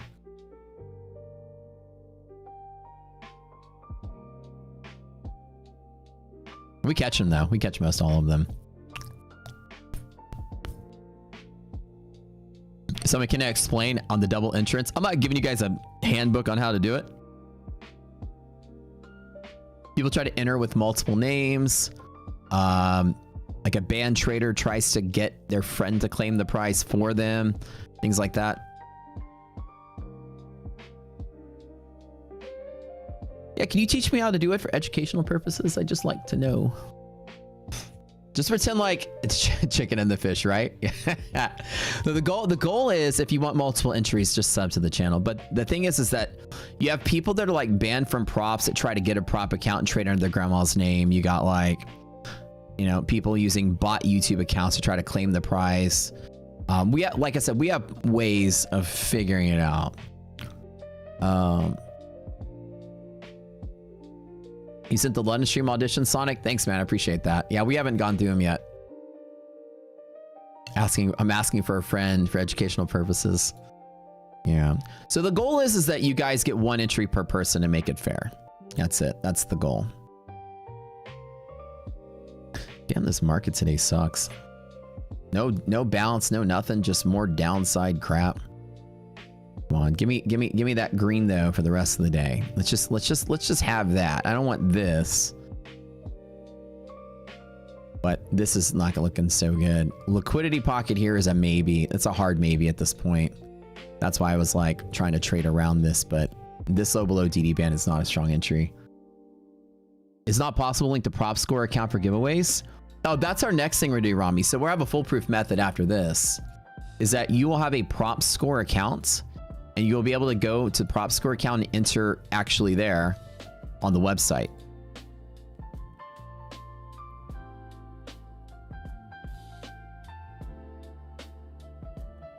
Yeah.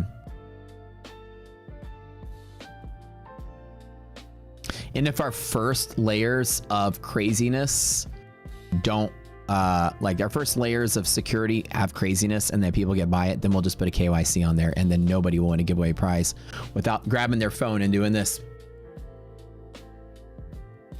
You know what I'm talking about? KYCs, y'all have done enough of those, right? If worse comes to worse, I'll throw a KYC on prop score and you can't claim your prize without validating, verifying your identity. And that'll fix it tomorrow.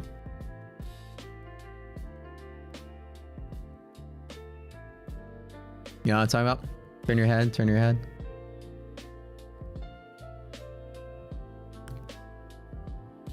We can just do that.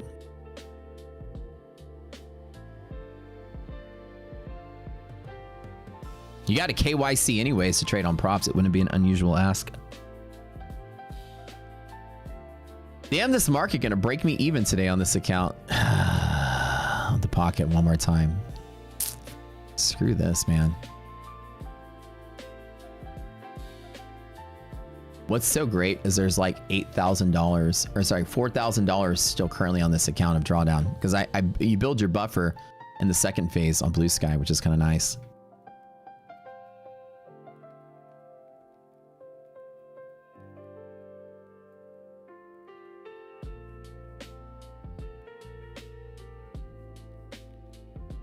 Well, you still have to do a KYC with the props to trade it anyway, so we might as well just put something like that when you make your prop score account, because we're also going to have a you know, loyalty program and all that. So for you to be able to claim your prizes, we should probably just make you do a little KYC there, and that way you don't cheat our system.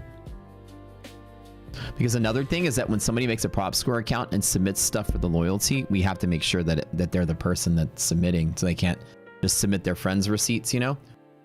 I mean, our database will catch duplicates, but that also prevents somebody from cheating. It might be something we should just do anyways, to be honest.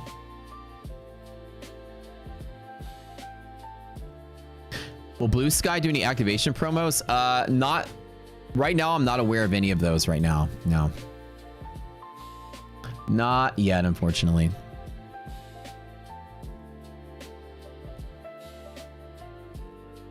Come on, market.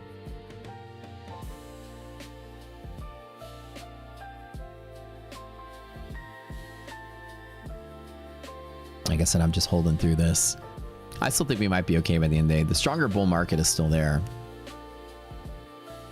I had my 5 micros and I'm just chilling. Consistency. Okay. So when you build a buffer against consistency, you purposefully are blowing your consistency limit. So an example is going to be, say that you have 40% consistency to pass. 40% consistency is a 3-day pass. Okay. And so a 3-day pass, for example, and say that you have to make $1,000 at 40%. Okay.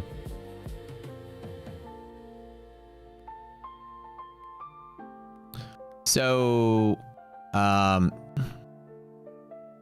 actually, let's make it a little bit easier on the math. Let's do 50%. That way y'all don't have to think too hard.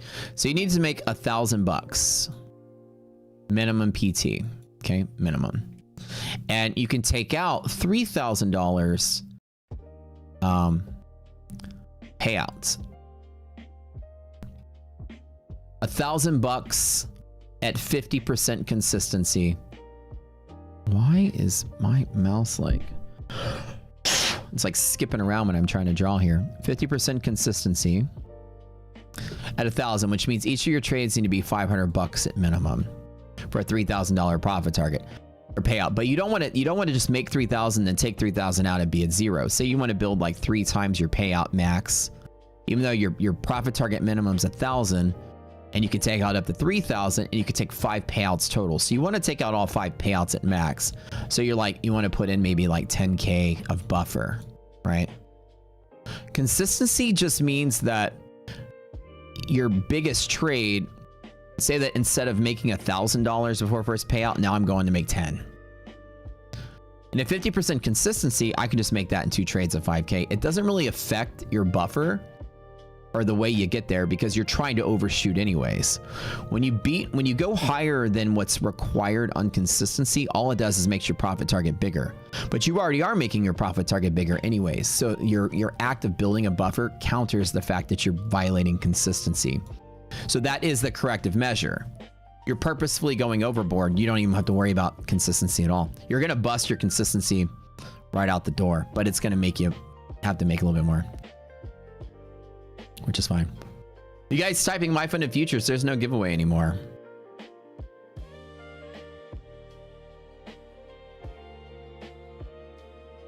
Matt, what is TER1 new, not allowed for trade? I don't know what that means. Tier 1, what is TER1 new, not allowed for trade? I'm not sure what TER1, what are you referencing? What the hell is that? You said, what is TER1? What is this? I thought you're asking what is Terry? Tier? Rephrase what you're saying. Tier 1. Oh, what is Tier 1 news? Oh, okay. So every firm is, yeah, that's probably what that is. Every firm has a certain news events you're not allowed to trade through. You have to read each firm's rules. They're different. Some firms are like, you can't trade plus or minus a minute around certain events, FOMC, CPI, and every firm has a different list of what's not allowed. You have to know that with that firm you're trading. They're all different. It's mostly going to be like Fed, CPI, and non-farms, things like that. Some firms are saying you can't trade 30 minutes before or after. Some firms say you can't trade a minute before or after. Some firms say we don't care, you can trade during, we don't care.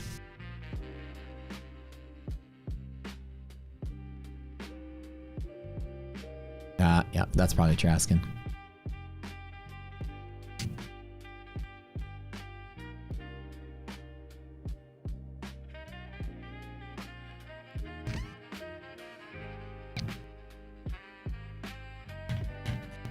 Hope that answers the question, Coach Greg. Internal DM, what's up? What you need?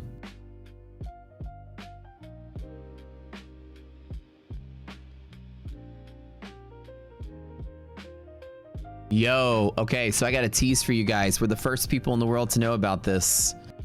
I'm gonna tease it a little bit, but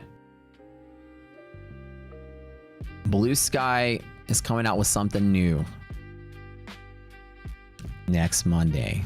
Something even newer and cooler than what they've already got. And we're the only people that know about it right now.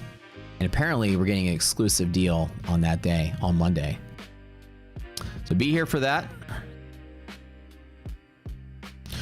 John Lamb, there's a super chat. I might have been dancing. Hold on, let me see what you said. Bro, I did not see any of these super chats today. What the heck? Can I explain buffer needed for payout? Lucid 30K, 3K profit target to get a payout and not breach the account in the process. Does payout breach with 2K max? Well, first of all, can you explain buffer needed for payout? Lucid 50K, 3K profit target, okay? So you need to make 3K with Lucid. Let me just, when you type chat questions like that, be more specific. Are you in a pro? Are you in a flex? Which one are you doing? To get a payout and not breach the account in the process. Does payout breach with 2K max draw? See, like I'm saying, that's very hard to understand what you're trying to say. Maybe phrase it again. Give me the deets. Well, I'll go over it real quick. Why is this not holding? the way I do buffers is very simple, okay? The goal is that at 0, you bust the account. And sometimes a firm lets you make like some amount of money, and then you take a lot of it out. And say you take out 2K of that 3K, now you have 1K left and you're right at 0. Your very first trade busts the account and you got to start all the way over. So because of that, like I'm probably going to break even on this damn account today. Pocket's the last hold, by the way. I'm waiting for that. So the example is with Lucid. If they say you can take out 5 payouts at 3K each, means you need 15K. And so what I like to do is put a huge amount of it right up front, like 12K, okay? And say like Lucid Pro, right? You need to make $1,000 before you can take your next payout. So if I get 12K out the door and take my 3K payout, then I'm at 9, okay? Now I've got $9,000 of fat in the account before I blow up. I can make some mistakes after that. Then I have to make my 1,000, which puts me at 10. And then I take out 3K again, which puts me at 7. Then I make my 1,000, puts me at 8. Then I take my 3K out, puts me at 5. Then I make my 1,000, puts me at 6. Then lose my 3K, takes me at 3. Just pay out 1, 2, 3, 4. Then I make 4. And I take out 3. And now I've taken out all 5 payouts. Check. And I was floating way above 0 the entire time. And now I got 1,000 left in the account. I landed the plane exactly at 0 on my 5th payout. That's a strategy that I use on every prop firm. Now, this strategy today is, can we get the pocket hold? The last one. You shouldn't be trading on cats active, guys. It's a rule. So I'm just doing it with some micros. Willing to give back whatever I made today just in one account. That's it. Like I said, I'm building a bigger, wider thingy down here. See what I'm saying? That explanation I have. Now, the problem is you have to make all that money up front, but what it does is it makes every time you take a payout much easier. And you just basically, you secure all those payouts and guarantee that you get it right up front. All right. Boy, it's going to be risky. There's the freaking pocket there. Let's let it overshoot because this has MHP to tap.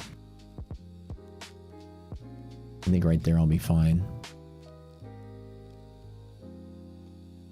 Am I streaming tomorrow? Yeah, we'll be streaming tomorrow. We don't take holidays off.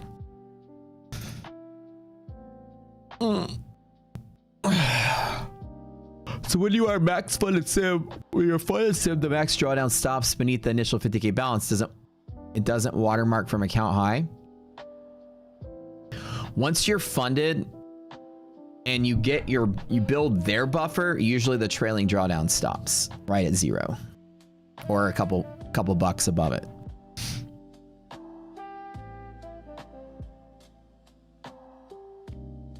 Do I honestly think My Funded Futures 50K Rapid is the best? It's 100% the best account right now. The 50K Rapid, 25K Rapids. I say 50 is better than 25, but 25 scores tiny higher. 50K will give you more buying power for a buck, especially if it's Pogo. If it's Pogo, then it's better.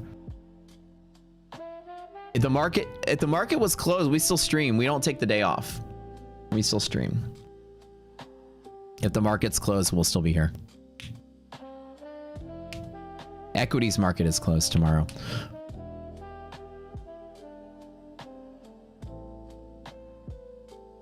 Do I suggest building a buffer rather than the minimum 2K? Yes, my style is always to take all my failures up front to build the buffer. And then coast to payout, make every payout easier.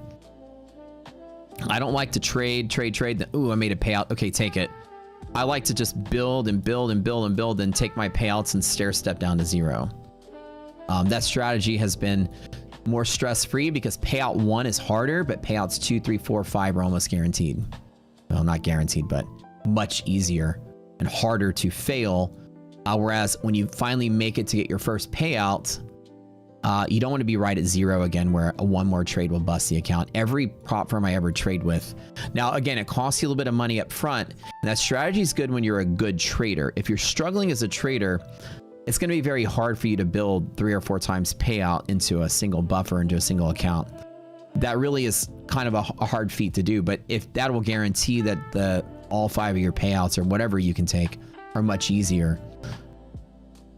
If you're not even making 1 payout, that strategy doesn't really apply to you, you know. But at least building more than double what you're going to take out so that when you take it out, there's still some left is smart. Me, I try to put 4 or 5 times the payout. If there's 5 payouts, I'll put in maybe 4x. That way I can stair step down because you still have to make money along the way. So if there's 4 payouts, I'll probably make 3x the buffer and stair step down while making money on the way. Sort of thing. All right, let's try this one more time. I'm now breaking even on this, almost breaking even.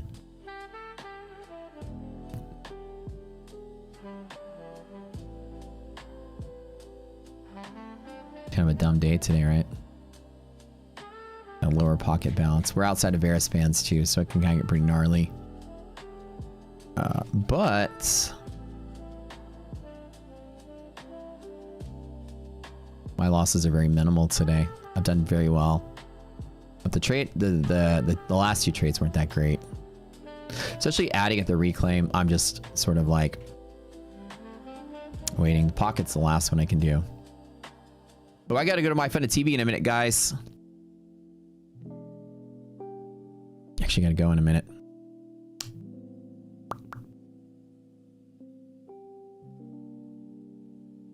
No reset promo is code reset. Free resets all day long today. Market, please don't die today. Yeah. I know. All right. Actually, I do have one of my orbits I can also trade. Let me trade this one. I'll put this one on the burner and then work on this one too if I can.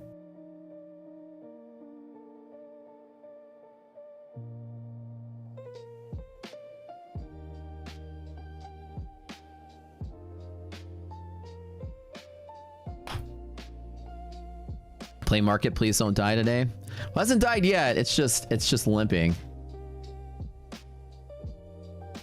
Yeah, we love that song though.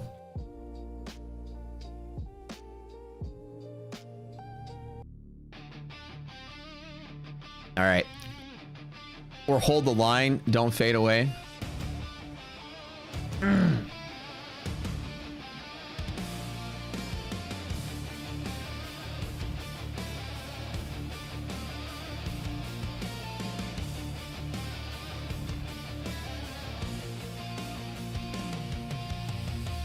Even in the chaos, liquidity pocket was still a diamond. Crazy. Will we bounce? Nobody knows. It's been a hot minute since we learned this one.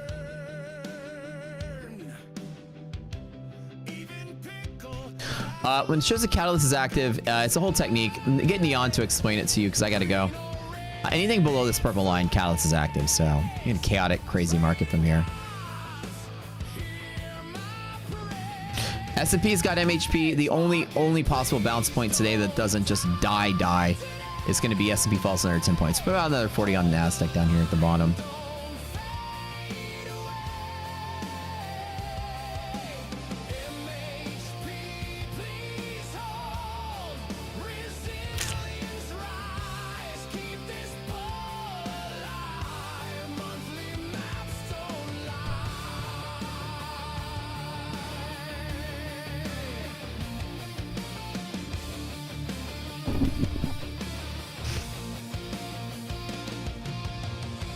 What's the new guy that streams later on in the day? We just have new streamers on the channel. We expanded. Please don't turn these candles red. Rocket scooter lights the flame. High risk love of a dangerous game. Whoosh fan on the screen. Will it break or intervene? Maybe pocket will hold, hopefully. I don't know. Anyways, guys, running out of time here. Neon's got some giveaways to do.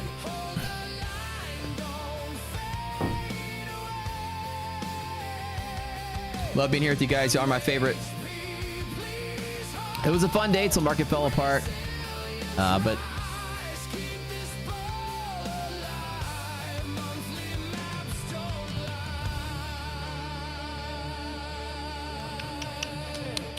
if we lose this, and it's just a free fall from there. See you guys. Y'all have a good one.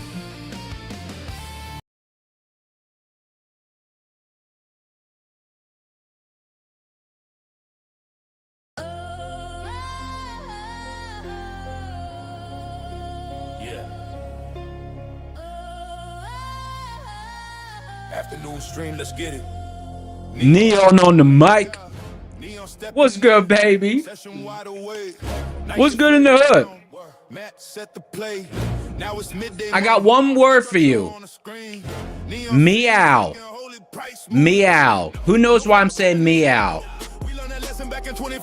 Because the cat is active. The cat is active. Meow. What's up, people? The cat is active. Oh, man. Honestly, though, what a beautiful session. I don't care if the cat is active. The action was so clean. I mean, you could go ahead and say meow every day if it's going to be like this, because I loved it. It was nice. It was real nice. Let me just thank God. Well, thank God I didn't take the MHP trade. But, you know, if I took the MHP trade, I probably would have got smoked. But other than that, let me just let me bring up chat so I can see what you scoundrels are saying. Stand by. If we win together, we lose composed. Trust the system, the blueprints close. Yeah. Pretty exciting day.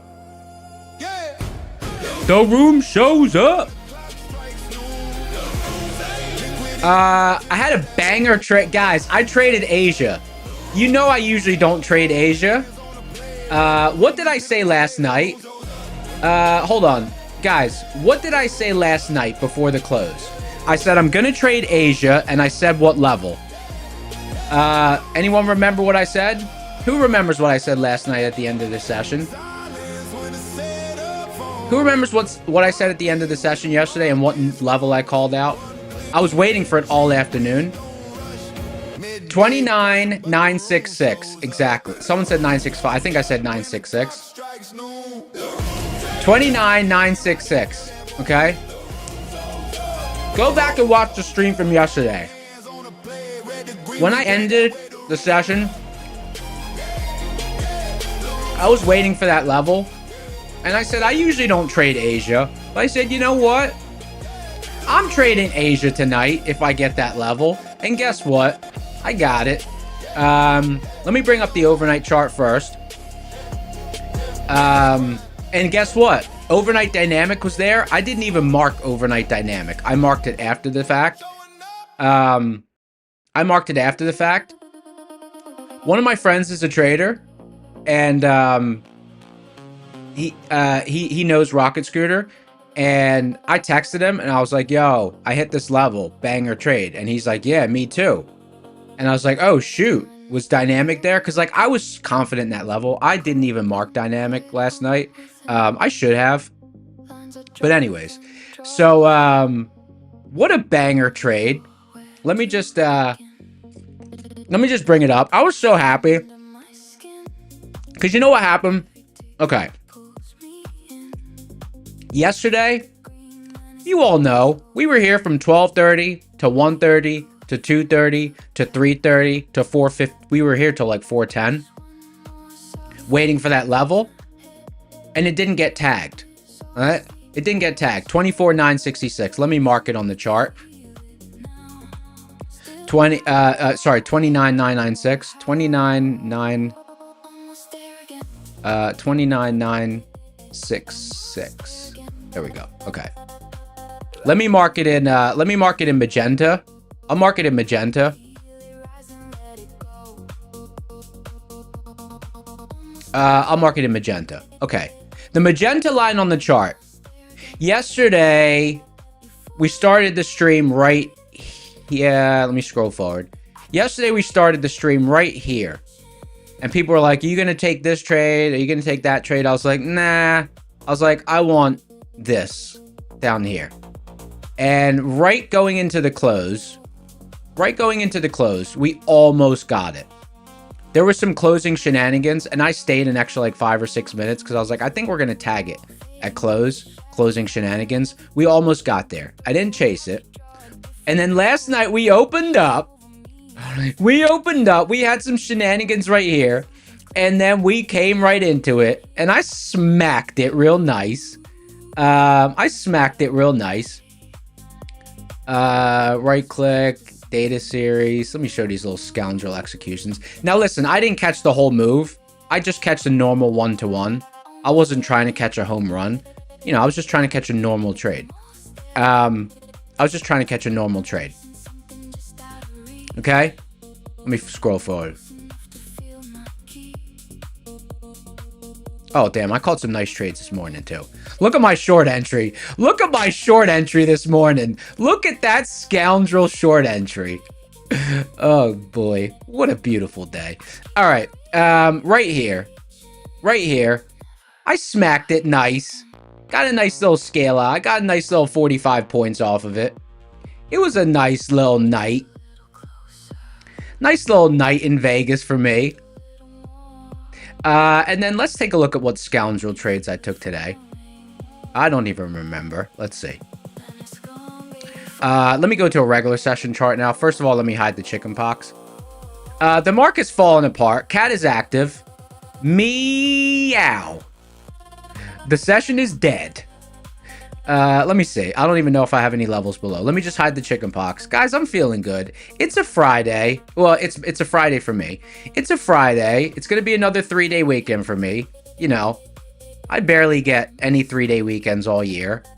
And I don't really enjoy 3-day weekends when it's the Monday off, not the Friday off. So I'm feeling good.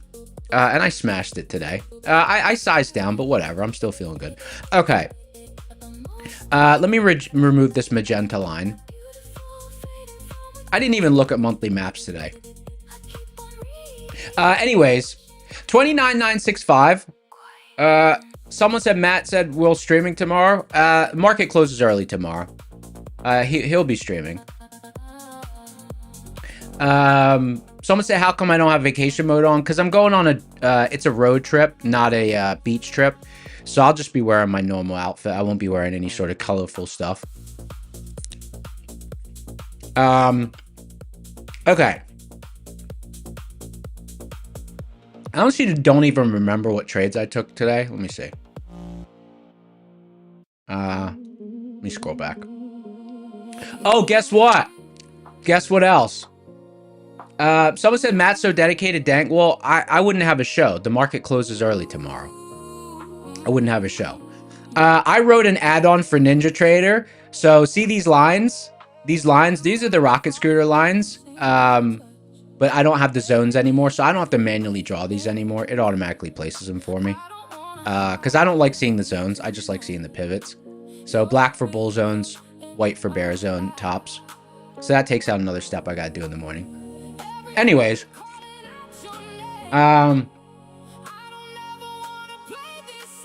Data series. Let's see what trades I took. I don't even remember.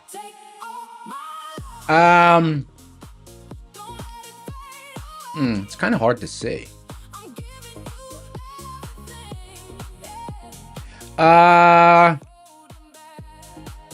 me see. Oh, we opened right above bull zone, so I took a long off the open. Looks like I took a I'm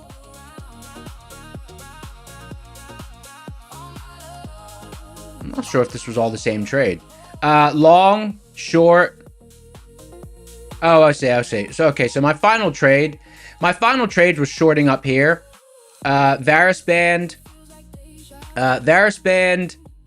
and bull zone bottom. Now, I know bull zone bottom is not technically a level that you would short off of, but the tape was very heavy.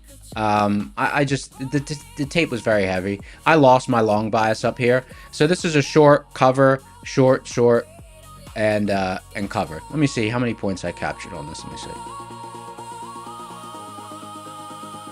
56 points. All right, cool. Yeah, and then this whole down move, I sat out. I might have taken it in one account. Let me see. Oh yeah, there we go. There was a long scalp in there. Just a little long. At bull zone bottom. Not at bull zone bottom. At DD band. Let me see.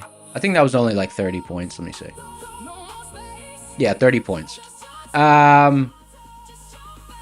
Because I wanted to get risk off when we had this down move, but we were still getting sharp reactions at pivots. So when we got the DD ban, I was like, you know what, man? I know it's your Friday.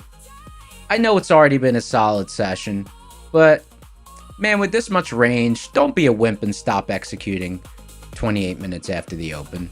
Take a little DD ban long, Neon. Go ahead and do it. So I said, all right, let me smack it up a little bit.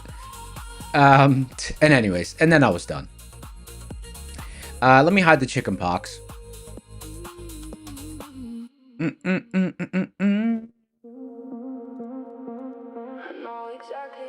Anyway, so fun session.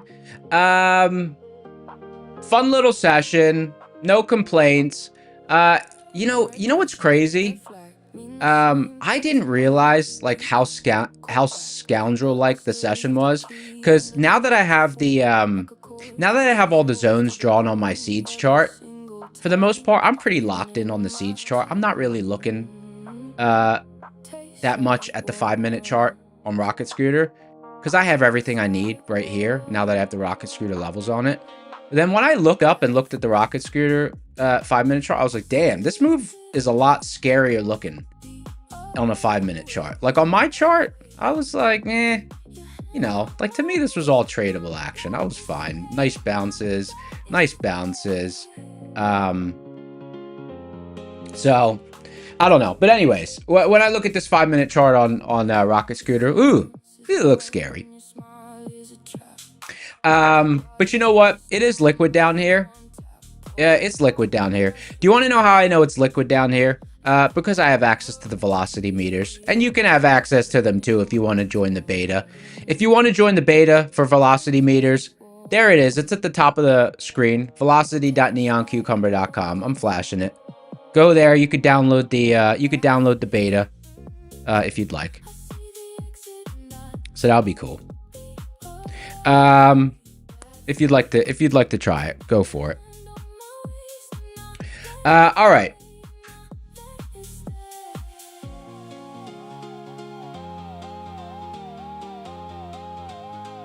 He bailed?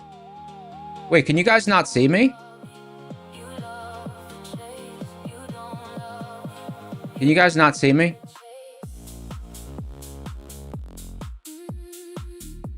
Hello, anyone? Can you guys see me? We can? I thought people were saying I bailed early or something. I don't know what's going on.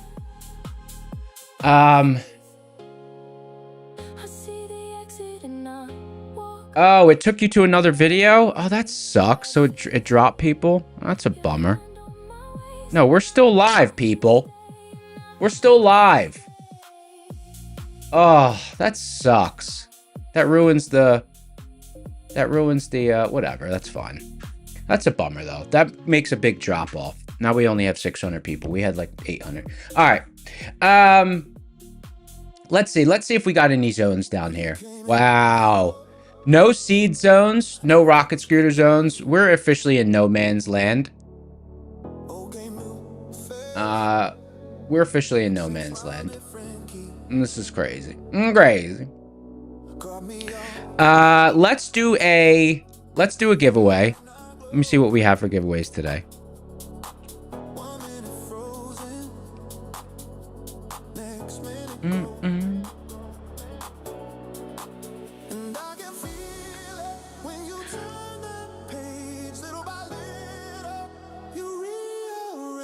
We got 6 accounts today, not 7. We got 6 today.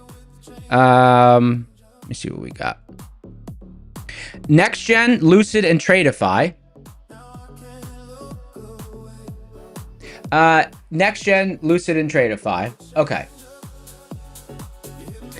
Let's see what we got here. Let's do a Next Gen Pro Trader Funding 25K eval. Let's see what the sale they've got right now. Score is for 80% off evals. Oh, whoa. Code reset.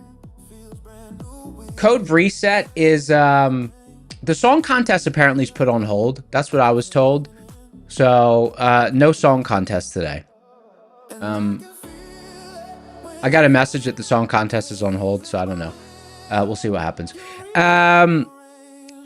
Okay, so code score 80% off evals, and then next gen code reset is live. So it basically makes it a direct to funded account for code reset. Guys, don't type reset in chat, otherwise you're gonna get banned for being a bot.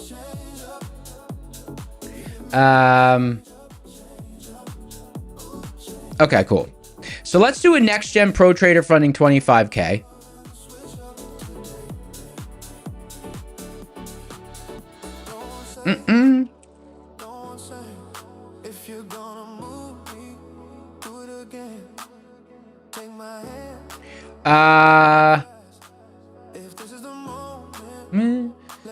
Last.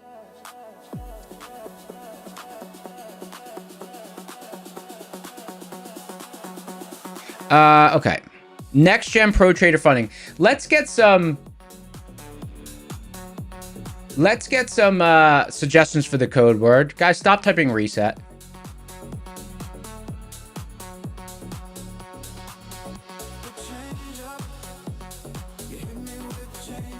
Yeah, I said code reset for next gen. Coupon code. It's coupon code. Quotientality's in the house. The #1 scoundrel. What's up, brother?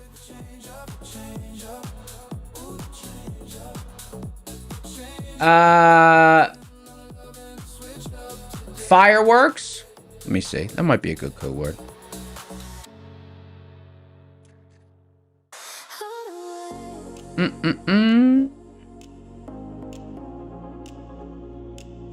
Okay. Let me get the giveaway engine fired up.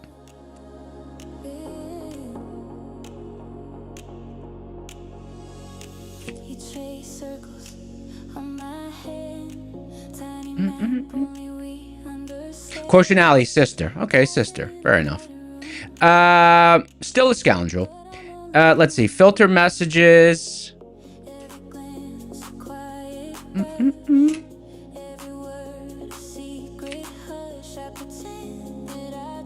Let's see what we got. Fireworks. Okay. Code word is fireworks.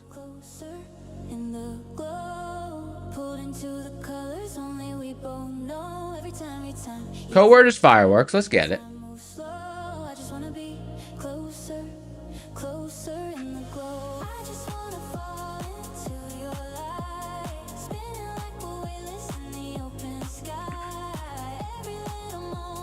Let me see. What is Fix doing today? Closer in the...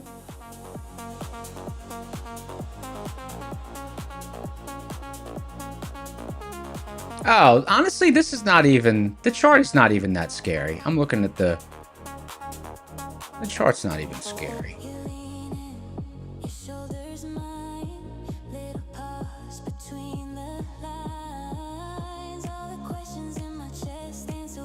We could easily close back in the middle of the range. I mean, you know, maybe not, but you never know.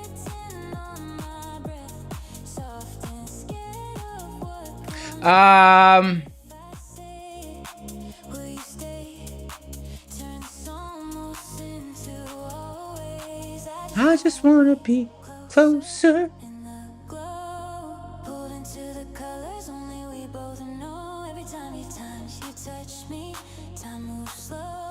I just want to be closer.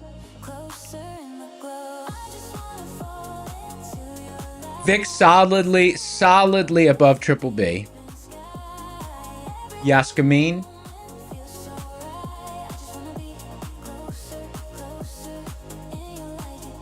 Looks like a lot of the viewers came back, so that little hiccup getting fixed now.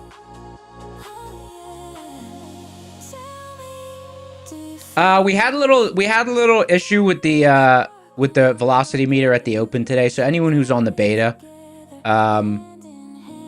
You might not have seen the velocity for the first few minutes of the session. We're working on that. Whoa! Almost 150 people logged into the beta again today. That's cool. I could see the live number.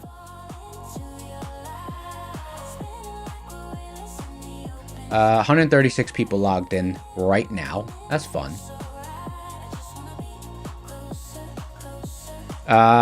Again, if you want access to the beta, it's in the top of the screen, velocity.neoncucumber.com.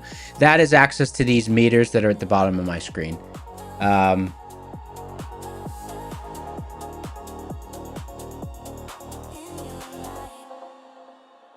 Someone said, can I explain the velocity indicators? Yeah, I'll explain them. As soon as we do this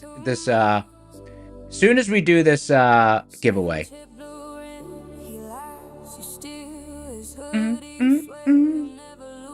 I do need to work. We do need to make it so that the crosshairs are synchronized.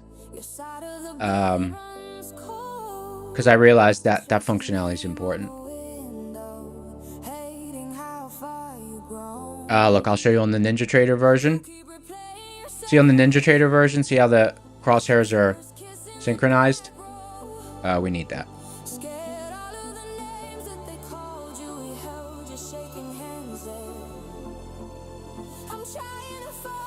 Back in love.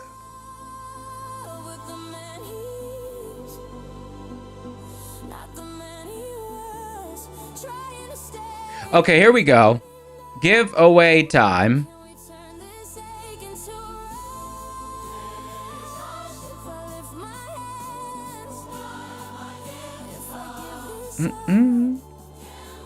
Giveaway engine.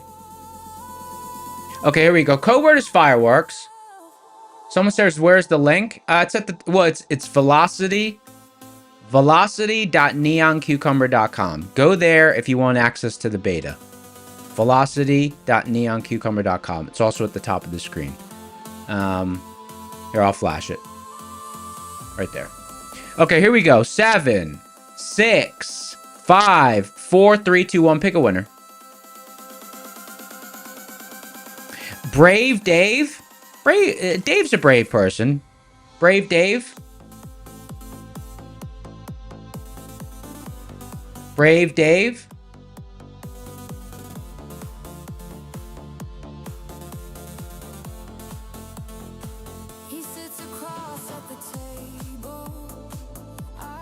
Brave Dave.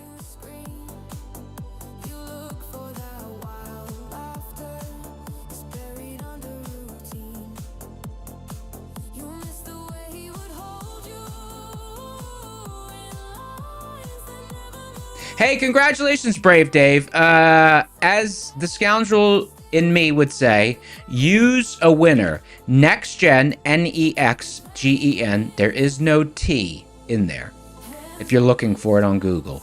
Nexgen, Pro Trader Funding, 25K account. Right now, with NextGen, code SCORE gets you 80% off the eval, and then code RESET gets you free resets. So it's a direct-to-funded account. Because you can just keep trying until you pass it. I believe the code reset ends today. Liquidity 2 just posted the link to them. You know, check it out. I can't wait till they have Ninja Trader integration. That'll be cool.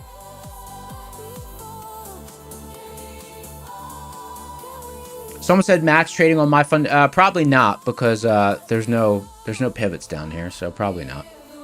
Probably just chatting.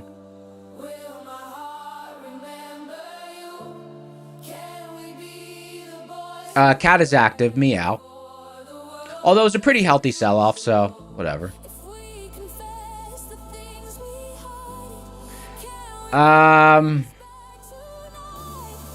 When did the market stabilize? Okay, now let's look at price velocity, and let's see when the market really started to stabilize. There was a lot of stable spots. Okay. 950 to 1030 was pretty stable. Let's see. Let's draw a rectangle. 9:30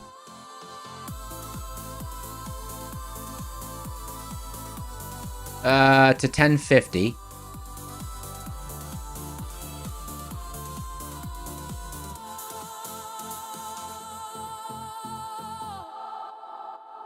Okay, so honestly, we were liquid in this whole... We were pretty liquid in this whole... This whole move was pretty liquid, according to what I see here. Oh, sorry, not 9:30. 9:50.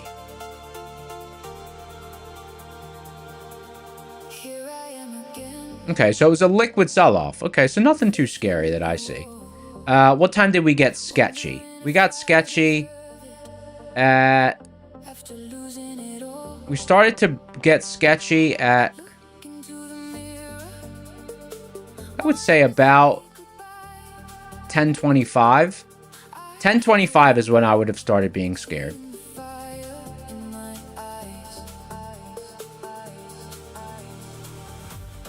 Okay, so right here, right before, see right here on the chart, that is when velocity showed that we became illiquid. Let me just point it out. And that helped me, you know, that helped keep me out of that MHP trade. See right here, this spot on the chart is where velocity, all of a sudden started getting really sketchy, right? Started transitioning more to red from green before. And let me scroll back a little bit. See how it was pretty green, pretty green, pretty green, pretty green, pretty green. All of a sudden we're approaching MHP and the market thins out, right? And then it completely thinned out. All red, red, red, red, red. So it wasn't like a liquid approach to MHP. And then the market became liquid again, starting about 11 a.m. Let's scroll forward, 11 a.m.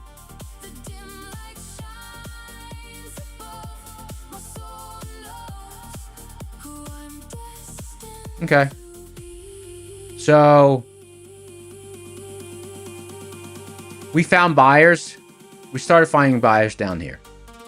All right. There was hollowness. There was hollowness here in this area of the chart above.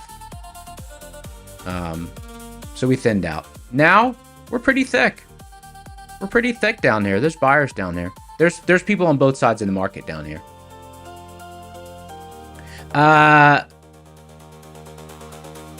Someone's saying, can I share the add-on? Yeah, it's velocity.neoncucumber.com. The link is at the top of the screen. I'll flash it. If you want to sign up for the beta. It's in beta right now. It's a free beta. There won't be any charge until there won't be any cost to it until it's in production. Right now we're just in beta. Okay, cool. So anyway, that's one of the ways that you would use it, right? You try to see what's the velocity through a what's the velocity through a move, and usually when you start seeing red, it means that you're just whipping around. Like we had healthy volume throughout the entire session. I could see that. Volume has still not slowed down. We're still transacting like we would be in a morning session. Because sometime in the next hour or two, we should see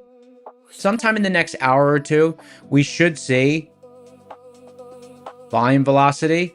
It should start crossing and transacting above a value of 30. When that happens, it'll turn yellow, and okay, it's like, okay, kind of things are slowing down a bit. Things are easing up.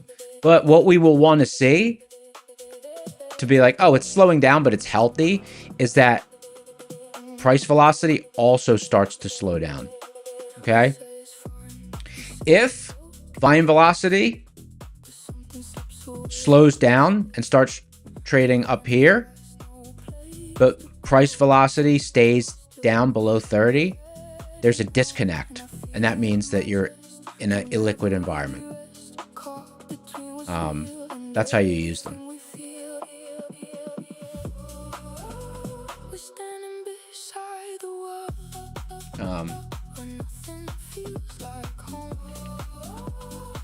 For anyone who won a prize, click the link in the description for the Discord, go to the Claim Your Win channel, and the mods will hook you up.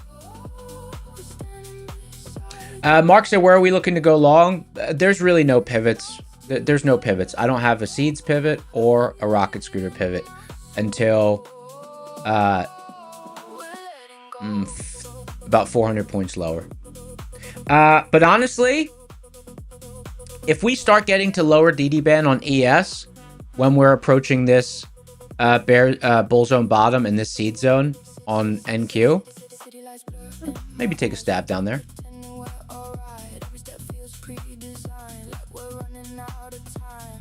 We're not doing song submissions today. Apparently the song contest is on hold. Let me just put these values at 30. I'm just gonna let me enter the overnight values. Where are the overnight values? What are they? My overnight values are not updated because I just updated them on my Ninja Trader because that's what I trade off of. 30,198.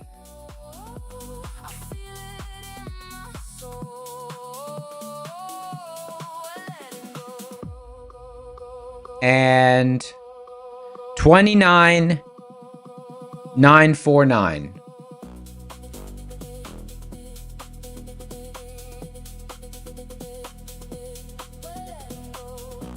Oh wow. All at the same level? Oh wow, look at that. Overnight and intra-session, edge pressure, same spot. Woo! Glad I sat that one out.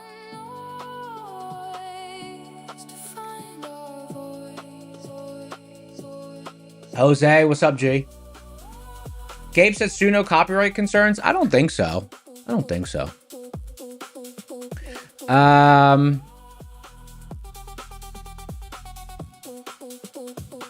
But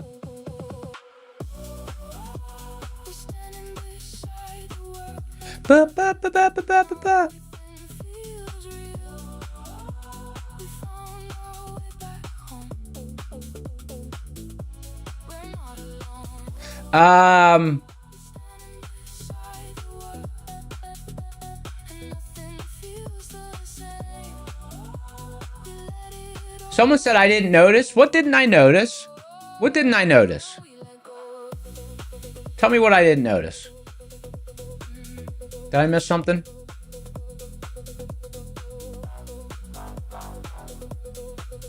Jose got promoted? Let me see. Let me see. Oh, nice. Nice. Congrats, brother. That's cool.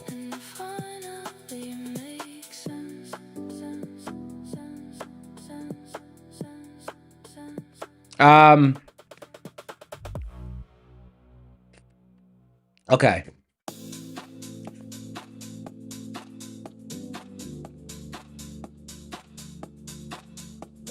Someone said, how does spread affect us as futures traders? It affects us not too much because the spread in futures is typically tight. However, what does affect us is slippage. If you get in with a resting limit order, you know, you're going to guarantee your fill price. If you get in with a market order, you can get slippage, depending on the amount of size that you're trading. So your trading style will have an impact on that. If you always trade with resting orders, you're going to be at a big advantage if you can figure out a way to do that consistently, because your fill price is guaranteed. Whereas if you enter with a market order, your fill price is not guaranteed. You can get a lot of slippage. And if you enter with a limit order as the market's moving in the direction that you're trying to trade, you might not get filled. You could trade with a limitable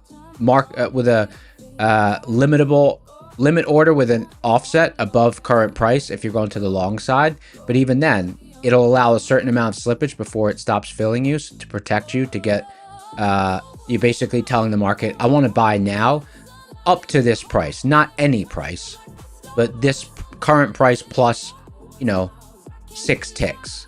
But if it slips up and doesn't fill you completely, you're not going to get a full fill. So slippage affects you. Spread doesn't affect you too much because the spread is pretty much always tight. But there is algorithms. Unfortunately, there's algorithms in the market that exploit market orders. What happens is legally, the exchange, they're able to split up the orders into nanoseconds. So they can slot your order in, fill you at a worse price, and then technically, like, the market won't even see what's going on. So they kind of slot you in. So if you submit a market order, you know, you tend to get more slippage than you would if it was a limit order. Especially if it's split up. If you submit an order to buy 10 contracts versus rapid fire, even milliseconds apart from each other, submit orders to buy one, you know, it's the algorithms treat it differently. So your orders kind of get sniped. It's not really, like, that's not a thing with prop trading, but with real trading, it's a real thing. It's a real thing, especially if you trade with, you know, more than a few minis. You know, once you get up to like 15, 20 contracts, it starts to become an issue. And you need to work around it. Either by pressing the button a few times to kind of average it in, or you could write an algorithm that kind of does it for you. But, you know, that's the full explanation and answer to your question. So a question like that, I can't just be like, yeah, it has an effect. I gotta explain it fully. Only Flashy said, you saw at the open, velocity was red, and you took less size on that opening long. Is that how you would use it? That's how I use it, yeah.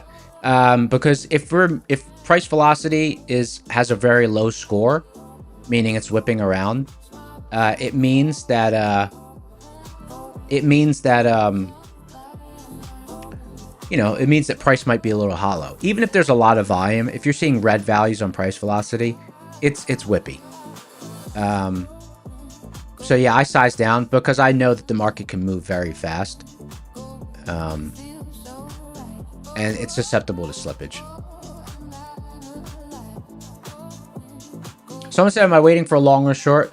I could go for a long, but only if ES gets the lower DD band, and if at that time we're down at this seed zone. It doesn't look like they're going to coordinate. It doesn't look like they're going to coordinate.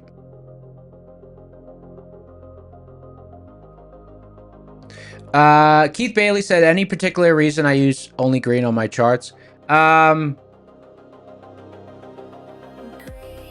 Yeah, I don't like flashing colors and stuff like that. I don't like too many color change. I try to keep things kind of neutral.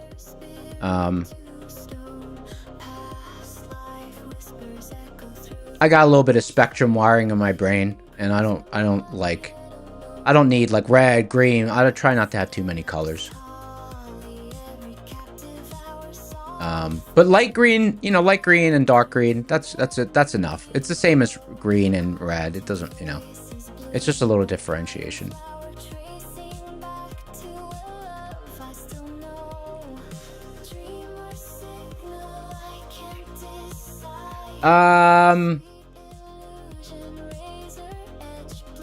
Let's see what else we got. Like when I started the stream, I did try have candles, red and green candles, because I know people prefer it, but it just didn't feel natural for me. It just felt unnatural for me because I've been using kind of this is how I've been doing it almost 15 years, so I don't want to. It kind of confused me to change it. Hmm?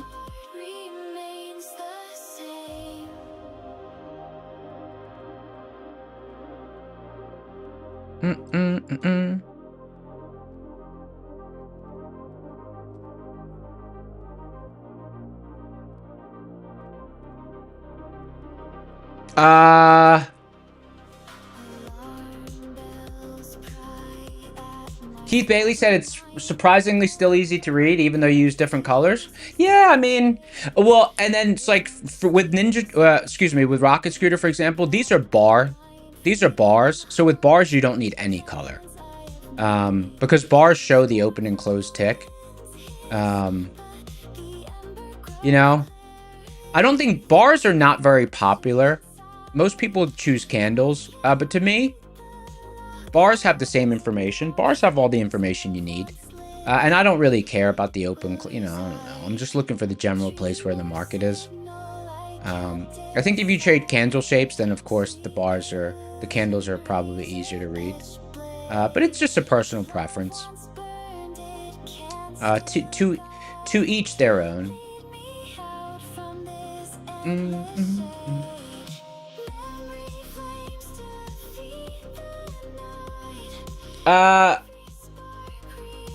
Someone said, how do you sign up? How do you log into the Zoom? So the Zoom bootcamp is actually not live right now. It's in replay. So you would watch the replays. You can access them through the Discord. You can access them through the Discord. Couple other comments. Someone said, hey, you said you could type DIA for YM. Where do you type it? Right up here in the top. You would just open the chart and then, like, you would just click on the chart and then just type it. Just type it. DIA. Wow. DIA is actually in a great spot. Look at this. Dow has not sold off. Which kind of confirms my inkling that this sell-off's not actually that scary. Look at that. Dow's at MHP as we speak. That's cool.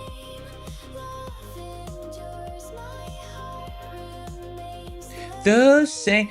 Someone said, Terry said you requested your first payout ever on a next gen 50K account. Hey, that's cool. I've never tried next gen, but a few people from the community have, and they've had great experiences with next gen. We're actually, I think, teaming up with next gen so that we can get some more giveaway accounts. Next gen, and I think Blue Sky maybe. We're talking to them so that we can get extra giveaway accounts, and we'll kind of we'll highlight them, and then they'll give us some more giveaway accounts. That'll be cool. Let's see. Okay, there we go.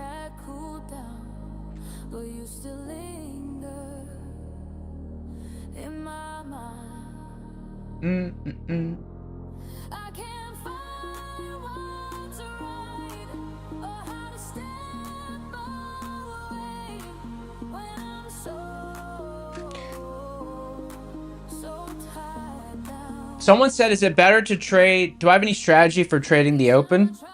Okay, so here's the deal. With the open, honestly, the cleanest way is you can either just wait for like 9:15 or something like that, or what I do is see in the bottom right hand corner of the screen right here, price velocity. I wait. I size down, but I'm comfortable in volatility, but I know it's dangerous. I size down, but to make it easy, like if I was a new trader, I would just wait for things to stabilize. So like today, things stabilized around 950. Things started stabilizing and slowing down. Like they were still fast, but they weren't crazy whippage. Sometimes you'll see this turn all green. It might turn all green at like 9:32. And you're like, wow. Like anytime I come on, wow, it was such a liquid open. I'm not just like pulling that out of my hat. That's because I'm reading these meters and I'm like, okay, it's a liquid open. That's how I do it. That's how I do it.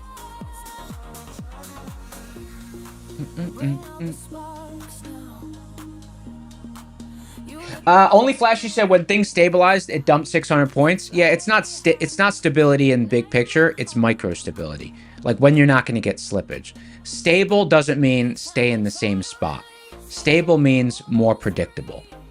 It means more predictable. Like to me, this short entry I took up here, the market had stabilized. This short entry I took up here, it was predictable. The market wasn't crazy. The fact that it moved 600 points, that has nothing to do with how stable the tape is. So,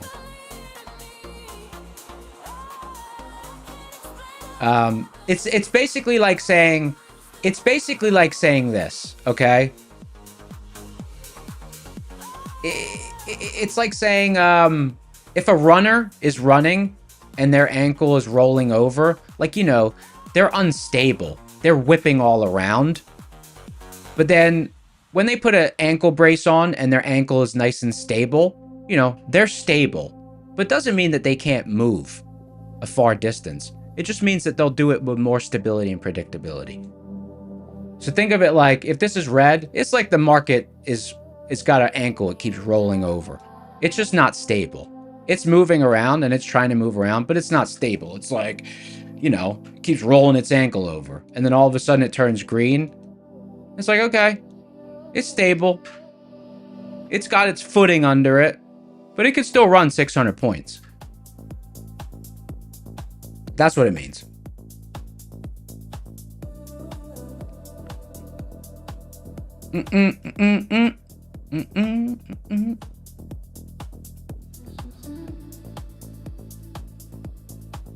Yeah, stable doesn't mean not volatile.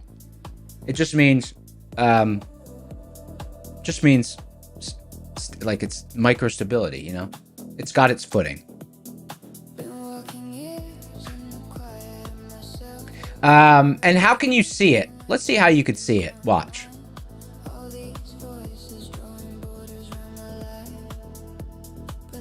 You know, it's not an exact science, but see, as we moved up in this move when market was a little crazy, like you were getting a lot of these. This is hollow. This is hollow. This is hollow.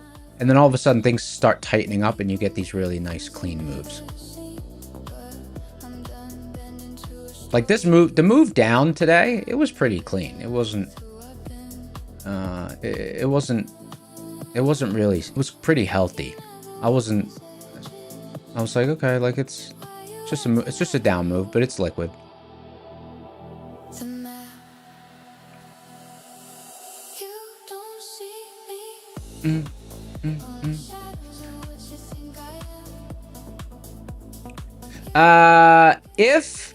If the market was not very liquid, like we wouldn't have really got these bounces on the way down. They would have. These are some pretty nice sharp bounces. Like look at this bulge on bottom, nice bounces. Well, really the first two. I'd say the third one was weak.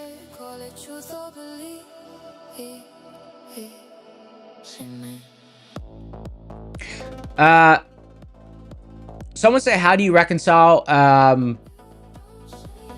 when I say the sell-off's healthy, but Matt says cat is active? Well, the cat is active. That part I totally understand, but I read the liquidity of the move.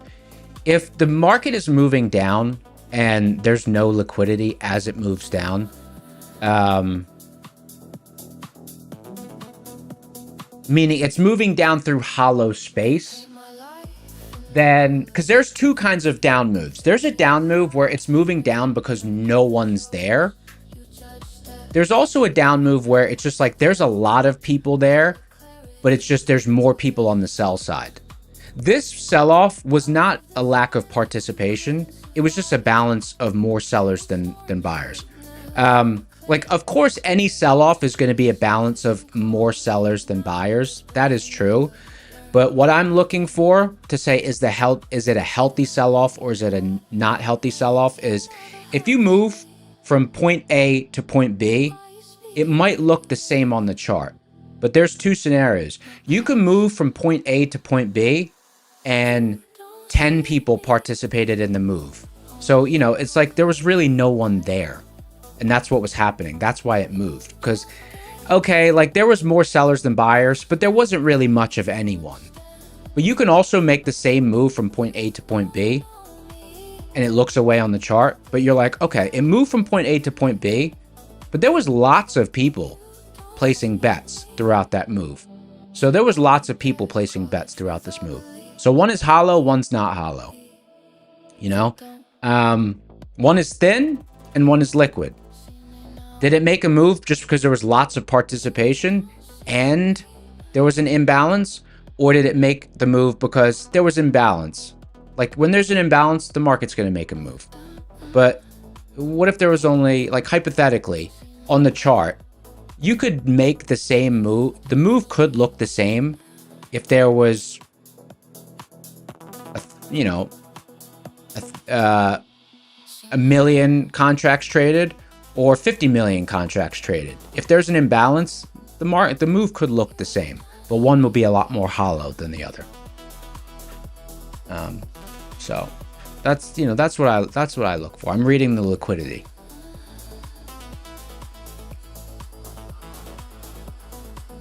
It's not hard to do. It's not hard to do if you have price velocity and volume velocity. It's pretty easy.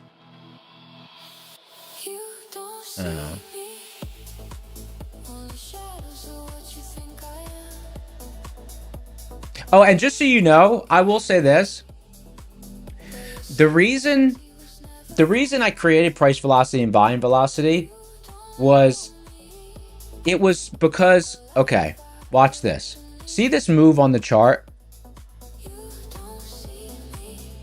This move on the chart today, right?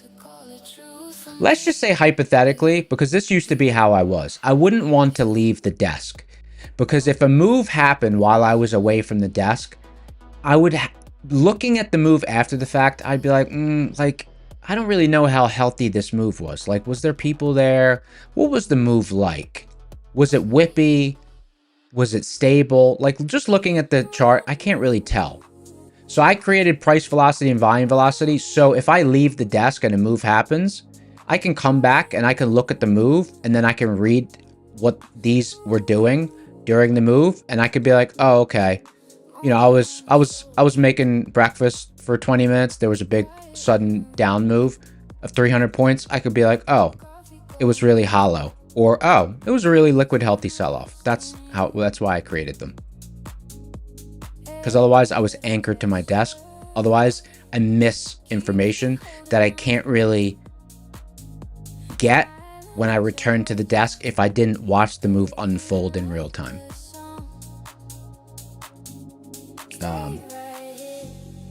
That's it.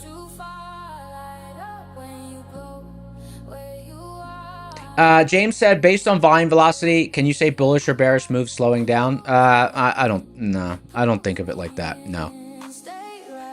I draw my thesis completely outside of that. It's more just like, is it liquid? Is it not liquid? Why? Because, if you move, the market is kind of weird in the sense that, because like humans drive the market, right? So humans are kind of weird in that, like, let's say you get to an area on the chart up and it thins out. Humans are kind of weird in that, like, you've run out of buyers at this spot that's higher. It's such a weird thing.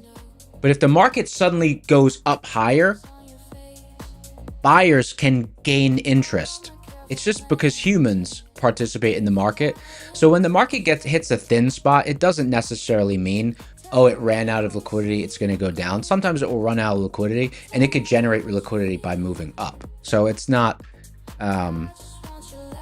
it's such a weird, the market is a weird machine like that because it's humans are participating and humans are weird. Humans are just weirdos. Like, look at me, Okay, so someone said, can you get the meters? Yeah, they're in beta right now. If you want to get them, here, it's at the top of the screen. velocity.neoncucumber.com. I'm flashing it. You can go there. You can go there and you can get access to the beta. Have at it. velocity.neoncucumber.com. Now I'm going to hide it because I don't like seeing it all the time.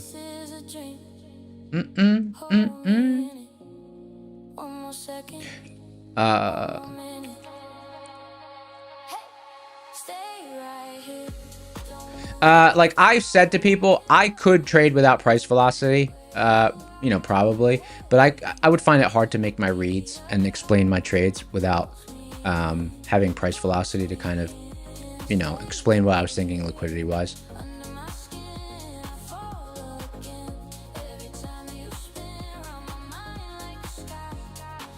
Other than a little data hiccup at the open, the beta's been going really good. We're almost 150 people actively on it concurrently. And yeah, I made them myself. It's my own creation. No, I've never heard anyone else reading liquidity like that. But to me, it makes total sense. So, you know, it assigns a liquidity score lower. It assigns a velocity score for price and a velocity score for volume. Less than 30, above 30, that's green versus yellow. Above 120, it's red. Below 3, it's red.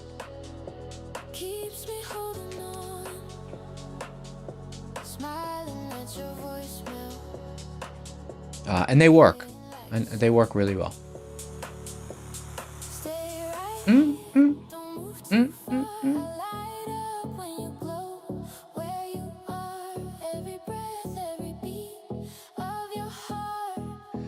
Pulls me in. Pulls me in. We got more giveaways today. We got 5 more to go. It's quasi Friday. Semi Friday? I don't know what the correct wording is. But it's basically Friday. John Wicks, no, the indicators, it's a standalone application. Here, I'll show you. I have them for NinjaTrader. That's what I've used for many years, but I created a standalone application. So this is the standalone application. It runs on Windows. It runs on Mac. So here's the application. So when you log in, this will open up. You can install it on Windows. You can install it on Mac.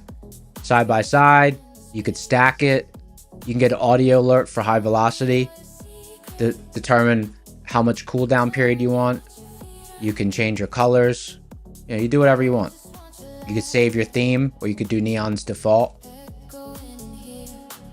Yeah, it's a standalone application. We are adding pinning so that you could pin the window to float above. We're also adding a time zone thing. We're adding so that the crosshairs synchronize. We got some additional things we're adding.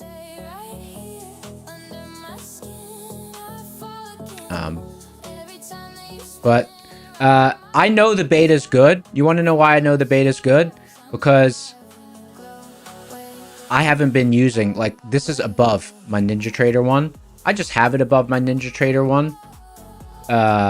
Just because I'm in, you know, we're in beta and I just want to make sure that they're the same. But look, they're the same. Below is the NinjaTrader one I've been using for almost 10 years. Above is the beta that everyone has access to. Look at the values. It's exactly the same thing. It's the same thing.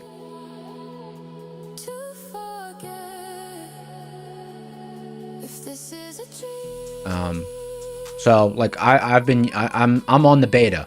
I'm a beta user myself, even though I have the original. I'm using the beta because it works exactly the same as the original. Which is awesome, you know. It's not like different, a little bit different sort of thing. No, it's exactly the same. Very happy with it.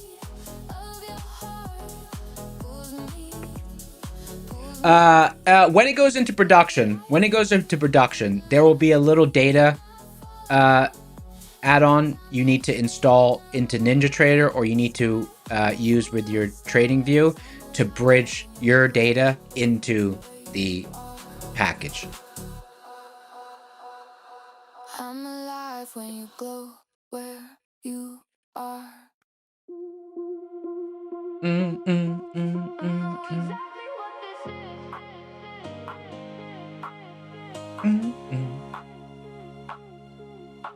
Red dress and red flag mean the same thing to me. You don't call back, but I still leave a key under the mat like a fool, like a chord that resolves to Yeah, so if you want access to the beta, there's the link, top of the screen, velocity.neoncucumber.com. The beta is free, so if you want to try it, go for it.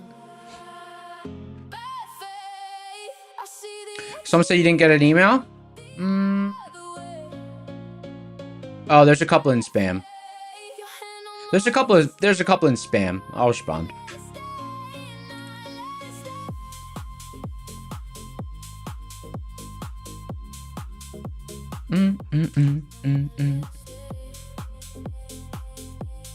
All right, Brandon and Alonzo are the two I saw in spam. So you guys are good.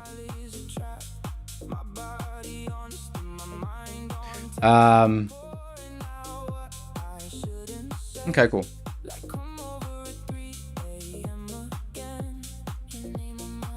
And I can monitor. I can see people clicking in to the like, obviously not see, like, but it shows how many people are connected to the beta and testing it.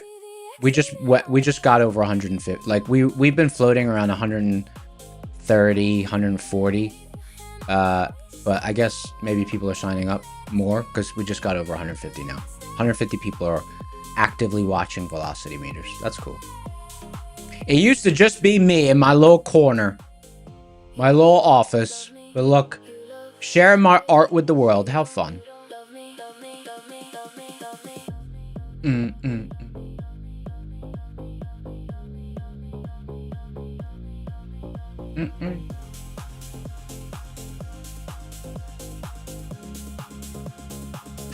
Someone said the add-on I made for the zones in Neon in Seeds, is that because you have access to RS indicators code? No, I made Seeds. No, I made Seeds well before I knew anything about Rocket Scooter. It's completely separate. But I use them both.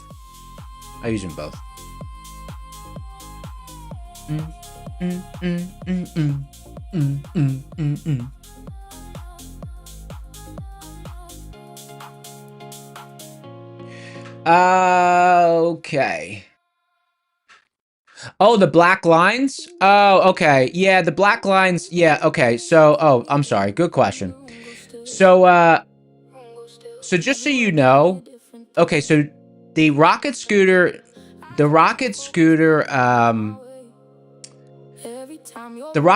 add-on draws zones for NinjaTrader. Personally, I just like to see pivots. So what happens is when you launch the Rocket Scooter add-on for NinjaTrader, it feeds an output window with some information. So I use that information to route to a program I wrote that then converts it to just lines. Because I just want to see lines and I don't want to draw them manually. So I created a additional little program that does that part for me. But what I'm going to do is, you know, that's not something I want to use long term. I'm just going to write a spec and submit it to Matt. And I'm sure the developers, you know, they can just build that out. It'll just be like a checkbox in the Rocket Scooter application where you could just say, you know, draw bull zones and bear zones, or it'll be like a toggle, or draw bull zone, draw bull bottoms and bear zone top pivots only and ignore zones, you know, sort of thing. Because some users don't want to see the zones. They just want to see the pivots. Someone said, what's the email for the beta? It's neon@neoncucumber.com, and it's also stated on the website. velocity.neoncucumber.com. If you go there, the instructions on how to gain access to the beta are right there.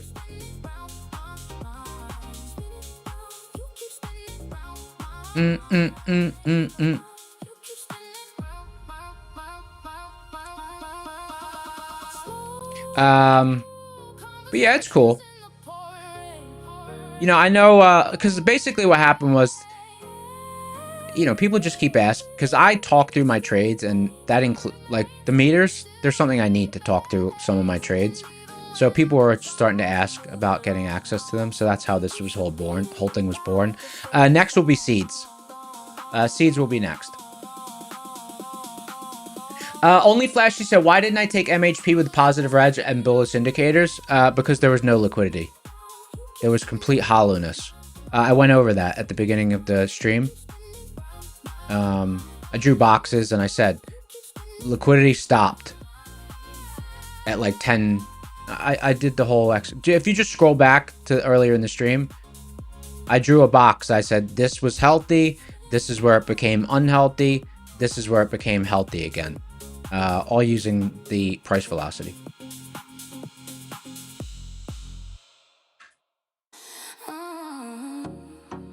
It's not an exact science, but it's something I use to be like, oh, well, there's no one here. And then, you know, we get to MHP, no one really showed up. And I was like, okay, no thanks.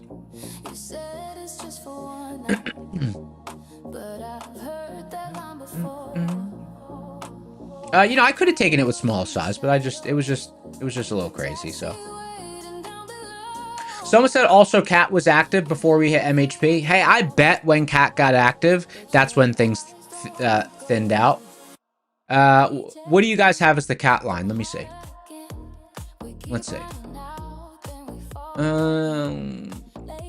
Where would I anchor it? Let me see.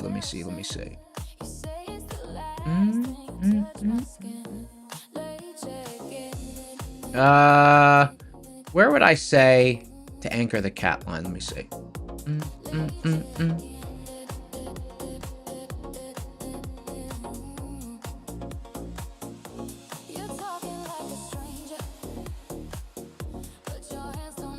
Probably here. I mean, we can anchor it at the top. Let me look at a tick chart, and I can really see where the craziness started.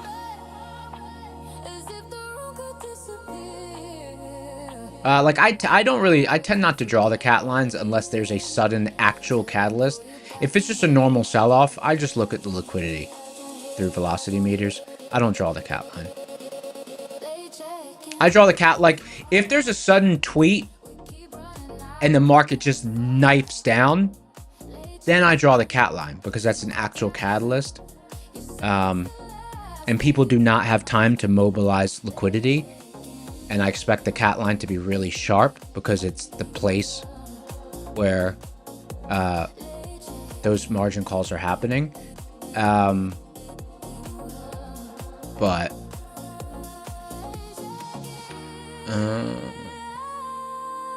yeah, I mean, maybe I can draw it from the top. I don't know.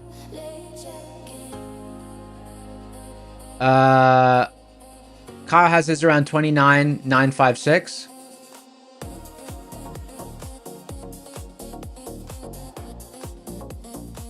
Oh, that's right at MHP. Oh, wow.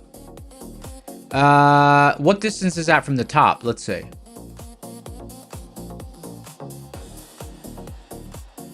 If you draw from the top,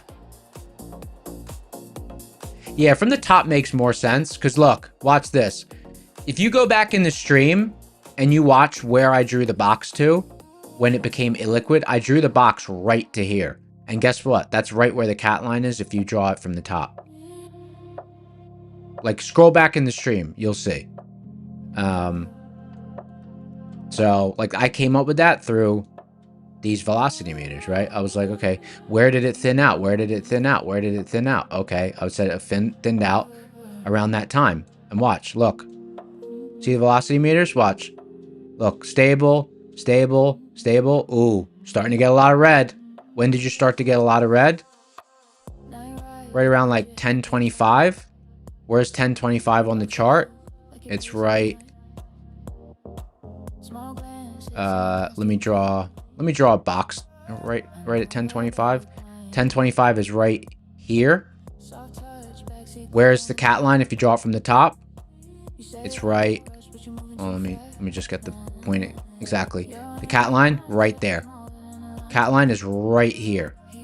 So you see how there's two ways to get to the same answer, right?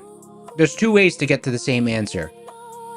You know, you measure, you're using the cat line. Okay, that's great. But like me, before I knew about Rocket Scooter, before I knew about any of that, and I only have my price velocity meter, reading my meter, guess where I determined, because I did it earlier on stream. Scroll back in the stream. This is before I knew about where the cat line was. I said, and I drew a box. I drew a bigger box because the edge of my box was where I said liquidity ran out. Where was it? It was right here. So it's two ways to get to the same answer. But it's not like I didn't, like, you know, it's like there's a different way of knowing that the market is losing structure. You know, there's multiple ways to get to the same answer.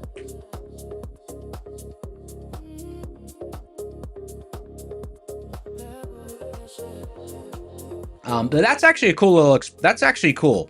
That like right there in real time, you could see, you know, using my tool, I said, oh, it hollowed out right here. Using, once I measured the cat, oh, cat line was, you know, right around there. So,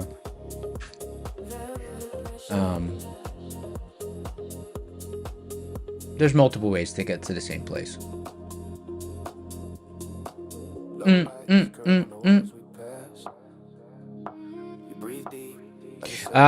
We're still transacting. There's still a lot of transaction going on here. It's like a morning session right now. Thick, heavy participation. Gabe said many paths lead to the same destination. Yeah, exactly. Many paths lead to the same destination.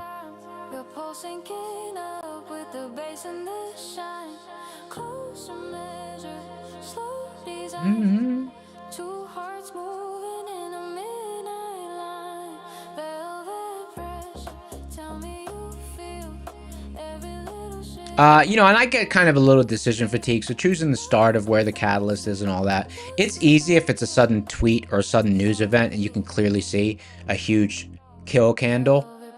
But if it's just kind of, it's just normal trading and it wasn't news related, it's just like the market is just trading down, it's hard to identify. And I'm like, do I really call it a catalyst or what? You know, everyone has their own little nuances of how they do things. One is not right and one's not wrong. They're just different. I use both.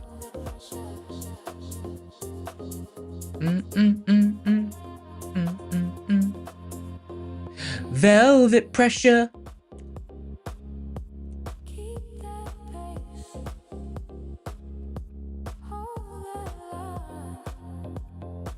Are we looking to potentially trade? Yeah, maybe if we get to 29 150 area. We got a long way to go. There's just nothing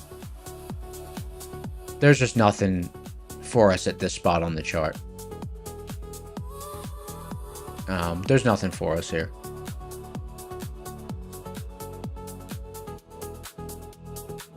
There's no read. There's no read at all.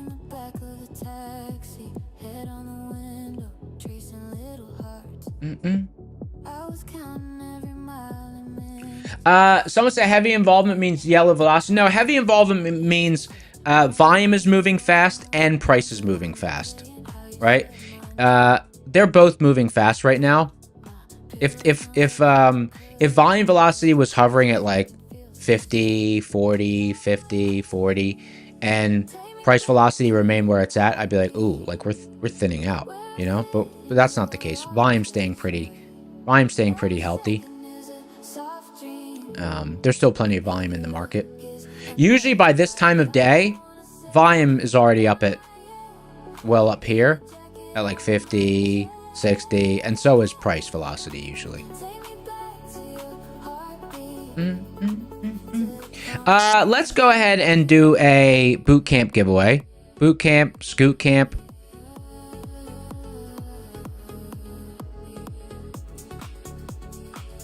Boot camp. All right, guys, type boot camp in chat.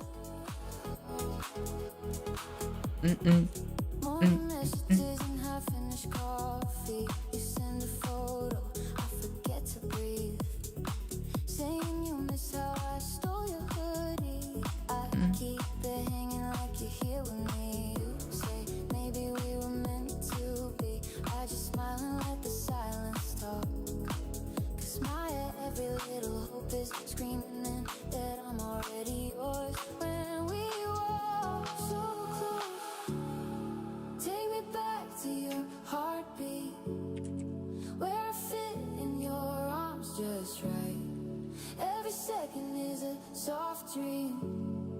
Every look is another light. I don't wanna say goodbye yet. Leave your jacket on my chair.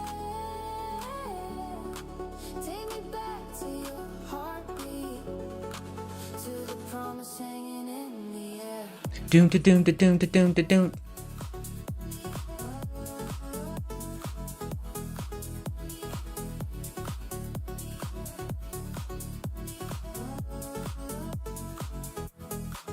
I'm afraid of how much I want you, but you make it feel so safe, so new. If this is how forever starts, I'll meet you there. Eyes closed.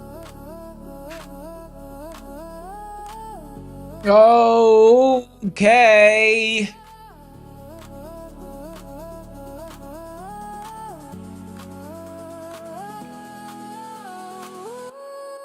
Take me back. 37 entries.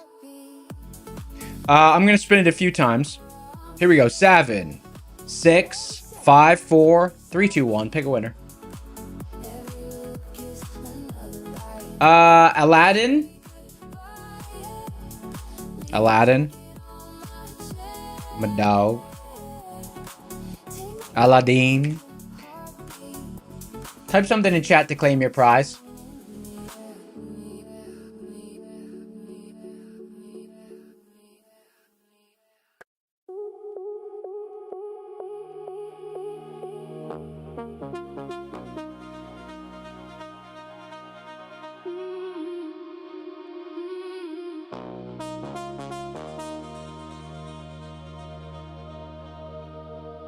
Golden light Aladdin?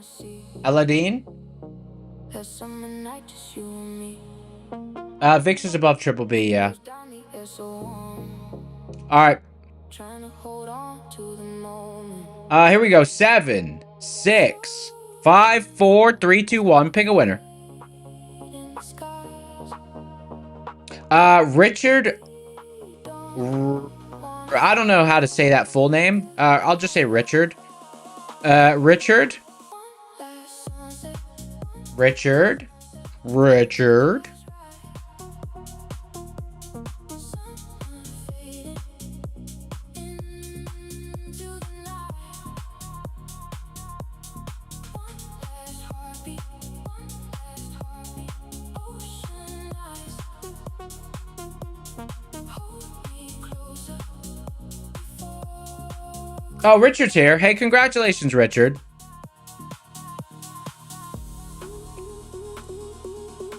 Richard, claim your prize. Congratulations.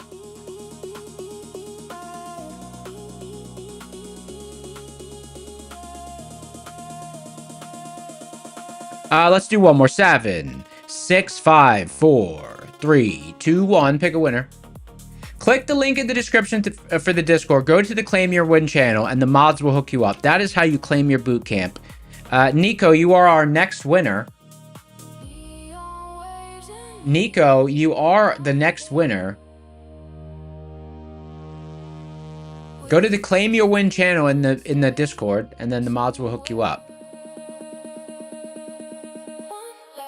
Hey, Nico, congratulations, brother. Congratulations. And one more, because, you know, Eva from the community gave a donation. Kevin gave a donation. There was a couple of donations, so we got some more to give away. Here we go. 7, 6, 5, 4, 3, 2, 1. Pick a winner. Tarun? Tarun shows up. Get it? Tarun shows up. Tarun showed up. I'm pretty proud of that connection I made. Feeling pretty proud of myself.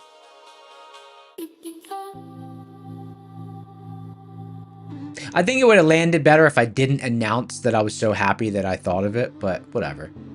Hey, congratulations, brother. You's a winner. Like, if I was just super smooth about it and didn't even highlight the fact that I dropped a gem, that would have been better. But I was too excited about it. I was like, ooh.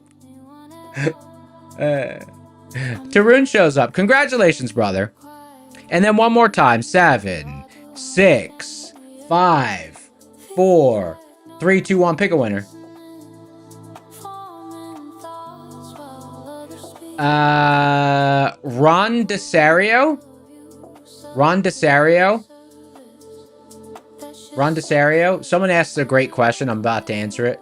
What do I mean? What do we mean by be wrong from the right place? Great question. Great question. Awesome question.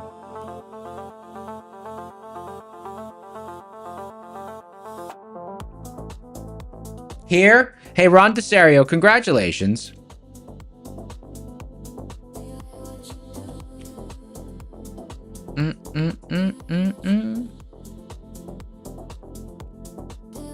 Okay, we will do some more in a little bit. We got accounts to give away, and we've got and more boot camps. All right. Being wrong from the right place. Why is it important?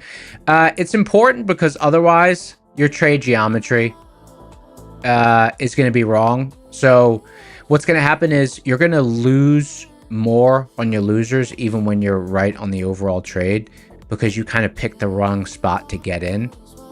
So you're never really, it's going to be hard to know when you're wrong about the trade, right? It's going to be hard to know when you're wrong about the trade. So what do I mean? Okay. So let's go to the beginning of the session today. Why can't I scroll back? You know what? Let's just do this purely on Rocket Scooter. Okay, let's do it purely on Rocket Scooter. Okay. I'm just zooming in a bit, but I just want to give an example. Okay. So let's just say that you were thinking short bias today, right? And you don't really know where to trade from on the chart. So when you have auxiliary indicators and you have solid pivots, it gives you a spot on the chart to place your bet from, right? It gives you a spot on the chart to place your bet from. So let me also show my my executions from today. This will help explain it also. Data series.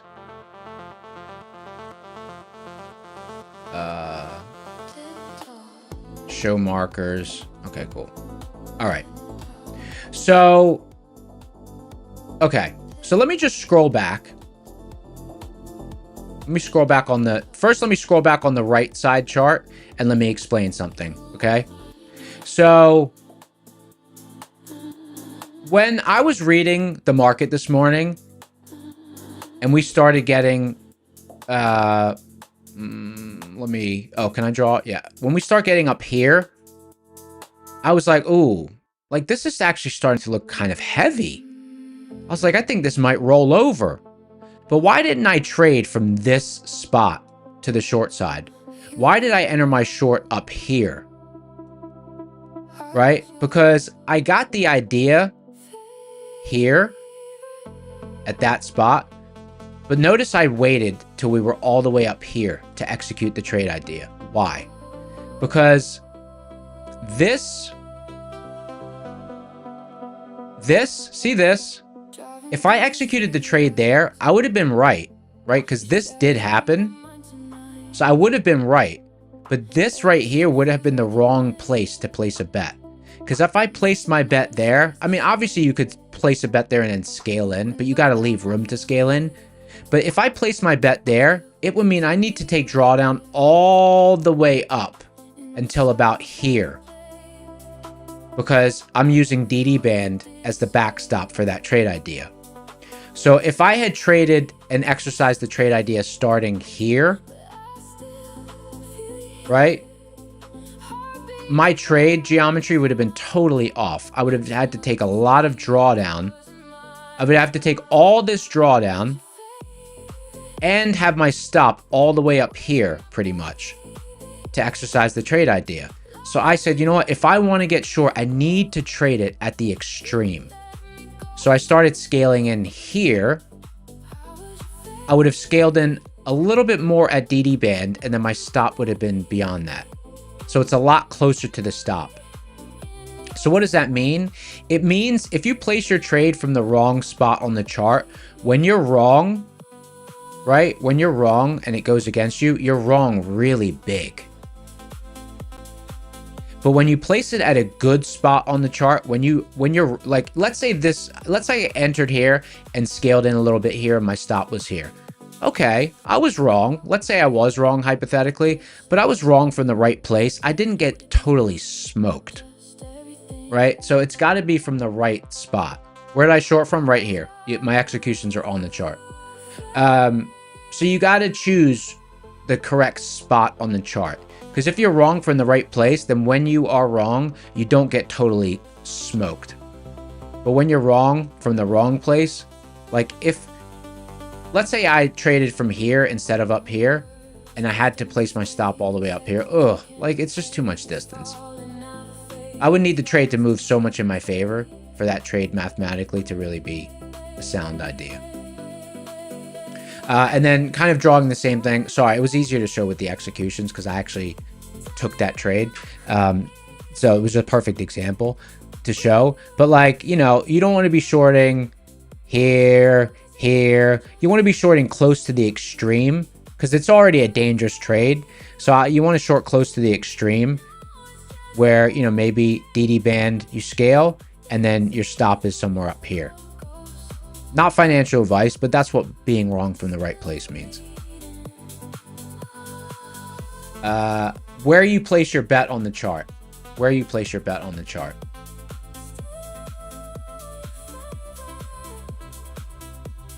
Hopefully that helps. Does that make sense? I think it makes sense, but hopefully it makes sense to you.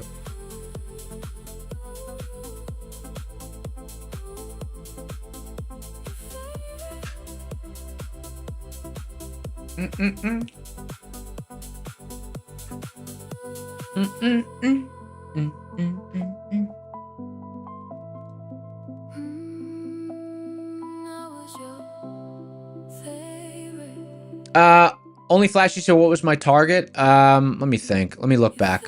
My target would have been probably 55 points. 55 points. Volatility at the time of entry was about 62 points, and I usually take a little bit less than 1-to-1. So yeah. But that, you know, that would have shifted if I had to scale in. But I was, it moved pretty much right away. So.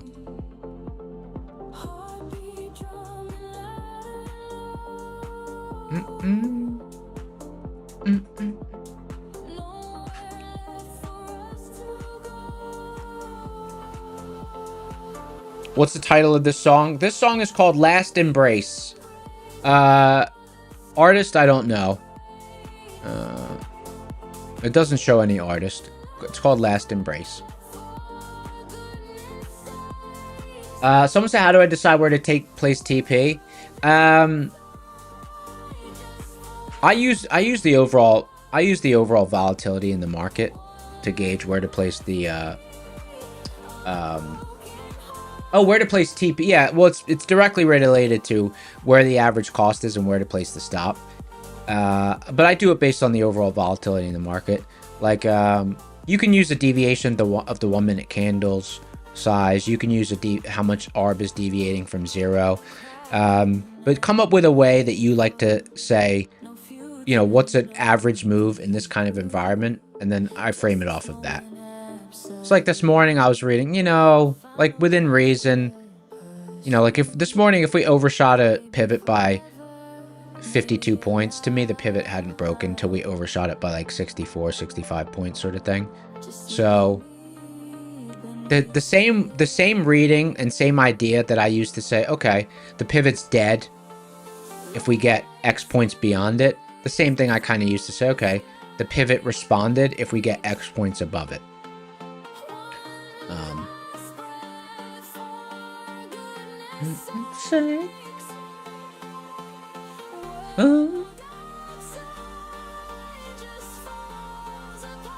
B-Dog said, you love it when I do a deep dive lesson. I'm a great teacher. I appreciate you, brother. Brian B-Dog in the house. What's up, G? What's going on? Someone said, what made me want to short down through all that support with positive indicators?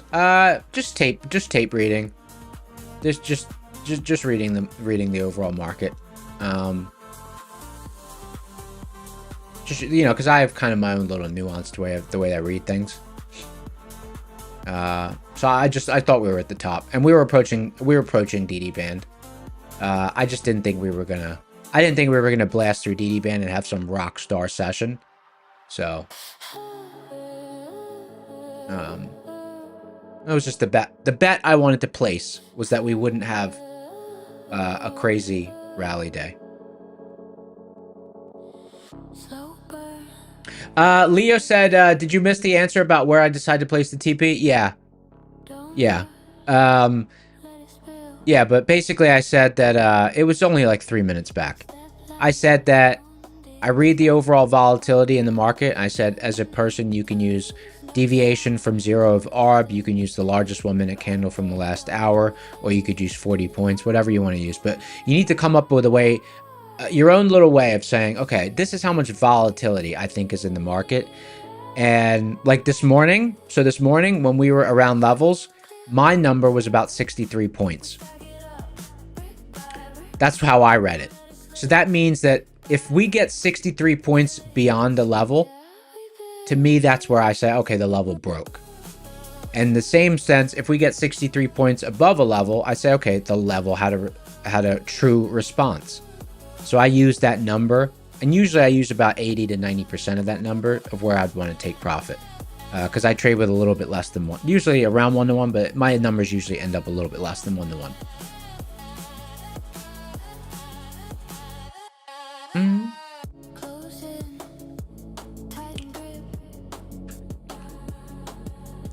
I think the reset code works for all the next gen accounts. I believe it works for all of them. Someone said, can you read tape bookmap? Yeah, people do. I just look at a tick chart or a range chart, a Renko range chart. But you can use a tick chart, bookmap.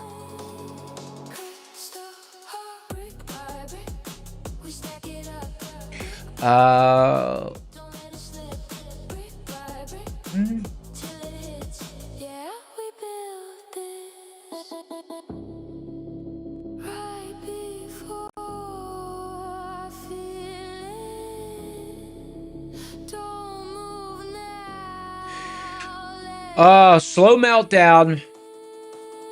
Still a lot of part. This is crazy how much volume there is today.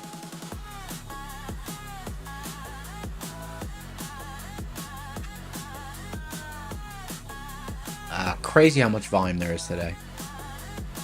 Brick by brick.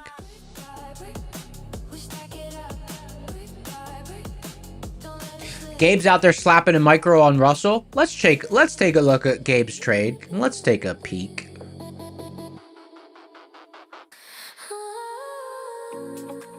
Bear zone top on Russell on Bear zone top on Russell on Russell. Bear zone top on Russell. On Russell. What am I looking for? I don't know what word I'm looking for. That's cool. Good luck, brother.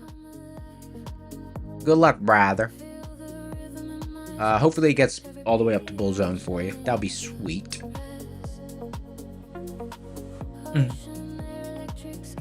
29.295 is your target. Oh, that's cool. Where's your stop?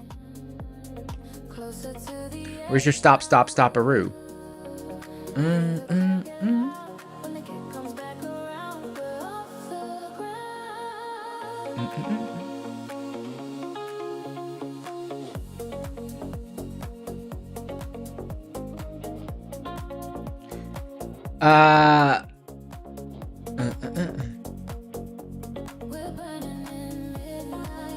Liquidity 2 out there being a scoundrel. He said, what is a stop?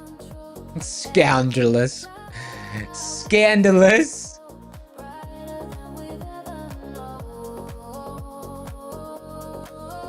$29,995.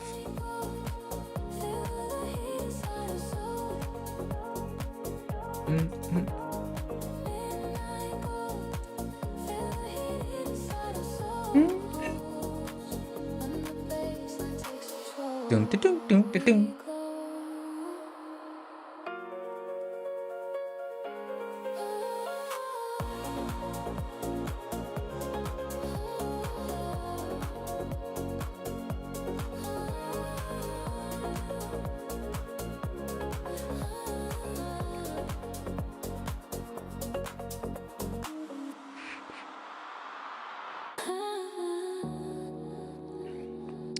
Trend Trader's dream today, I guess. Trend Trader's dream today. Let's see what the daily chart looks like. Monthly maps.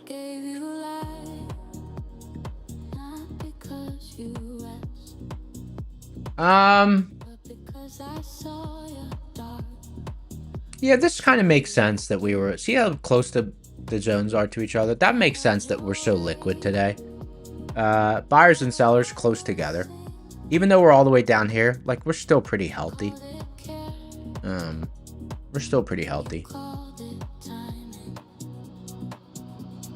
Now, is all the health because you got new shorts coming in and you got shorts from the top covering, or do you have real genuine buying? Who knows? All I know is that it's a pretty active, heavy participation move. This is not a hollow move. There's lots of people participating in this move. Lots of participation. What about ES? Let's see. Some people don't speak, but their envy is loud. No words, but sharp silence. I still ask too little. I still give too much. ES. I'm gonna mark this. ES 7531.5. Monthly maps, bear zone. And then bull zone.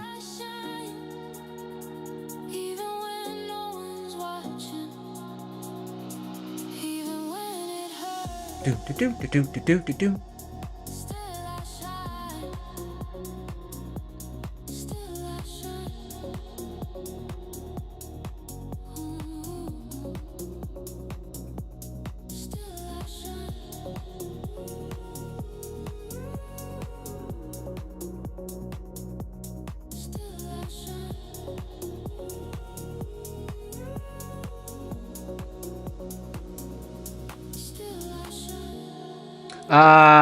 Gabe?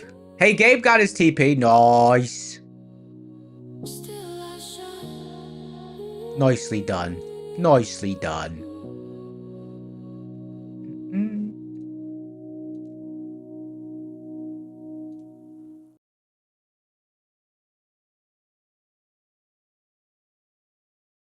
The old Russell. Hello, Russell. Waiting for a break, stuck in the rage. Please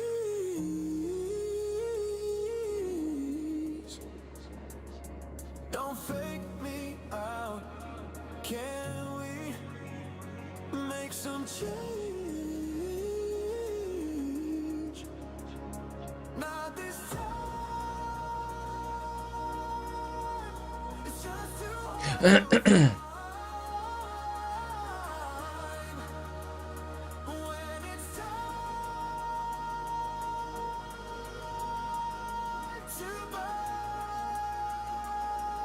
Nice little curl here.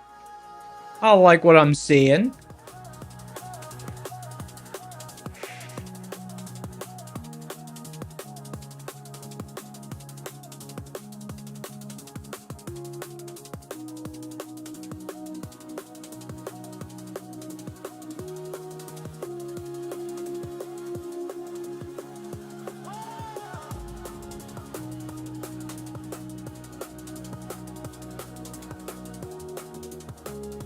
Someone says Rocket Scooter compatible with TradingView. It will be.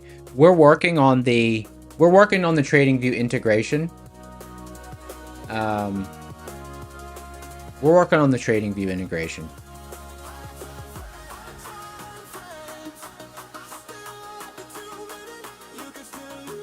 Someone said overnight hedge pressure was at the pivot. It was. Hold on, I don't have the overnights marked. Let me check.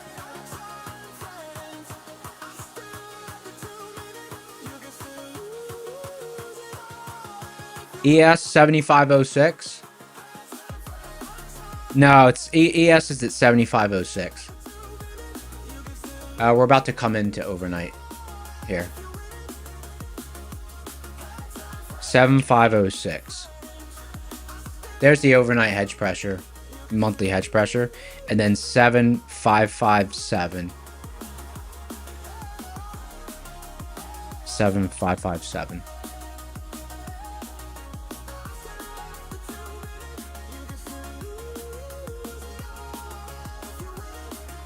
Someone said, what's the website for the velocity beta? It's velocity.neoncucumber.com. It's just a landing page so you can download the indicator, and so that you could just get the access code.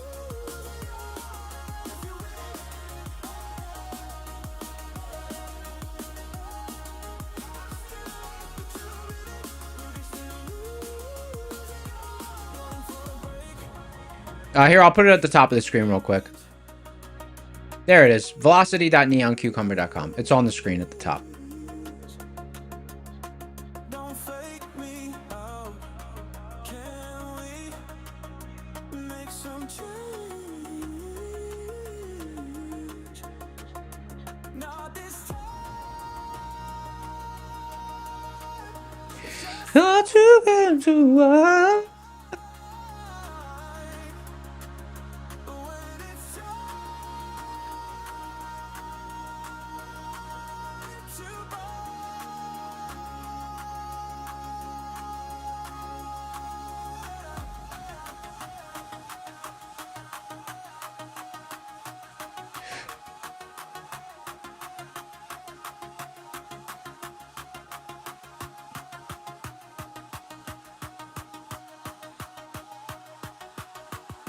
This is a pretty meaningful bounce. This is meaningful.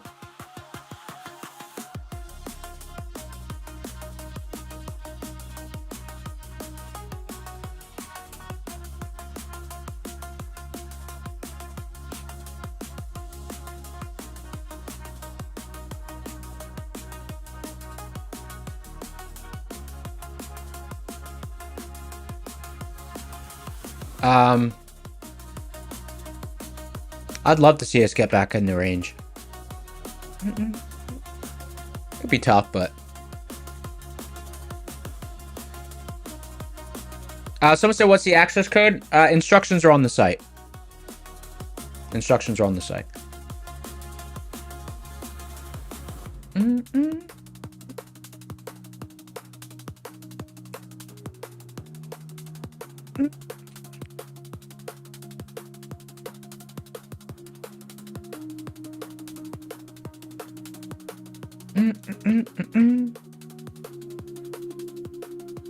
What's everyone doing for the long weekend? What's everyone doing? I want to know. What y'all up to, scoundrels?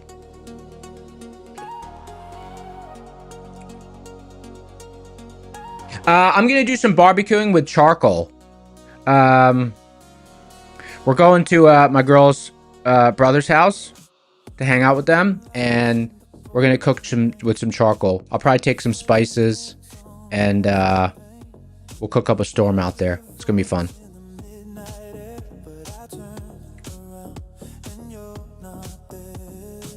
Someone said, "Where am I going?" Just to my brother-in-law's house. Well, technically we're not married yet, but yeah, essentially my brother-in-law.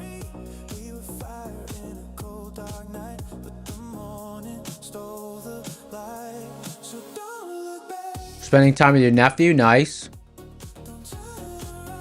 7-day cruise in Cabo.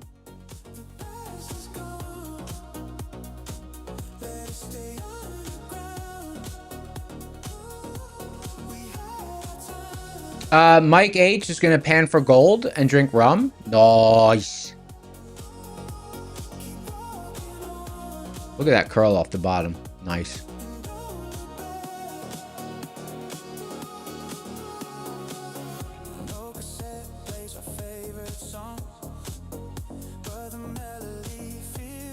So oh, wait, really has a modular home being delivered? Oh, is it like, hey, really? Have you ever heard of Idea Box homes? Idea Box, those are so cool. Do you know about Idea Box homes? Modular homes are so cool. Modular homes are so cool. Check this one out. It's called Idea Box. Let me open it up. Let me open a new tab. Idea Box homes. Check these out. These are really cool. These are really cool. Look at these modular homes. Look at them. They're so cool. Like you'll like put them on a farm. They're really cool. They're really well designed. Urban farm. Look at the floor layouts. They're so cool. I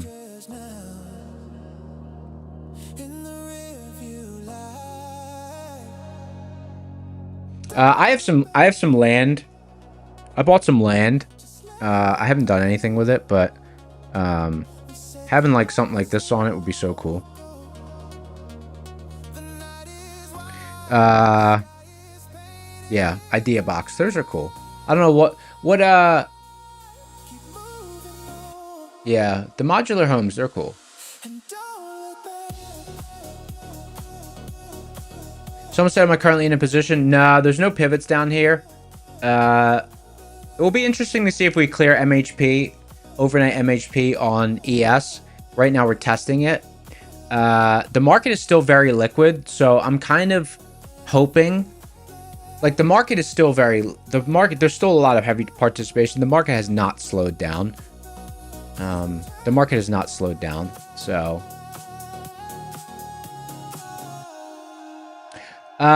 Did anyone tell me what happened on Matt's stream?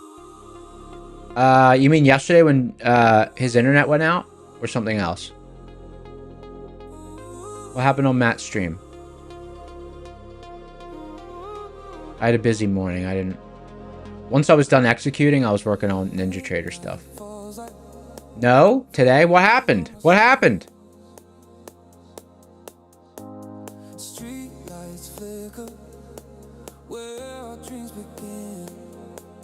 What happened?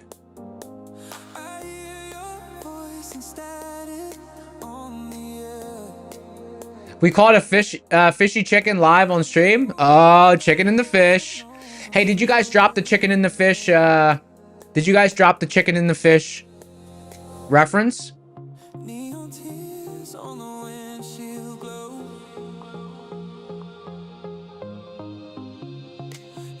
Oh, guys, I just saw a whole bunch of beta requests come in. I'll respond to you guys. Sorry about that.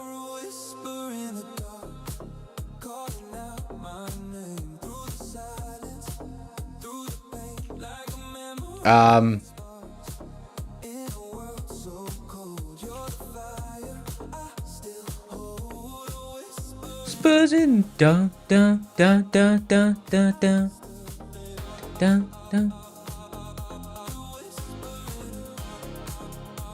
Someone said, how do you change the resilience pane? Okay, so to do the resilience pane, okay, so basically this is based on its own separate indicator. So the way to change the pane, there's only 3 resilience. Watch. If I go to indicators and I type in res, there's only Russell, NQ, and S&P because they're based on the underlying index. So you would just click on the chart that you want it for, and you would just add the one that corresponds to the ticker. There's only available for 3 tickers: Russell, ES, and NQ.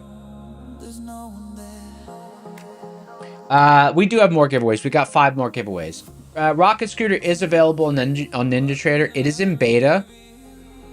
It's in beta. Beta. It's in beta.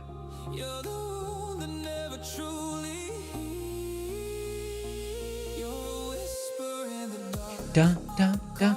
Let me see how many people are on. Speaking of beta, let me see how many people are logged in. Oh, snap. We're creeping up towards 200. We're almost at, well, not almost, but we're above 175. That's cool. Velocity Beta, thank you so much for helping us test it. We appreciate you guys. For those of you who haven't seen it, here it is, exactly the same tool I use every day to help me read liquidity. Got a settings panel. You can stack it. You can do it side by side. You can get your audio alert when there's a sudden burst of price velocity. You can change your colors, do all that fancy stuff if you like weird colors on your charts. Yeah, baby. Yeah, baby. Velocity Beta is live. Velocity.neoncucumber.com. Help us test it if you want to be a part of the movement. Let me open up my default theme again. It works great. Love it. Dancing through my soul.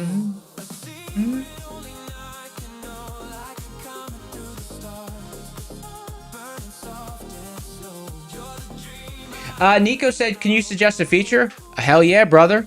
That's what beta's for. That's what beta's for. Right now, we've got a couple of features planned. You're going to be able to pin the window above other windows. We're going to synchronize crosshairs. We're going to add a time zone setting, so you can change the time zone. And there might be one more. Yeah, we're adding the time zone. Yeah, it's a good suggestion. We're adding the time zone, brother. Absolutely. We're definitely adding that.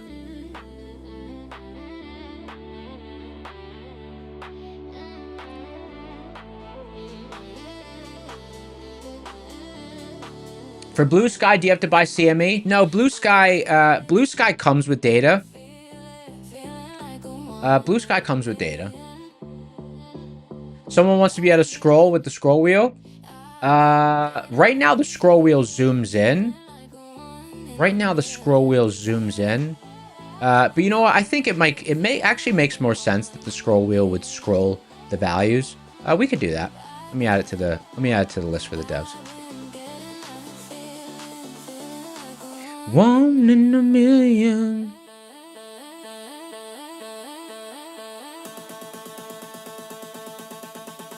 Do-do-do-do.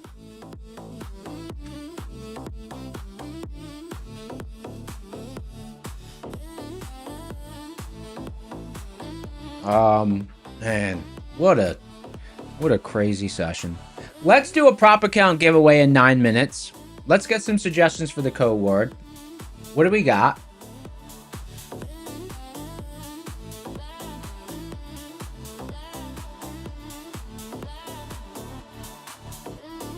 What do we got?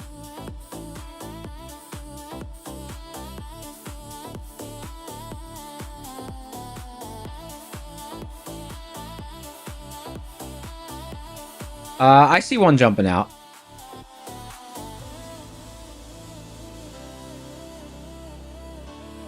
Code word is going to be idea box. Code word's idea box. Doom, doom, doom, doo, doo, doo.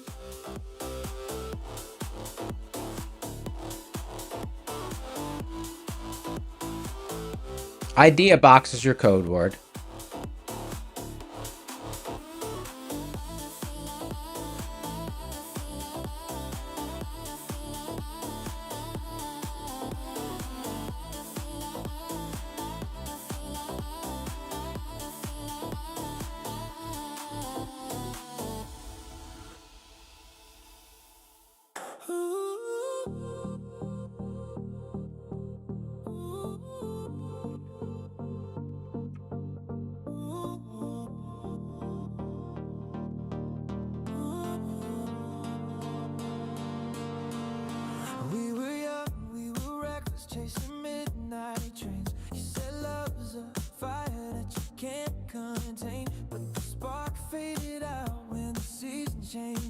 Hey. How you doing, babe?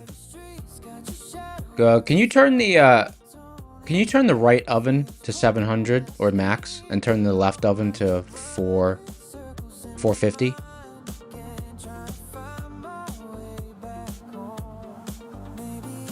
Because I was preheating the ovens.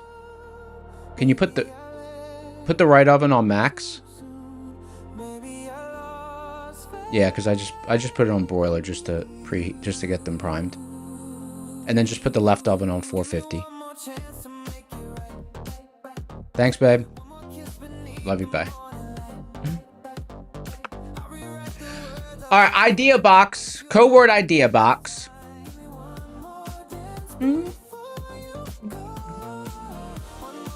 Still liquid, a lot of participation. Okay, here we go. One more chance with me.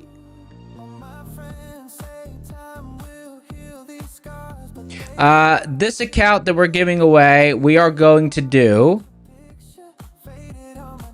We'll do some more next gens in a few minutes. Let's do a Tradeify. Tradeify 25k select. Let me bring this scoundrel up. Tradeify 25k select. Okay, here we go.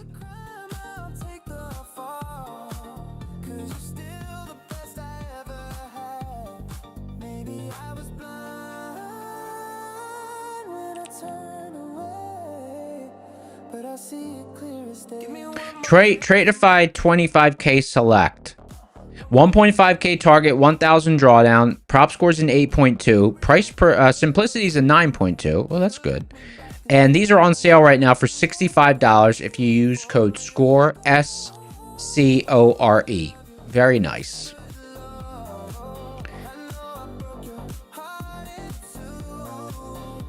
Okay, here we go.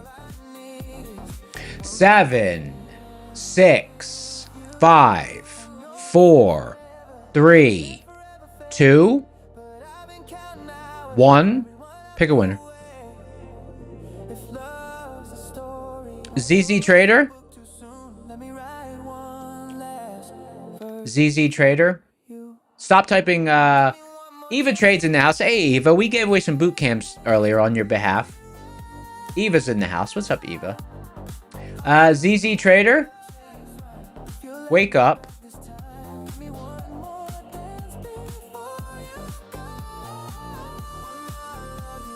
ZZ Trader said hey. Hey now. Hey, congratulations, ZZ Trader. You won yourself a Tradeify 50k, 25k select. Very nicely done. Very, very nicely done. Kind of a scoundrel-like, bot-like name. So hopefully you're not a bot.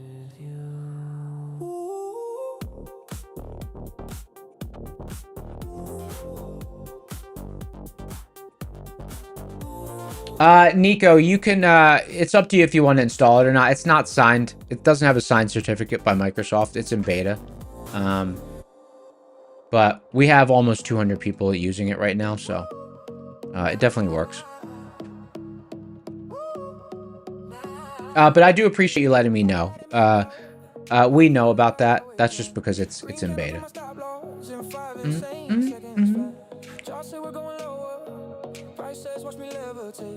Every time I fade the crazy comes in twice as great. How's it pumping on bad news? How's it dumping on good? Hey Nico, there is a button to bring it to now. It's in the top right corner. Here, I'll show you. Watch, see if I scroll back, see the top right, Nico? Watch, if I hit this arrow, it comes back to now. It resets the view perfectly if you hit the arrow in the top right. Scroll back.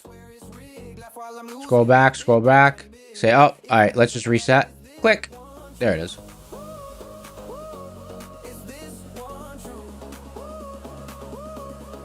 Is this one true?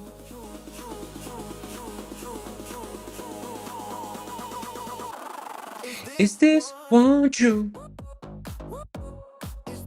Let's do...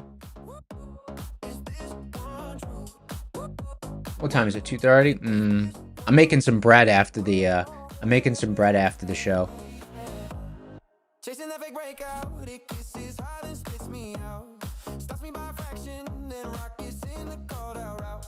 Pull back, look so textbook, right into my perfect zone. As soon as I press, I'm in it, treats that level like a joke. Oh, How's it bumping on bad news? trending when I fade. Every clean little signal turns. Sideways. This chart is broken. Who wrote these moves? Up on disaster, crash on good news. Logic is Someone said, how do I make my bread? Ooh, we went over the whole recipe a couple of days ago. 3 kinds of flour, 75% hydration, 3/4% olive oil, 0.5% honey, 1/3% of diastatic malt, 2.5% salt,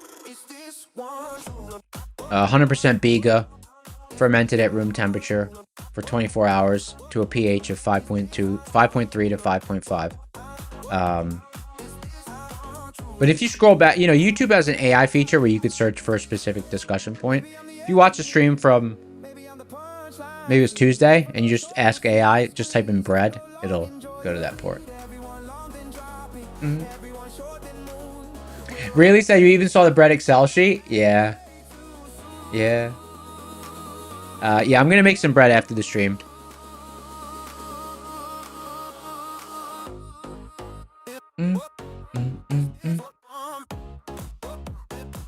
Someone said, since when was bread baking so scientific? Bread recipes are scientific. Cooking is more art. Bread is more science. I mean, I do both, but, you know. Like, if you just throw together bread, that's fine. But let me show you my product. Let me show you a picture of my product and why it needs to be precise.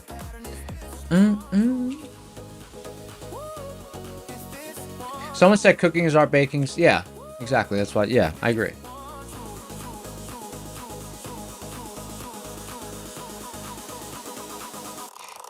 Is this one true?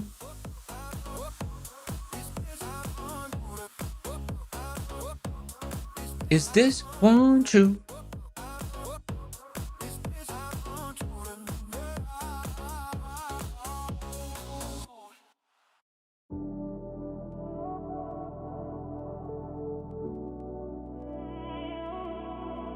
Do-do-do-do-do. Someone said, "Let's see it." Yeah, I'm just saving a couple of. I'm saving a couple of pictures right now.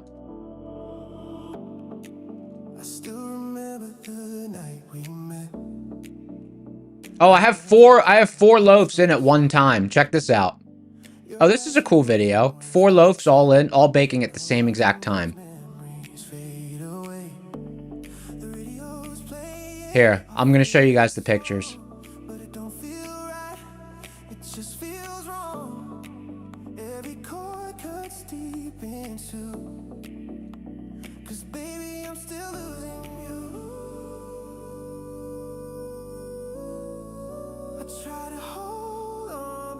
You slip to my hands.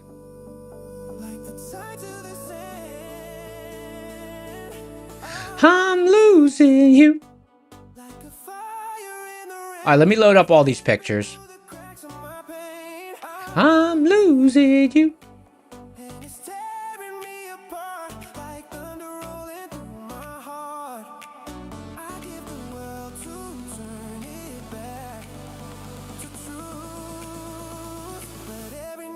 Alright, still waiting for the market to actually reclaim some pivots. I'm waiting for it to reclaim some actual pivots.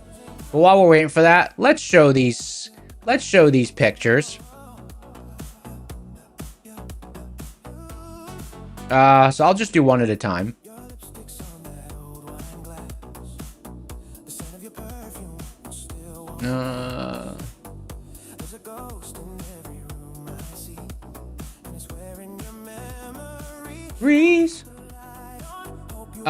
First of all, this is what the side profile looks like. Look at the side profile.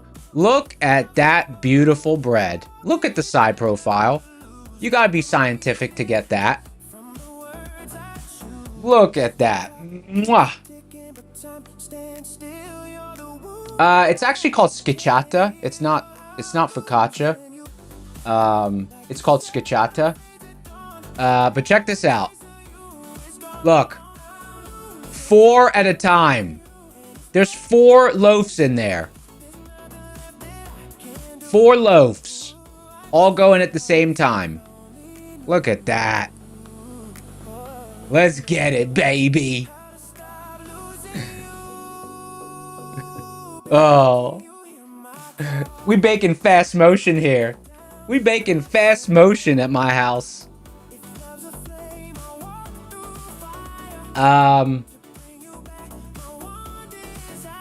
Let's see what else we got. I'm losing you. I'm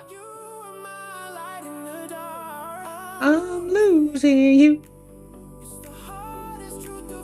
Look at that. Look at that. Oh my God. Very nice. I guess that's it. I make Neapolitan pizza as well. I could download some pictures of that.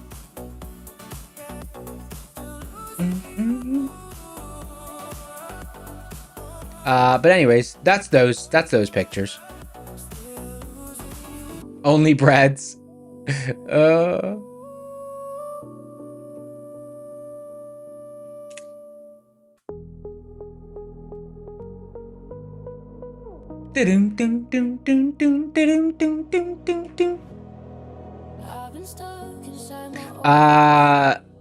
you guys want to see Neapolitan pizza as well, or is that enough for you?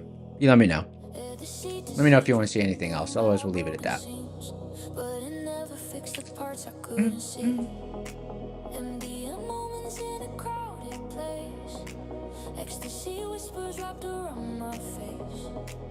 People want to see it? All right, let's see it.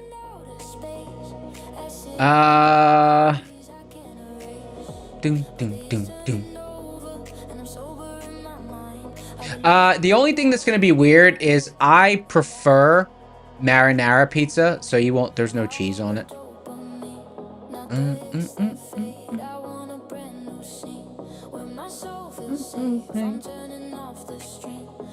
I'm trying to find it here. Me, real dopamine, dopamine. Because most people don't eat.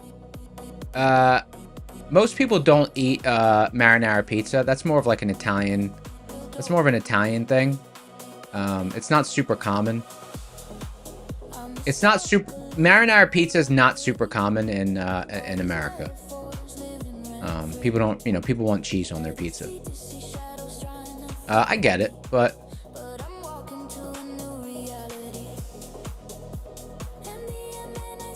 Let me try to find a crush shot.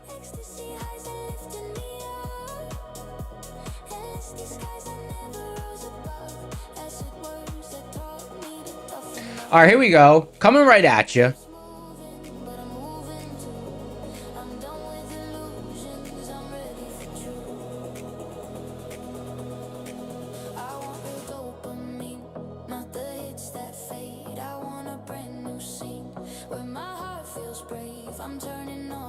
Let me find the image. Neapolitan pizza. Nice. Nice. Nice big puffy crust.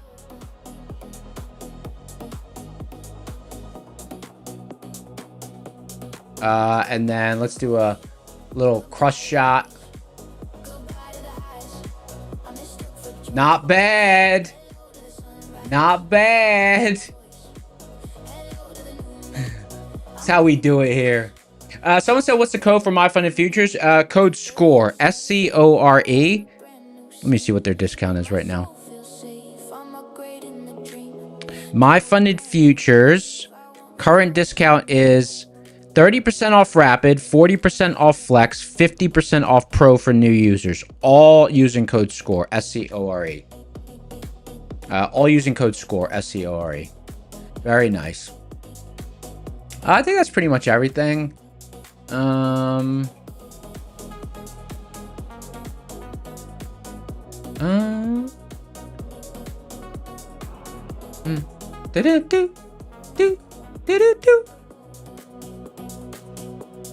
Yeah. Oh, you know what? Sometimes I'll make regular bread. Sometimes I do make regular bread. Here, I'll show you. Every now and again, I'll make like just regular vanilla.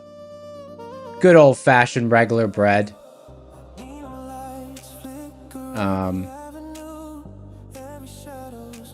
Here's some good old-fashioned, just normal, you know, just normal bread. I'll make regular bread sometimes too.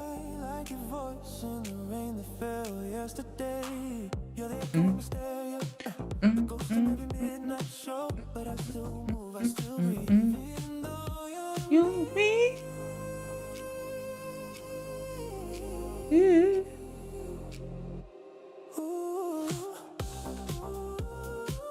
Dancing in the neon, honey. I love bread though.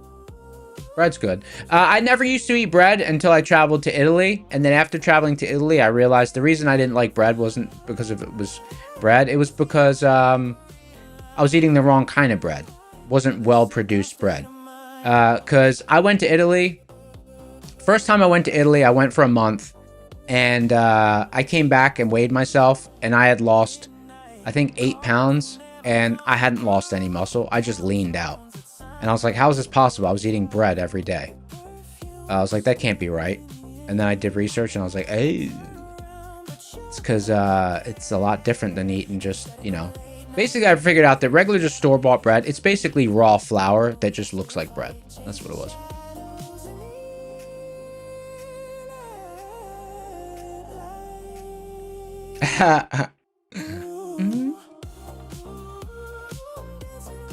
Someone said, how am I so skinny with all the bread baking? Just exercise, and I don't, you know, I control my eating. I have a slow metabolism. My required calories to maintain my weight's very low, unfortunately. When I was younger, I weighed twice what I weigh now. Someone said, do I import the Italian flour? Yeah, I use Pulselli Super, and I use Pulselli Super and Caputo Nuvola Super. But you gotta buy it in 50-pound bags, but that's fine.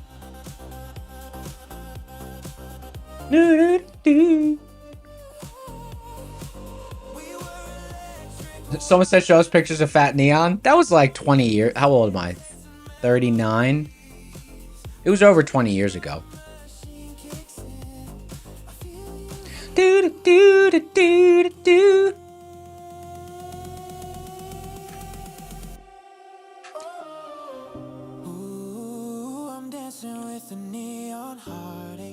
Brian said Italian food is on another level, not expensive either. Right. Like you get a gelato for €2. You get a croissant for 2-3 euros. You know. 40 around the corner? Yeah, but honestly, I don't know. I'm still on the upswing, I feel. Like I'm not mad at getting older. I'm not mad at getting older. I'm not mad.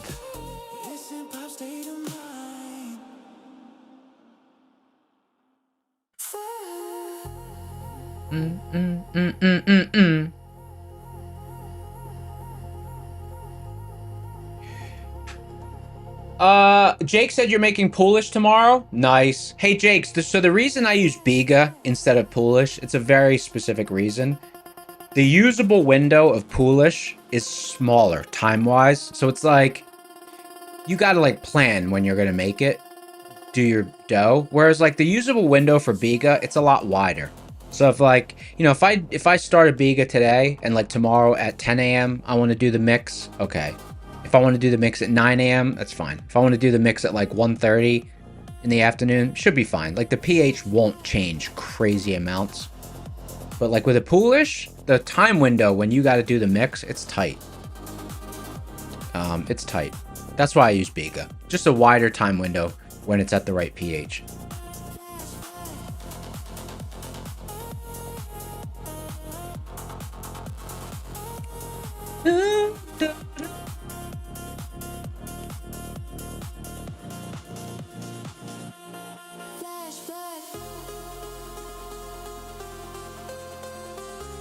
Poolish is nice for this. Poolish has a different smell though. Poolish has a different smell. That's cool. Someone said, do I have a tandoori oven in my kitchen? No, but you know what's interesting? I do want to add one. It's interesting that you say that. I do want to add one. But I think I'm going to do a nice pizza oven first. We have a big open space in one of the corners in the kitchen where we could put like a really nice actual like pizza oven, like a real pizza oven. So I kind of want to do that first. I want to do that first.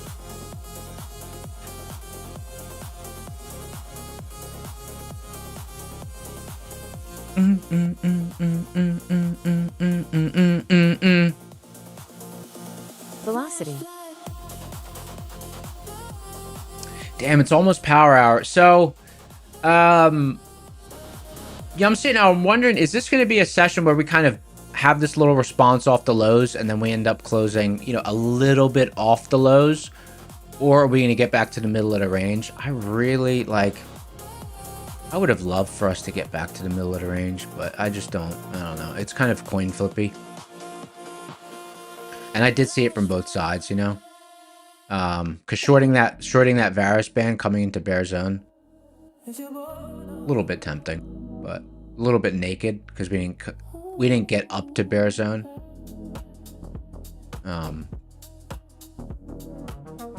When I was first eyeing it, we were here,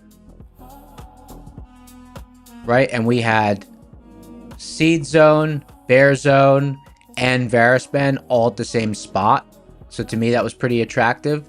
But then as we actually, time went by, it turned into, you know, just a little bit of a different trade. Turned into naked Varus band, which did work, but.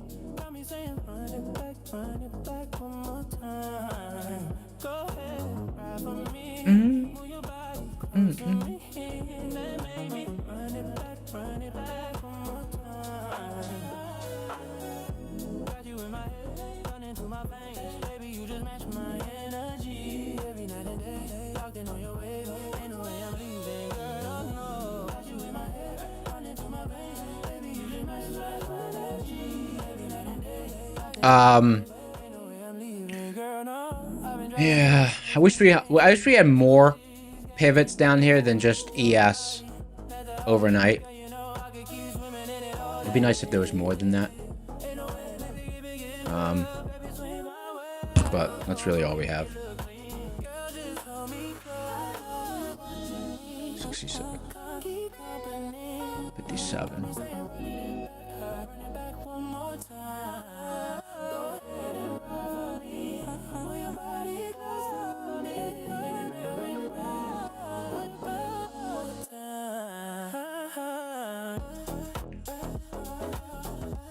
Uh, 13 minutes to power hour. For those of you who are just joining, Next Gen has got the free reset going again, okay? So you buy an account with Next Gen, you use code SCORE, SCORE, and then you get free resets on the eval. So you get 80% off the eval, and then you get free resets on the eval. So it becomes a straight to funded account. It becomes a straight to funded account, right? Because if you pass the eval and then you know, use that code free resets. Flash flood.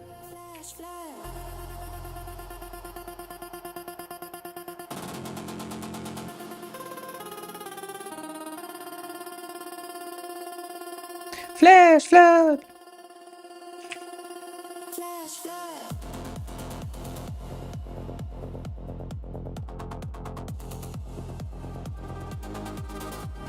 Do, do, do, do, do.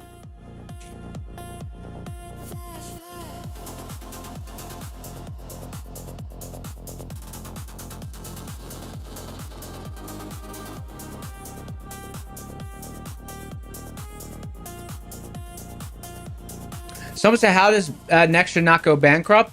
Yeah, I don't know. I think they're just doing it as a loss leader.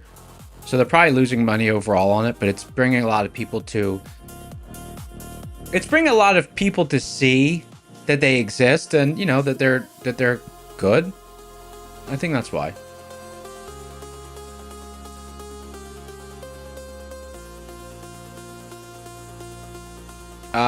Gerald said because you have to pay to activate your account.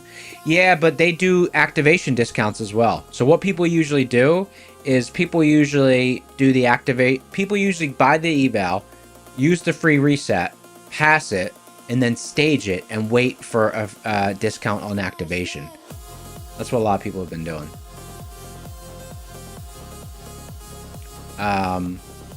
Thrive says next gen is down. Their website's down.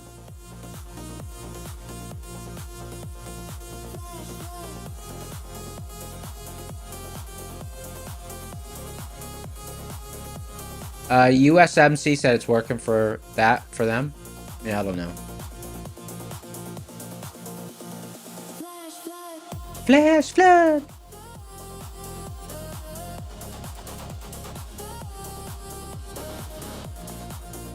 A bunch of people are saying it's working for them.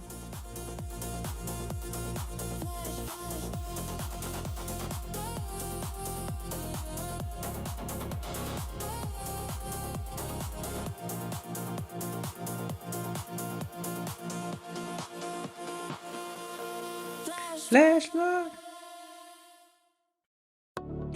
Someone said, is there a video that explains how to use velocity with Rocket Scooter while trading? So velocity is more an overall environmental, like it's to understand the liquidity environment.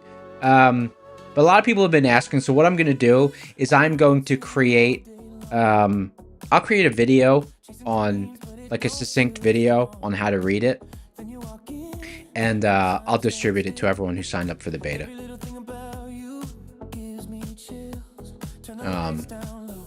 But I do, like, I talk about it all the time. So for people who are always on the stream, they know. They already know. But I can put something together.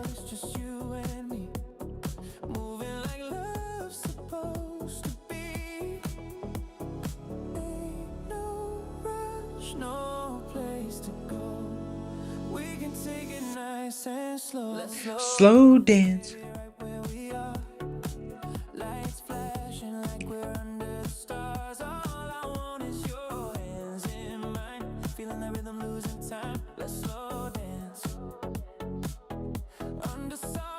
Moonlight, me closer tonight.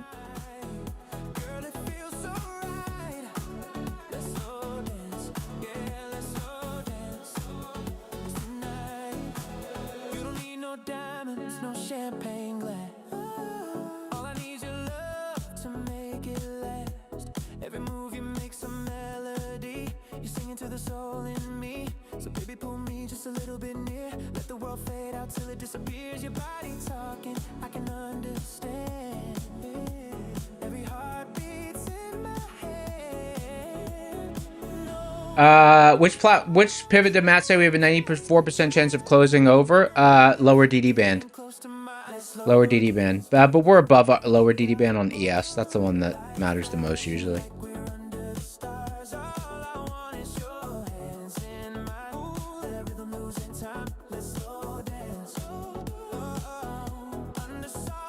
Moonlight.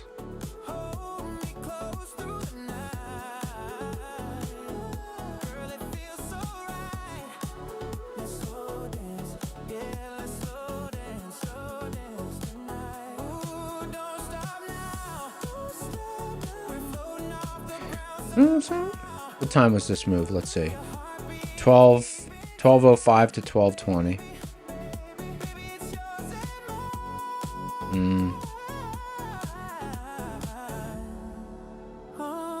11:30.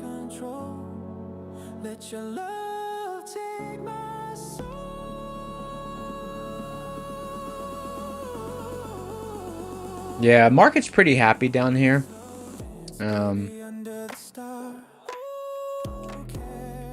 There's a lot of balance here, so it could get off this spot, but I like this overall, you know, this overall region.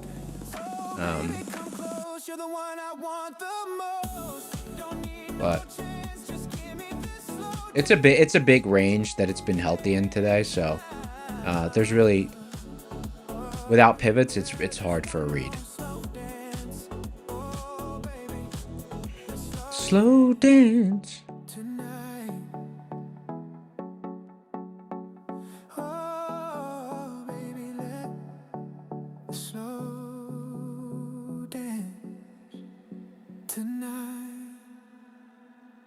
Don't tell me what to do, you know I'm gonna do what I want to. Don't tell me where to go, I'm not someone you know. I'm gonna go where I like, I'm gonna live moonlight. Oh yeah, don't tell me. I mean, we technically do have a pivot down here. That's why I'm kind of watching. We have overnight hedge pressure on ES. We're right there. If we hold overnight hedge pressure on ES, but we start pulling in on NASDAQ, you know, maybe something there, but that's what I'm watching for.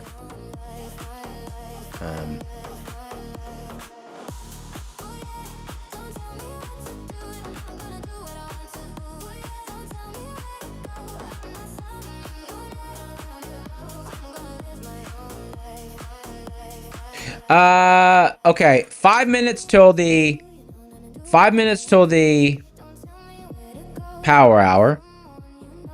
We're gonna give away another next gen at the turn of the hour. Next gen free resets right now. Code is reset, RESET. But don't use code reset before you buy the eval. The eval, the code is score. It's 80% off.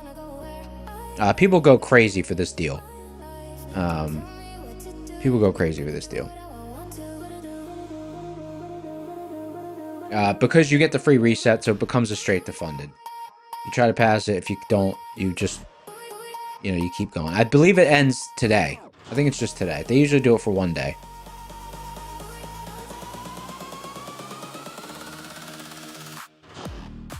Who yeah?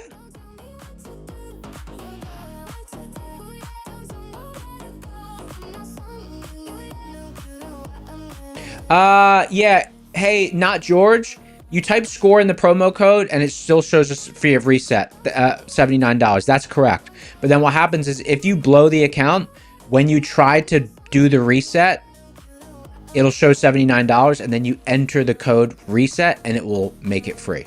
That's how it works. That's how the code works.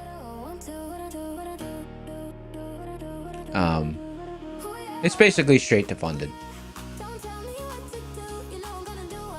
That's why people go crazy for it. Because it's the cheapest straight to funded in the industry, I guess, when they got that deal going on.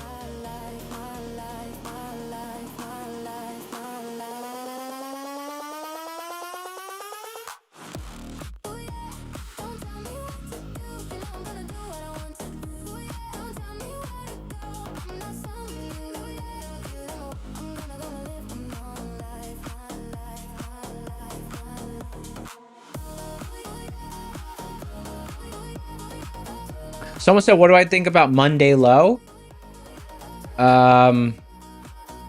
Is Monday low like, you mean Monday low on the chart, or Monday low, is that like a pop culture thing that I don't know about, like a band or something? Because if you mean the level, I wouldn't chart something like Monday low. But if it's a band or something, I also wouldn't know what it is.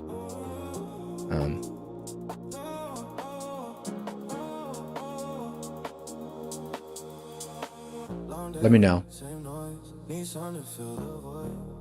You see, oh, the level? Yeah, no, I don't chart like low of day and all that stuff.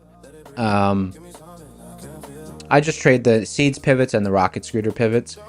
That's what I do. So I'm not like, oh, we're almost at the low of Monday sort of thing. The weekly low.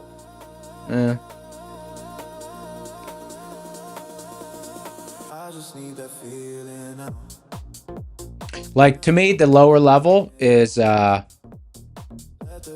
know, 29, 130, like this area down here.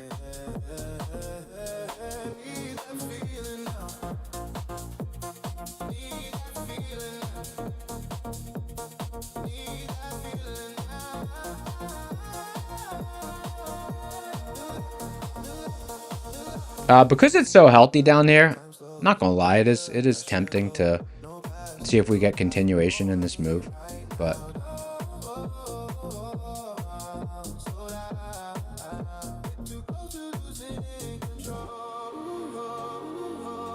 ooh, ooh, ooh, ooh.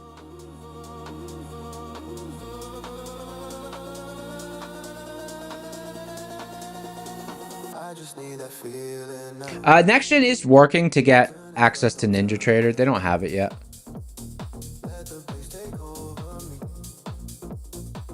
All right, 1 minute till the cross. Let's get some suggestions for the code word. What do we have?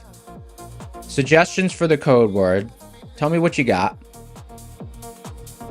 Someone said, is it too late to get the deal? Nah, you can pass it in with the size that they allow. Should be able to pass it today.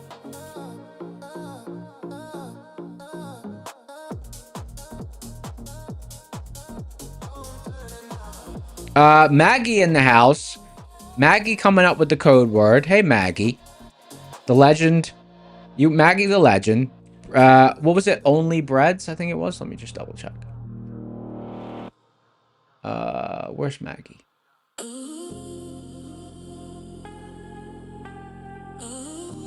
Only breads. Okay. Only breads. That's cool. Start capturing.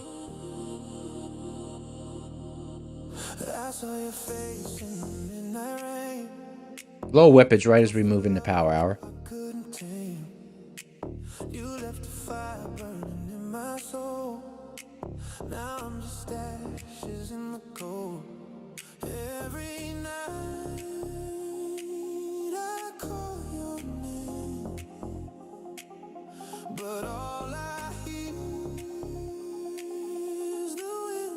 Do pain. Shadow of your name.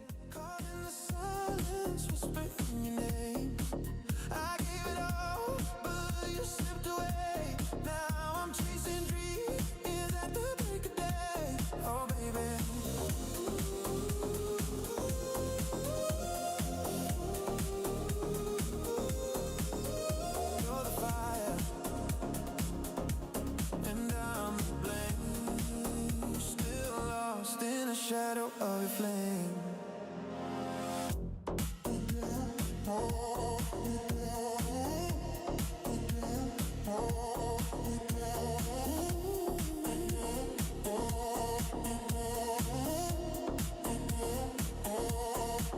Your perfume lingers in the dark, a lonely echo of a spark.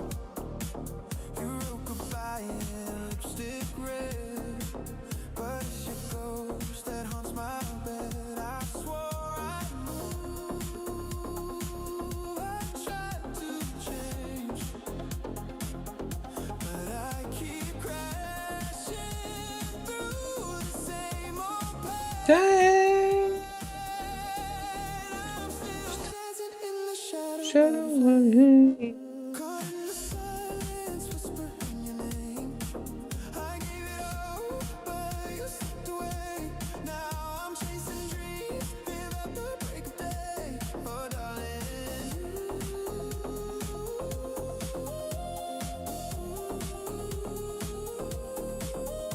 you're the fire, and I'm the blame. Still lost in the shadow of your flame.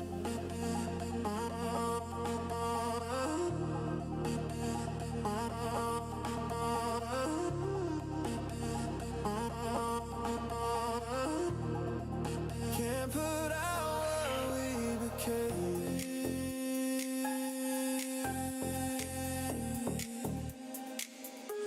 Power hour. I'm the flame. I'm still dancing in the shadow of your flame. Bleeding memories I can't reclaim.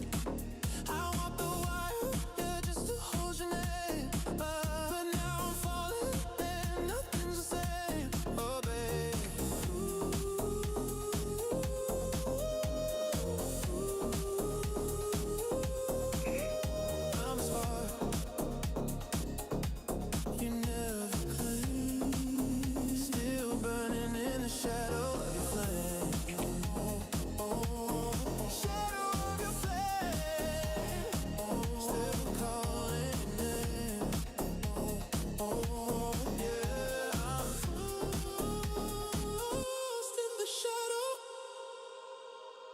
Argument. All right, here we go. Next gen, NEXGEN.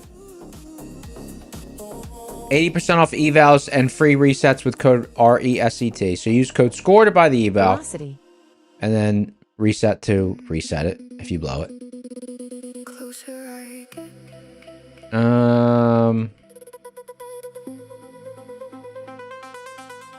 Giveaway engine. What's going on here? There we go. Okay. 7, 6, 5, 4, 3, 2, 1. Pick a winner. Nismo Mick. Nismo, nice. R32 Skylines and stuff like that. Nismo.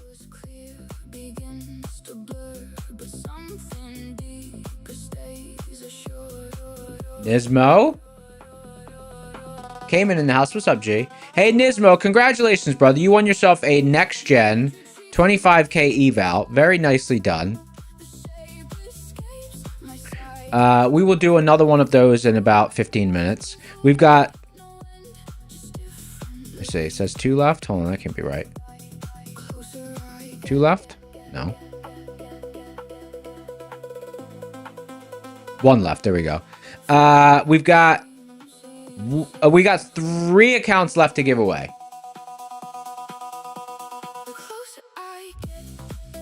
John said, were you called? You were on a phone call? Nah, you're good, brother. He's like, you called? Yes, I'm gonna help you. You called?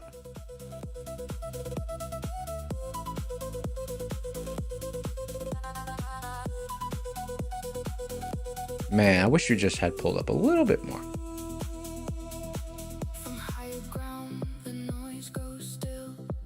Someone said does giveaway include the activation fee? I'm not sure. Sometimes it does, sometimes it doesn't. Mods will know if this particular one does. Sometimes they don't, sometimes they do. Let me ask. Mods, does the next gen 25k include activation if you pass?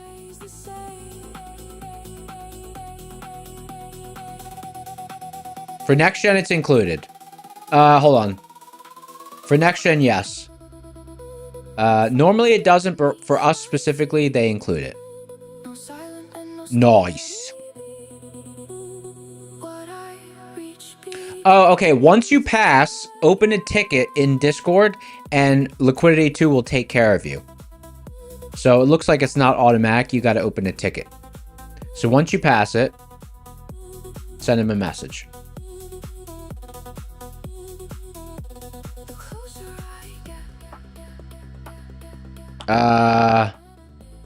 Do I think we close at low of day? I don't know. I kind of didn't. I kind of wanted to bounce. But the only problem is it's so liquid here on the chart that I'm like, well, I mean, seems like a perfect place to close the market somewhere down here. It's so liquid down here. But the thing is, this whole thing was liquid. This whole area, this whole move has been liquid. So where in this liquid area we're going to close, who knows? But it hasn't thinned out at all. It's so thick. Like, look. So much volume and price is not whipping around at all. Price is stable with this much volume. It's liquid.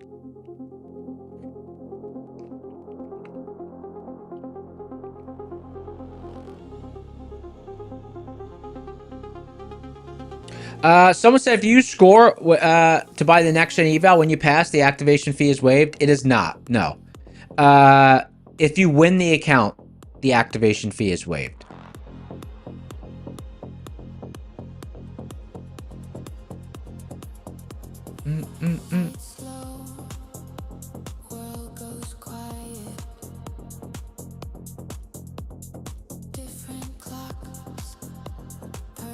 Someone said, do I trade at pivot areas when the market's liquid and avoid when it's illiquid? No, I just exercise extra caution when it's illiquid. But basically what I mean is that like the market is drawn towards liquidity, right? So if this spot on the chart was showing signs of being hollow, then the market probably it needs to find liquidity, especially to close for the session. It needs to close at a liquid spot. But like right here, this is a liquid spot. So the market might just stay around this area because it's liquid. This is not an illiquid spot on the chart at all. There's lots of volume. And look, see how price velocity and volume velocity are kind of, they're moving pretty close together. Volume's lagging a little bit, but overall, like they're moving pretty in unison. If we had volume all the way up here and price velocity was still down here, I'd be like, this is not super liquid spot. But we've got a 15 or 18, you know, it's going up a little bit. We got an 18 score on price velocity and a 25 score on volume velocity. They're close enough that I'm like, yeah, it's liquid. The farther they separate from each other, the less liquid it is.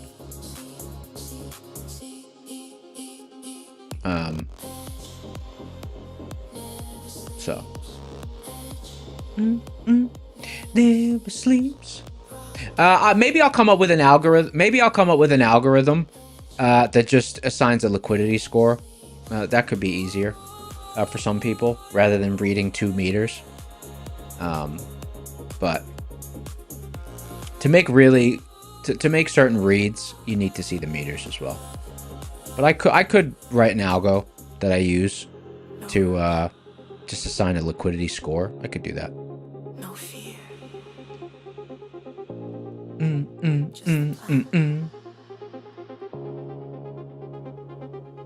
The edge is there. If you wait for it. Edge never sleeps.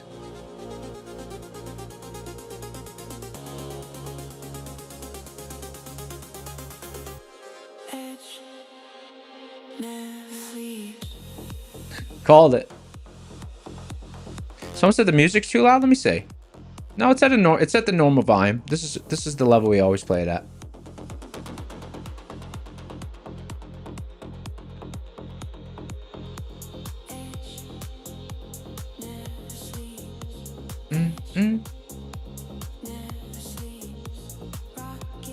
Someone said, do I think it's bouncing from here? Here on the chart particularly? I have no read. I have no read from this spot on the chart. There's no pivot. We're just in the middle of nothing.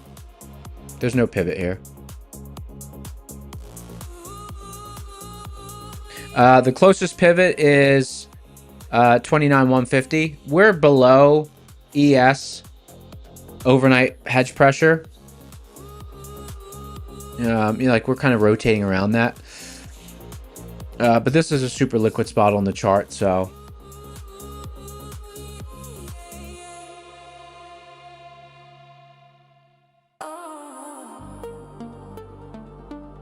Which is kind of surprising.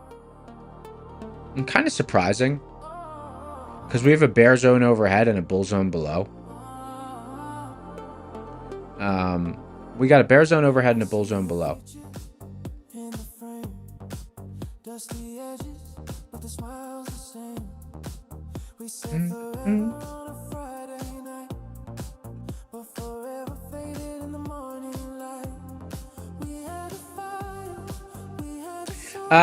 Someone said to work on this channel to apply for the overnight stream, do you need to be part of the Rocket Scooter Discord? Well, if you're not part of the Discord, it would mean that you don't trade the Rocket Scooter strategy, which is what, you know, you would need to trade the Rocket Scooter. Like, it doesn't have to be exclusively, but like it probably wouldn't make sense for the audience if you trade around pivots. And you know, like the best pivots kind of in the industry, in my opinion, are the Rocket Scooter pivots. So if you're not part of the Rocket Scooter Discord, it probably wouldn't make sense. Because you wouldn't be trading, you know, pivots and stuff, or especially Rocket Scooter pivots.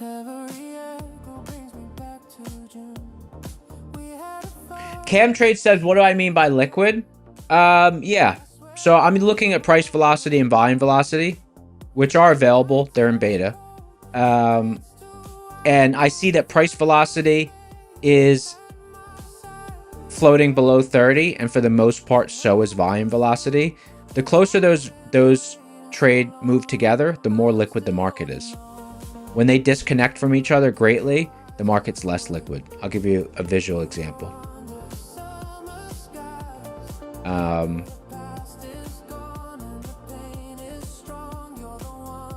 See the top? See how they move together? The one on the left crosses up, the one on the right crosses up. The one on the left crosses down, the one on the right crosses down. That's what happens in a liquid environment. In an illiquid environment, they disconnect from each other. So volume will slow down, but price will stay fast. So you see on the left, February 13th, see how volume slows down? It's a velocity score, right? So as it goes higher, it means that it's slowing down. That's how it is. A higher number means, a higher score means slower. That might confuse some people, but that's how it was built from the start, and so that's just how it is. So lower is faster. So when they disconnect from each other, it's less liquid. Right now, they're pretty well connected. They're starting to disconnect a little bit, but not drastically. So it's a nuanced read. But like if you have them on your chart for 200-300 sessions, it just becomes second nature to read it and know what's going on mechanically. It's not like this happens buy, this happens sell. It's more like, oh, it's a liquid open, or oh, it's a very illiquid open. I should manage my size and not go crazy because I could get smacked around and there could be some crazy whippage. That's what it's for, because it's very hard to read the liquidity without a tool. It's really hard. Like you gotta wait and like rudimentary, you gotta be like, how big's the candle, this kind of stuff. That's difficult. That's really subjective. This is more it's still nuanced, but it's a lot easier to interpret how liquid it is in real time.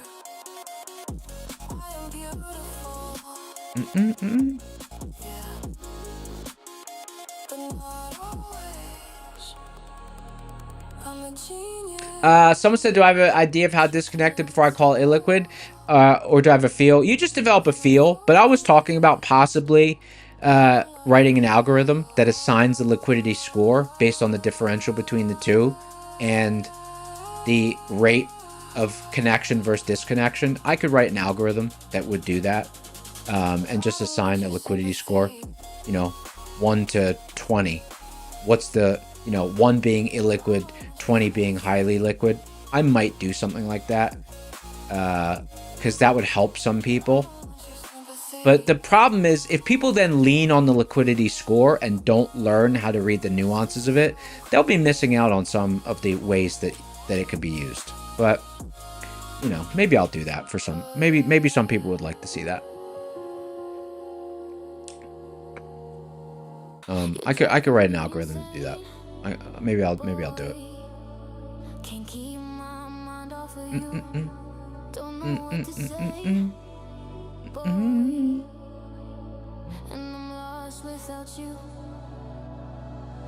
Another giveaway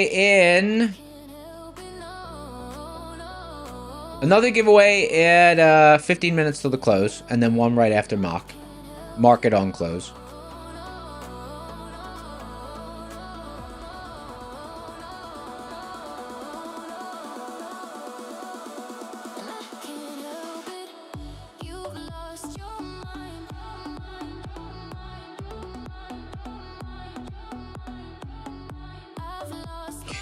Games, it's not a buy or sell signal. It's an environmental. It's a conditions, It's not a buy or sell signal.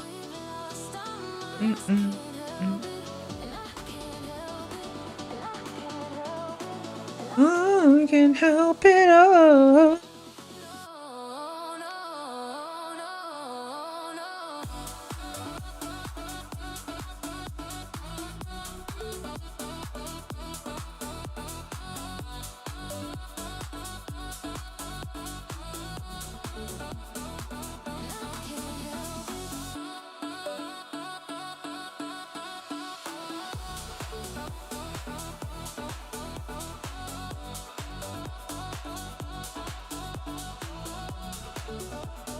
You mean for easy understanding and fast execution? Yeah, but it's you got to if you have to understand how liquidity works. If someone doesn't know market mechanics and what a liquid versus illiquid environment, how that would affect how fast things move, you need to understand that first. And the best way to do that is like take the boot camp, and it clearly explains like liquidity. It's the distance between buyers and sellers. It's the distance, basically the distance between people betting on one side of the market versus the other. When they're very far apart, I started using the ball example. If you have buyers and sellers that are far apart, think about it like what can happen to a ball when they're throwing it back and forth. If you got buyers and sellers 30 feet apart from each other, and they're throwing this ball back and forth, it's kind of unpredictable what can happen. Like, they're far apart. But if they're all of a sudden standing face to face, buyers and sellers, they're really close to each other, and they're just handing the ball back and forth, placing their bets. Well, I mean, they're standing right next to each other. That's more stability. So that's basically how liquidity works. And the market wants to be in a liquid spot.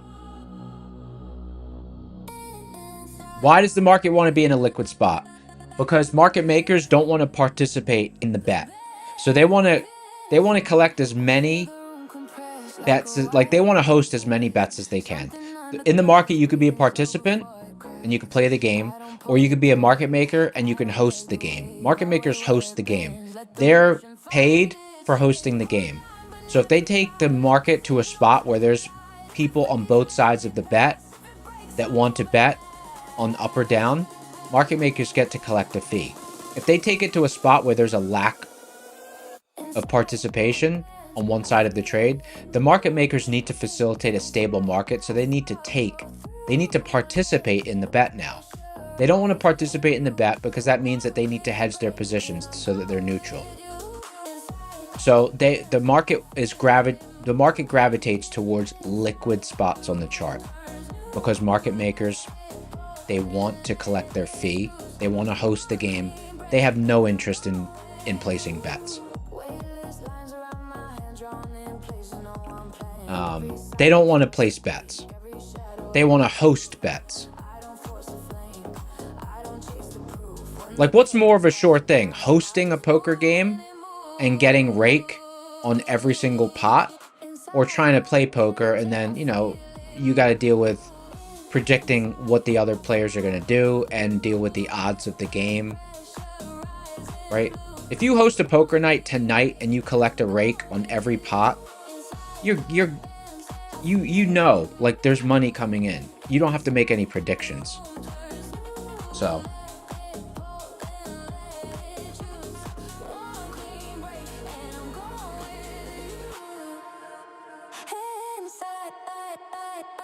Eight said, what conditions do I want to see in velocity when I'm looking to go long or short?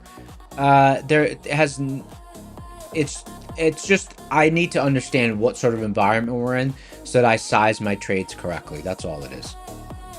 If we're very illiquid, I size down or sit out.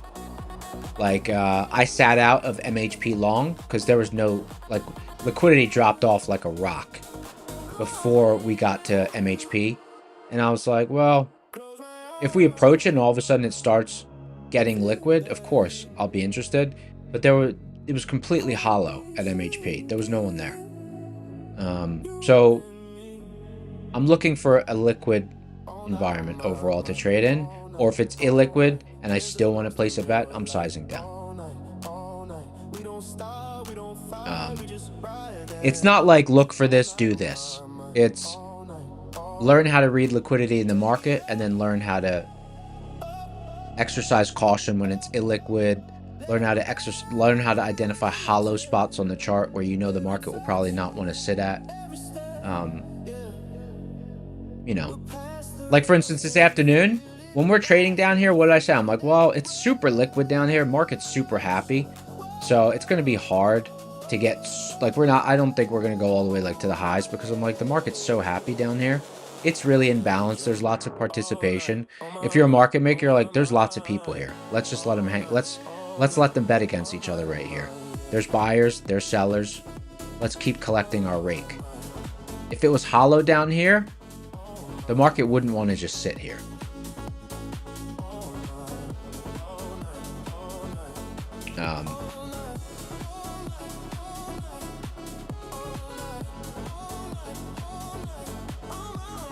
You know, like there's no exact binary signal. If there was, you know, the market is nuanced. Volume velocity, price velocity, it's the type of tool that gives you a little bit extra edge. It's not something you look at and be like, all right, I got to do this. Like tools like that help me get my accuracy up a few percentage points.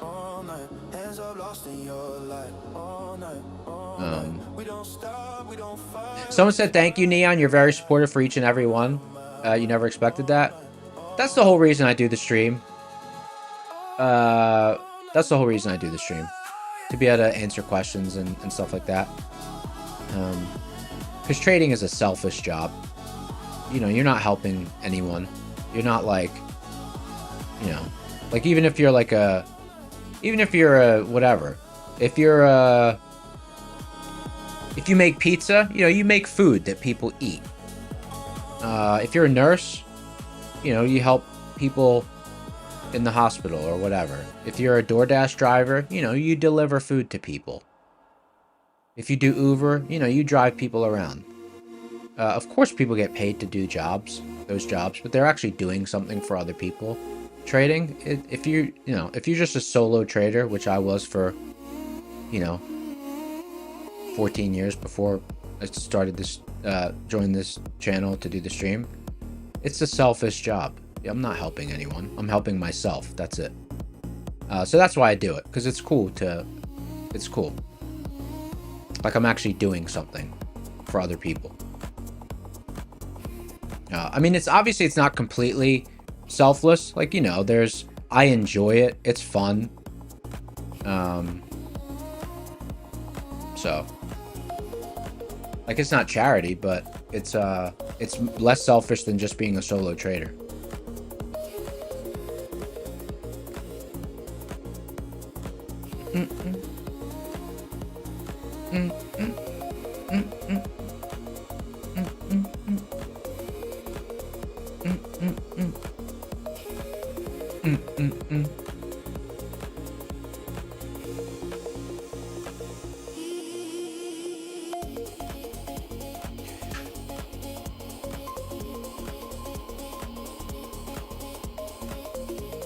Buzzball? What's a buzzball? Is that a drug thing? Rye Guy said, am I taking any other trades? If we all of a sudden dumped,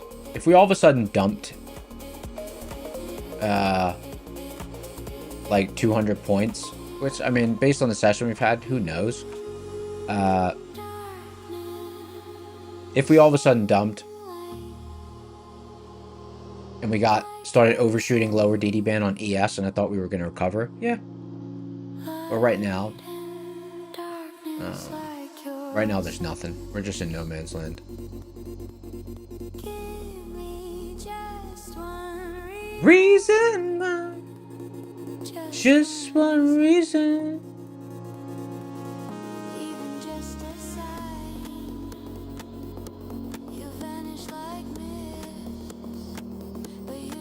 It's like liquor Kool-Aid? Never heard of it. That's funny though.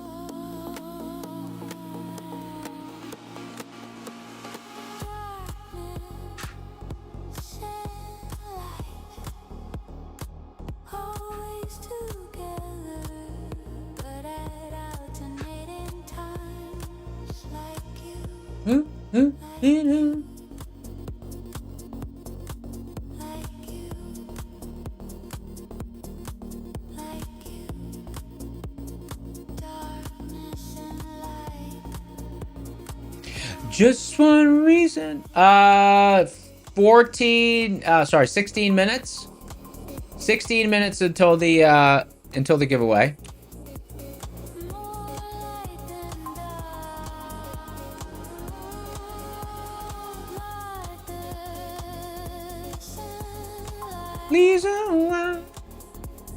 just one reason.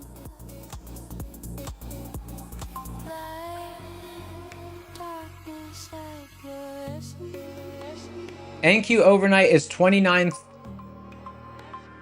No, that can't be right. Is it? Do I have my level wrong?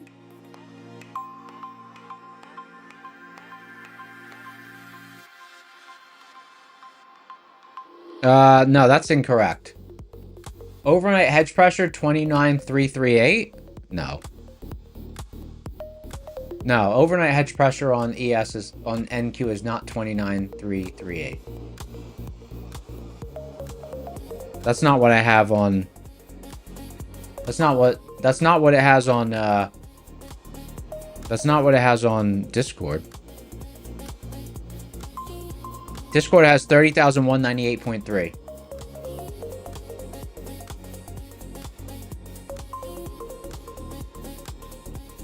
Are the ones on Discord incorrect? Or maybe Matt just hadn't updated them on this chart. Let me check.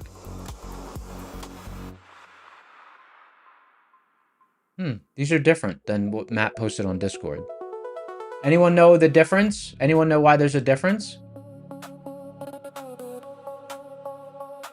Anyone know why there's a difference?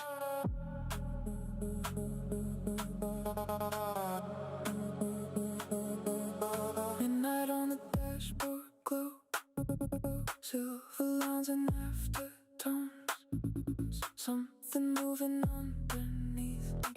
Be quiet as a pulse within me.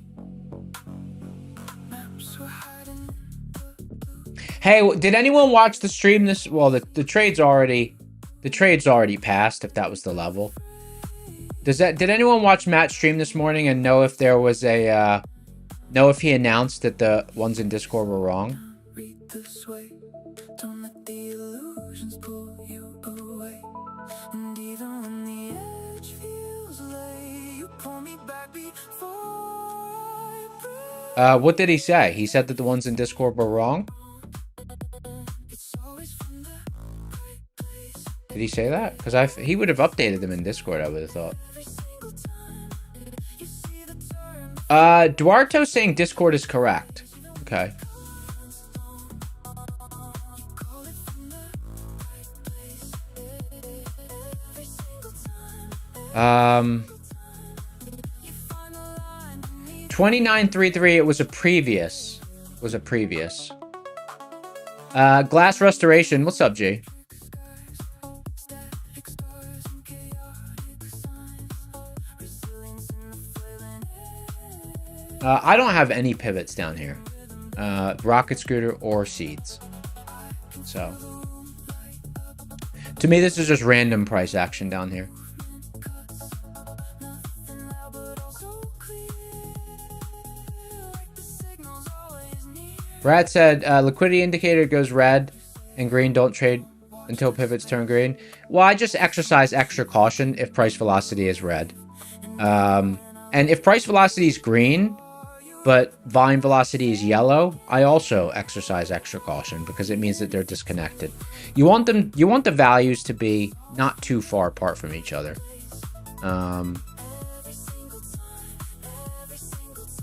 But like right now, volume is slowing down a bit, but like see when we were back here and they kind of looked similar.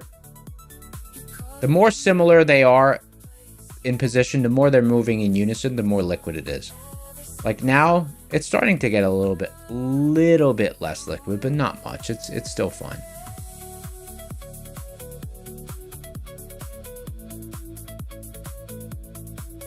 You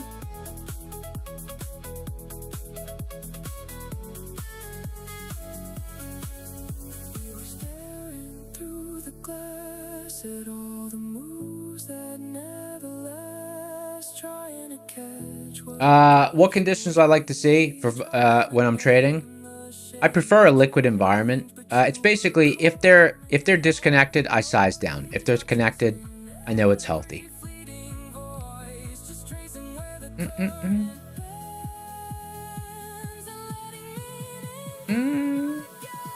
even if you tell me I'm wrong, it's always from the right place. Yeah, tomorrow the market closes early. Early close tomorrow.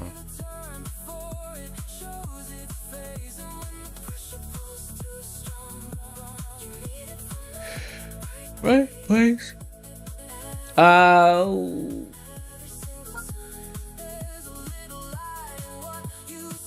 Jose said, do I use cookbook for recipes? It depends. I kind of like to read a recipe and then improvise. But if it's a very specific classic dish or something, I'll cook to the recipe the first time, and then I'll do my own spin on it. But I do a lot of stuff where I just kind of make my own stuff up. Like, some of the best stuff is just stuff that I've made up. And it doesn't always have to be complicated, but...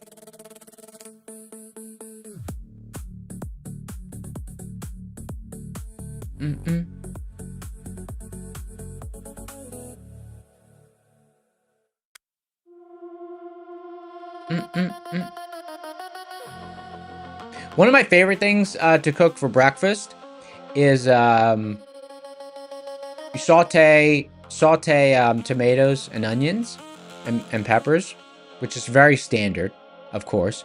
You know, salt, pepper, olive oil. Use a really good olive oil, but then as they start to soften up,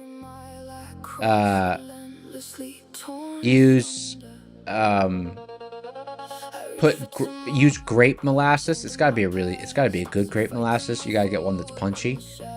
Grape molasses, and then kind of cook that down, and then deglaze it with some, like, you can use champagne vinegar or something like that. Deglaze it, and it just creates this amazing flavor profile with those vegetables. And then I have this, like, it's like a thin crisp. It's almost like a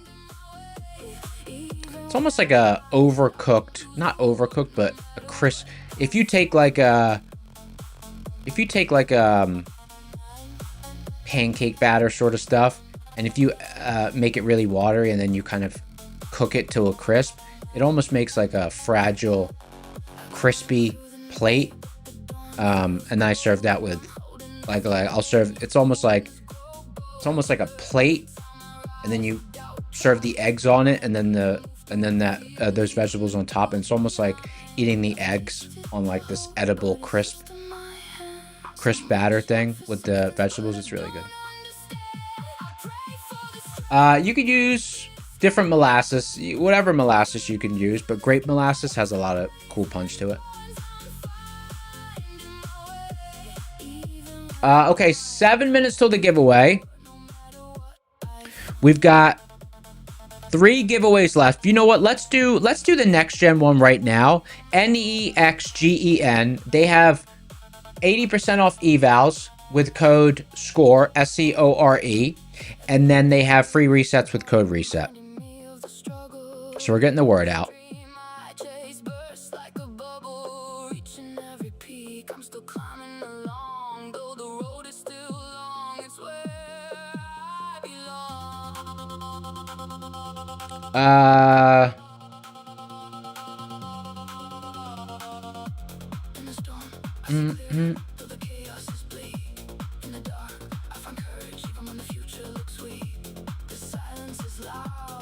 Okay.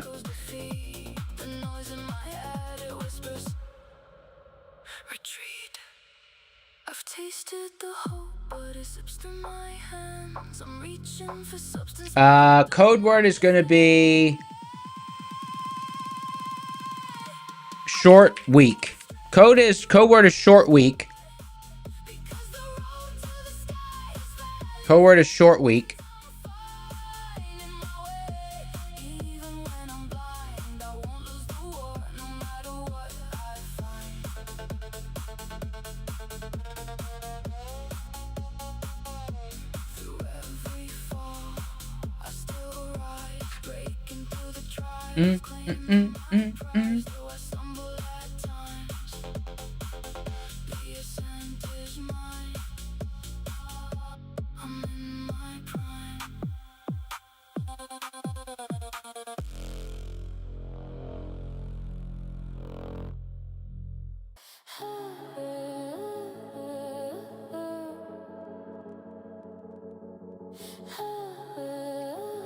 Discover and Capital One merged? I just got an email. Discover and Capital One merged? Really?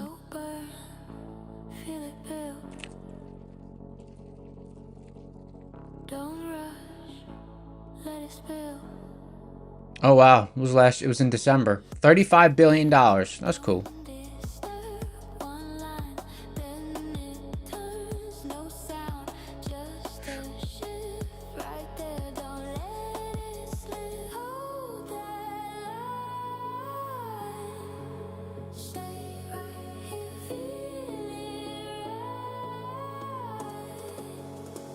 Brick by brick. Guys, smash the like button. Go ahead and tap it. Give the like button a tap, tap, taparoo. We appreciate that.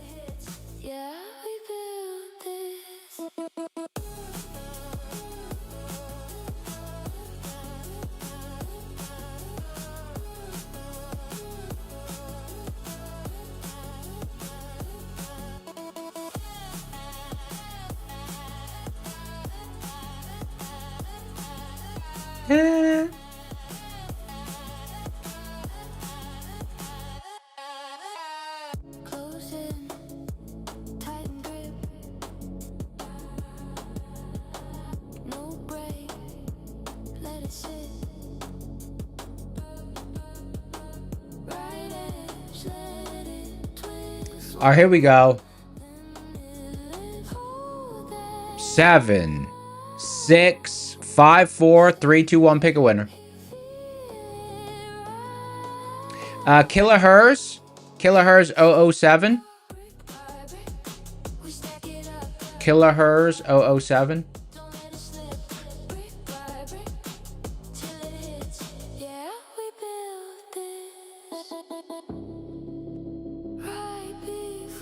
Leo said, how do you know if you're in the drawing? You just type in the code word. As long as you type in the code word, you're in the drawing. Kilohertz. Hey, congratulations, Kilohertz. You're a winner.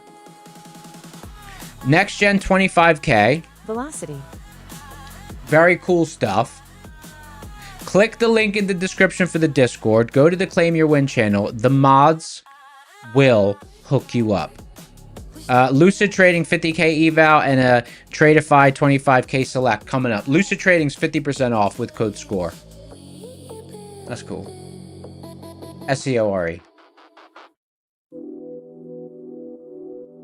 Someone said keep spamming, you'll win the giveaway. No.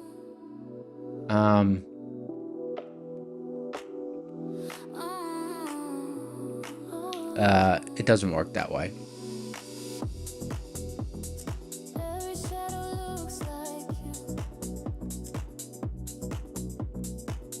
Someone says, what's the advantage of an illiquidity pocket?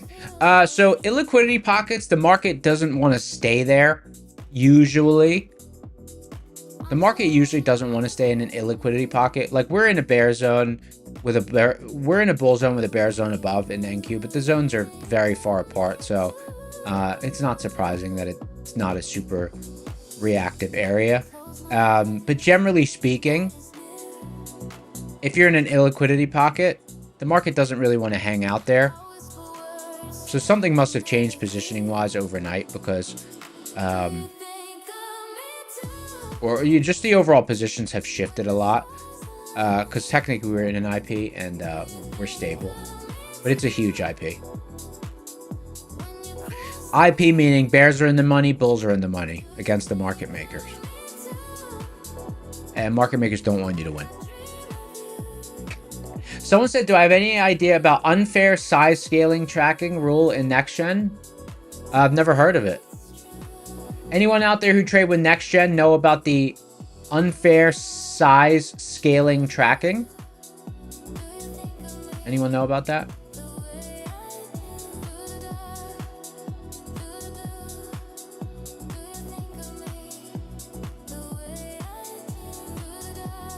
Anyone?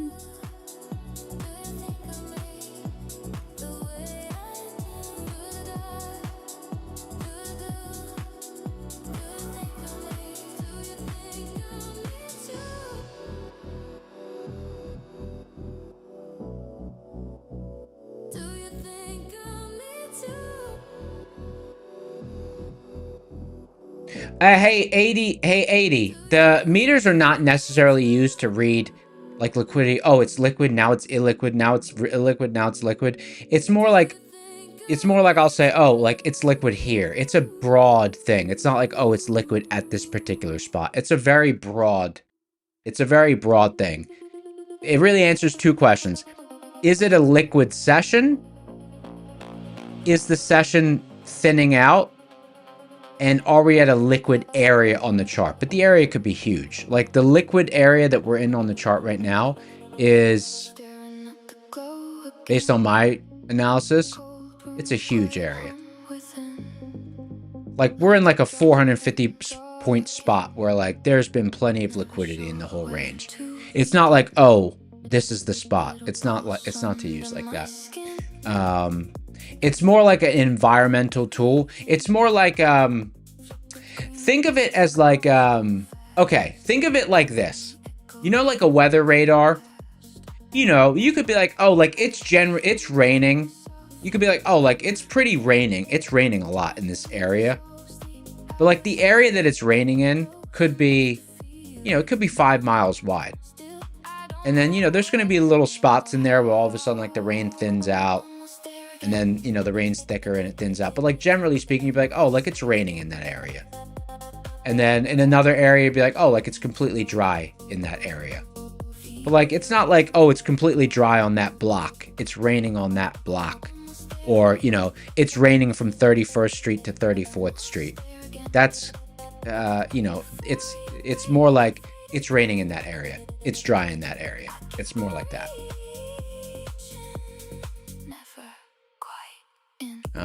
Actually, that's probably a better way to explain it, like that. Okay, here we go.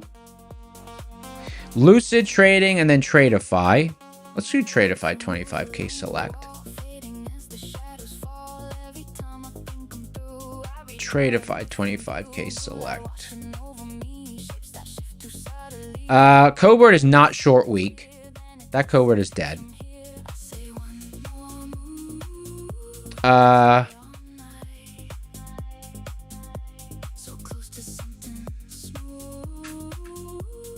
Oh, I gotta drive tonight. After the stream, I'm gonna make bread, eat bread, and then I gotta drive.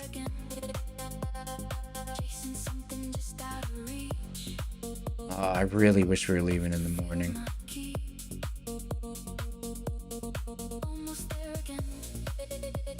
But what are you gonna do?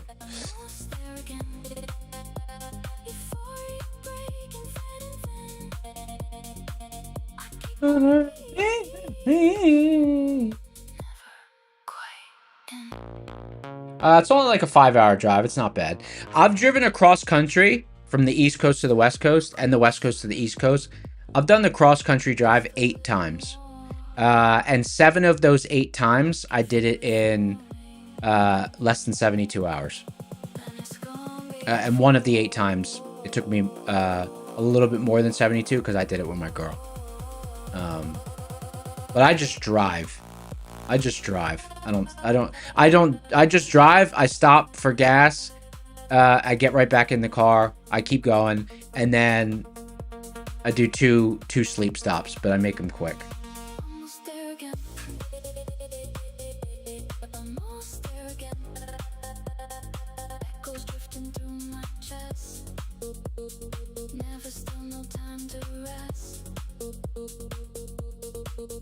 Almost there again. Almost there again. All right, here we go. Code word is going to be bread after show. Code word is going to be bread after show. Here we go. 11 minutes till we close.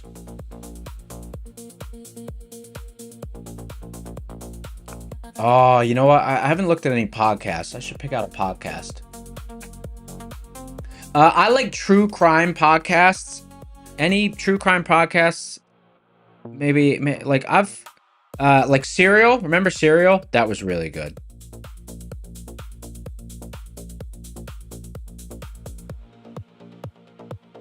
Serial was really good.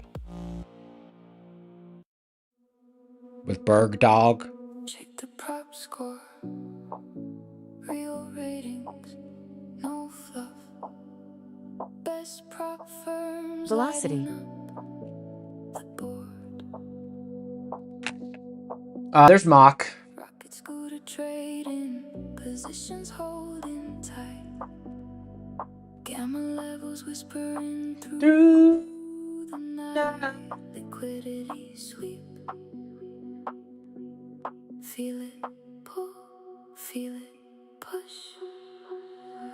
Right, the liquidity Sweep. sweep the The lows, low. fill the gaps, let it go. Options gamma dancing on the screen. Rocket scooter lifting every dream. All right, 3 minutes to enter. Then we'll have a little quick break, and then we'll do the final giveaway. Best firms in the game, wearing the crown. Boo-doo-doo-doo-doo-doo-doo-doo-doo.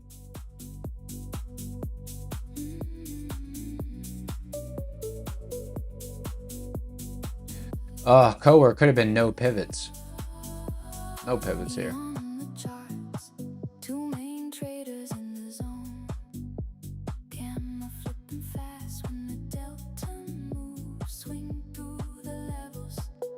Rocket scooter to the moon. Floriana handling giveaway mob. Keeping it smooth. Right, the liquidity sweep, sweep the lows. Fill the gaps, let go. Scammer dancing on the screen. Rocket scooter lifting every dream. Prop score giving traders the lowdown. Best firms in the game, wearing the crown.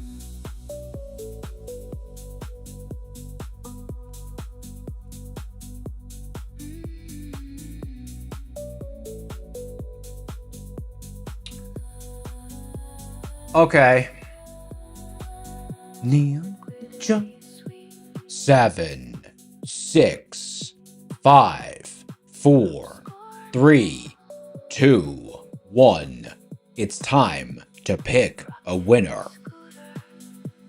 And the winner is Jadon777. Step up to claim your prize. Jadon777. Step up to claim your prize.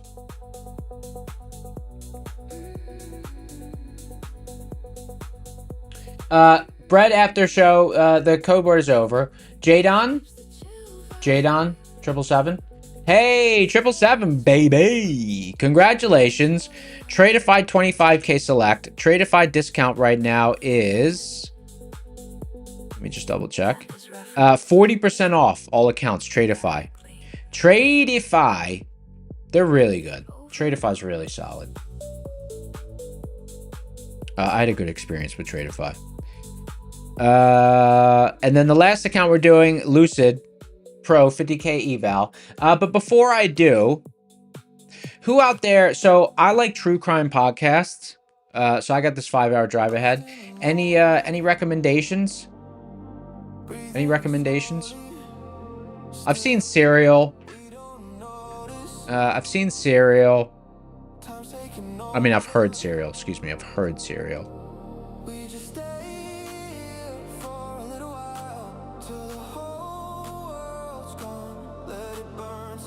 Any recommendations? True crime podcasts?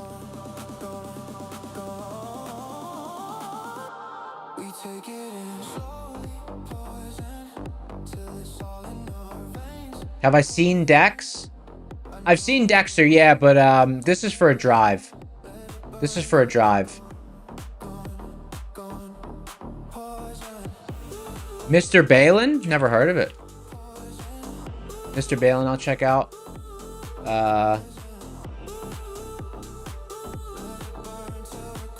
Ito said, bro, I got you. Never heard of that one either. Unless you're just saying you got me and then you're going to type it in. House of Cards? That's a true crime show? It's got to be a podcast. Locked Up Abroad? Locked Up Abroad.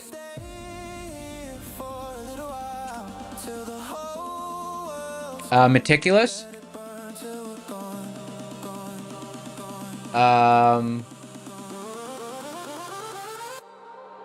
Like in depth. Like in depth. Velocity. Okay.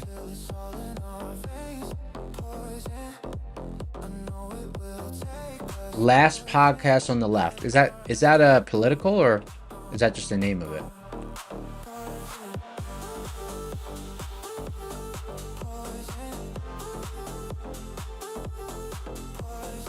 Darknet Diaries. In the Dark was good. In the Dark was so good.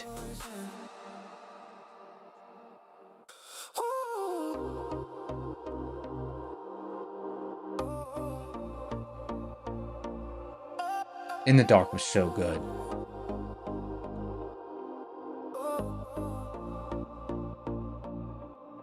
Midnight's calling, like footsteps on the stone. Your shadow in the silence. Deep dive investigative masterpieces. Deep dive investigative masterpieces. That's cool. 1 case per season. I'm gonna try that. Okay. I'm gonna Google all these after the show, and then I'm gonna decide one to listen to on the drive.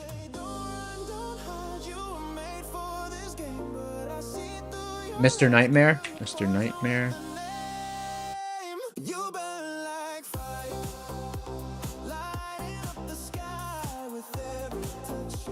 Hey, Ito, what was the one that you recommended?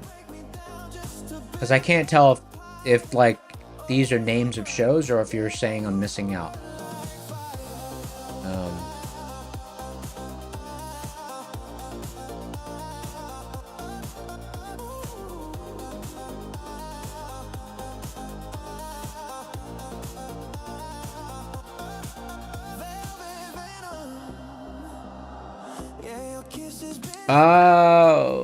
Covering this range into the close.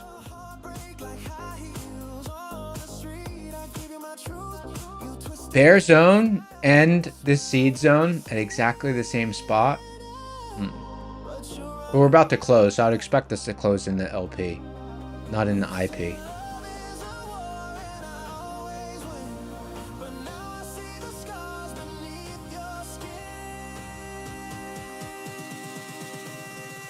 You burn like fire.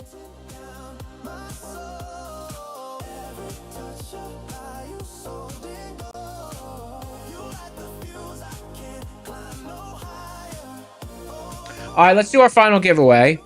Lucid Pro 50K.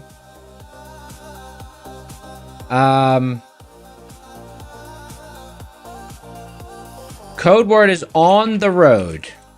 Because I'm about to get on the road. Quick little bread bake, and then back on, and then I'm straight on the road.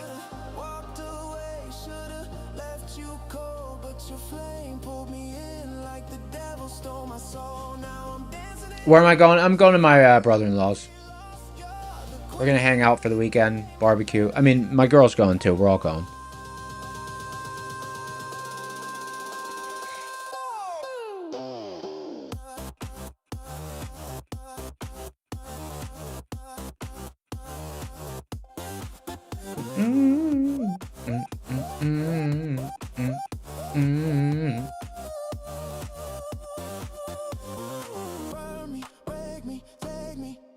Higher.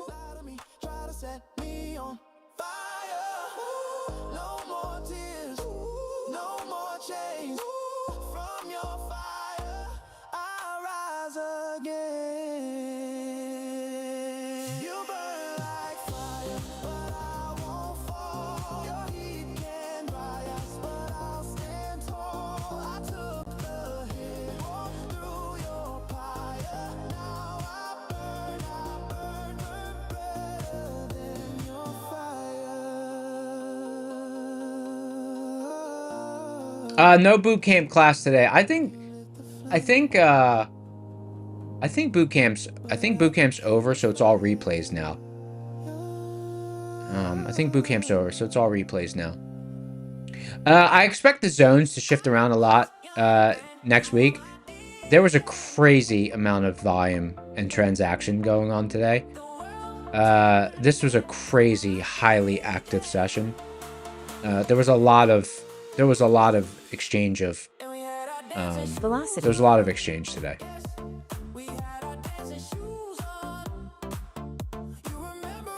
Okay, here we go. 7, 6, 5, 4, 3, 2, 1. Pick a winner. Oh, I'm so hungry. Relax. Oh, relax vibes. Congrats. Relax vibes. Always in chat. Brother, you just won yourself a Lucid Pro 50K eval. Relax vibes. Type something in chat. Step up to claim your prize. Congratulations. First win. Always in chat. The room shows up. Hey, congratulations, Relax Vibes, brother. That's all 6 giveaways out of the way. What a session. I wish there was some pivot interaction this afternoon. The only thing we had was MES. Not MES. It was MHP overnight on ES. It just wasn't enough of a... You know, we just kind of rotated around it. It wasn't enough to trade off of.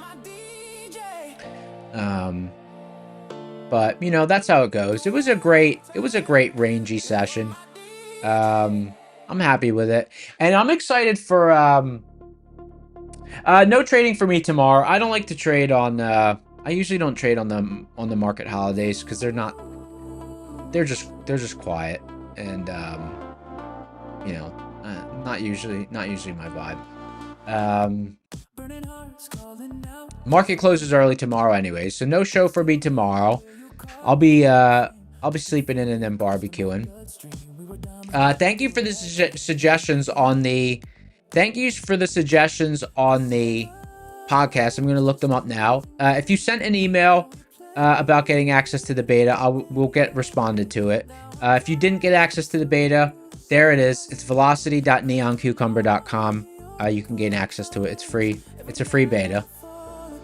We had almost 200 people signed into the indicator today, so that's cool. Good stuff. Until next week, I'm out. Peace.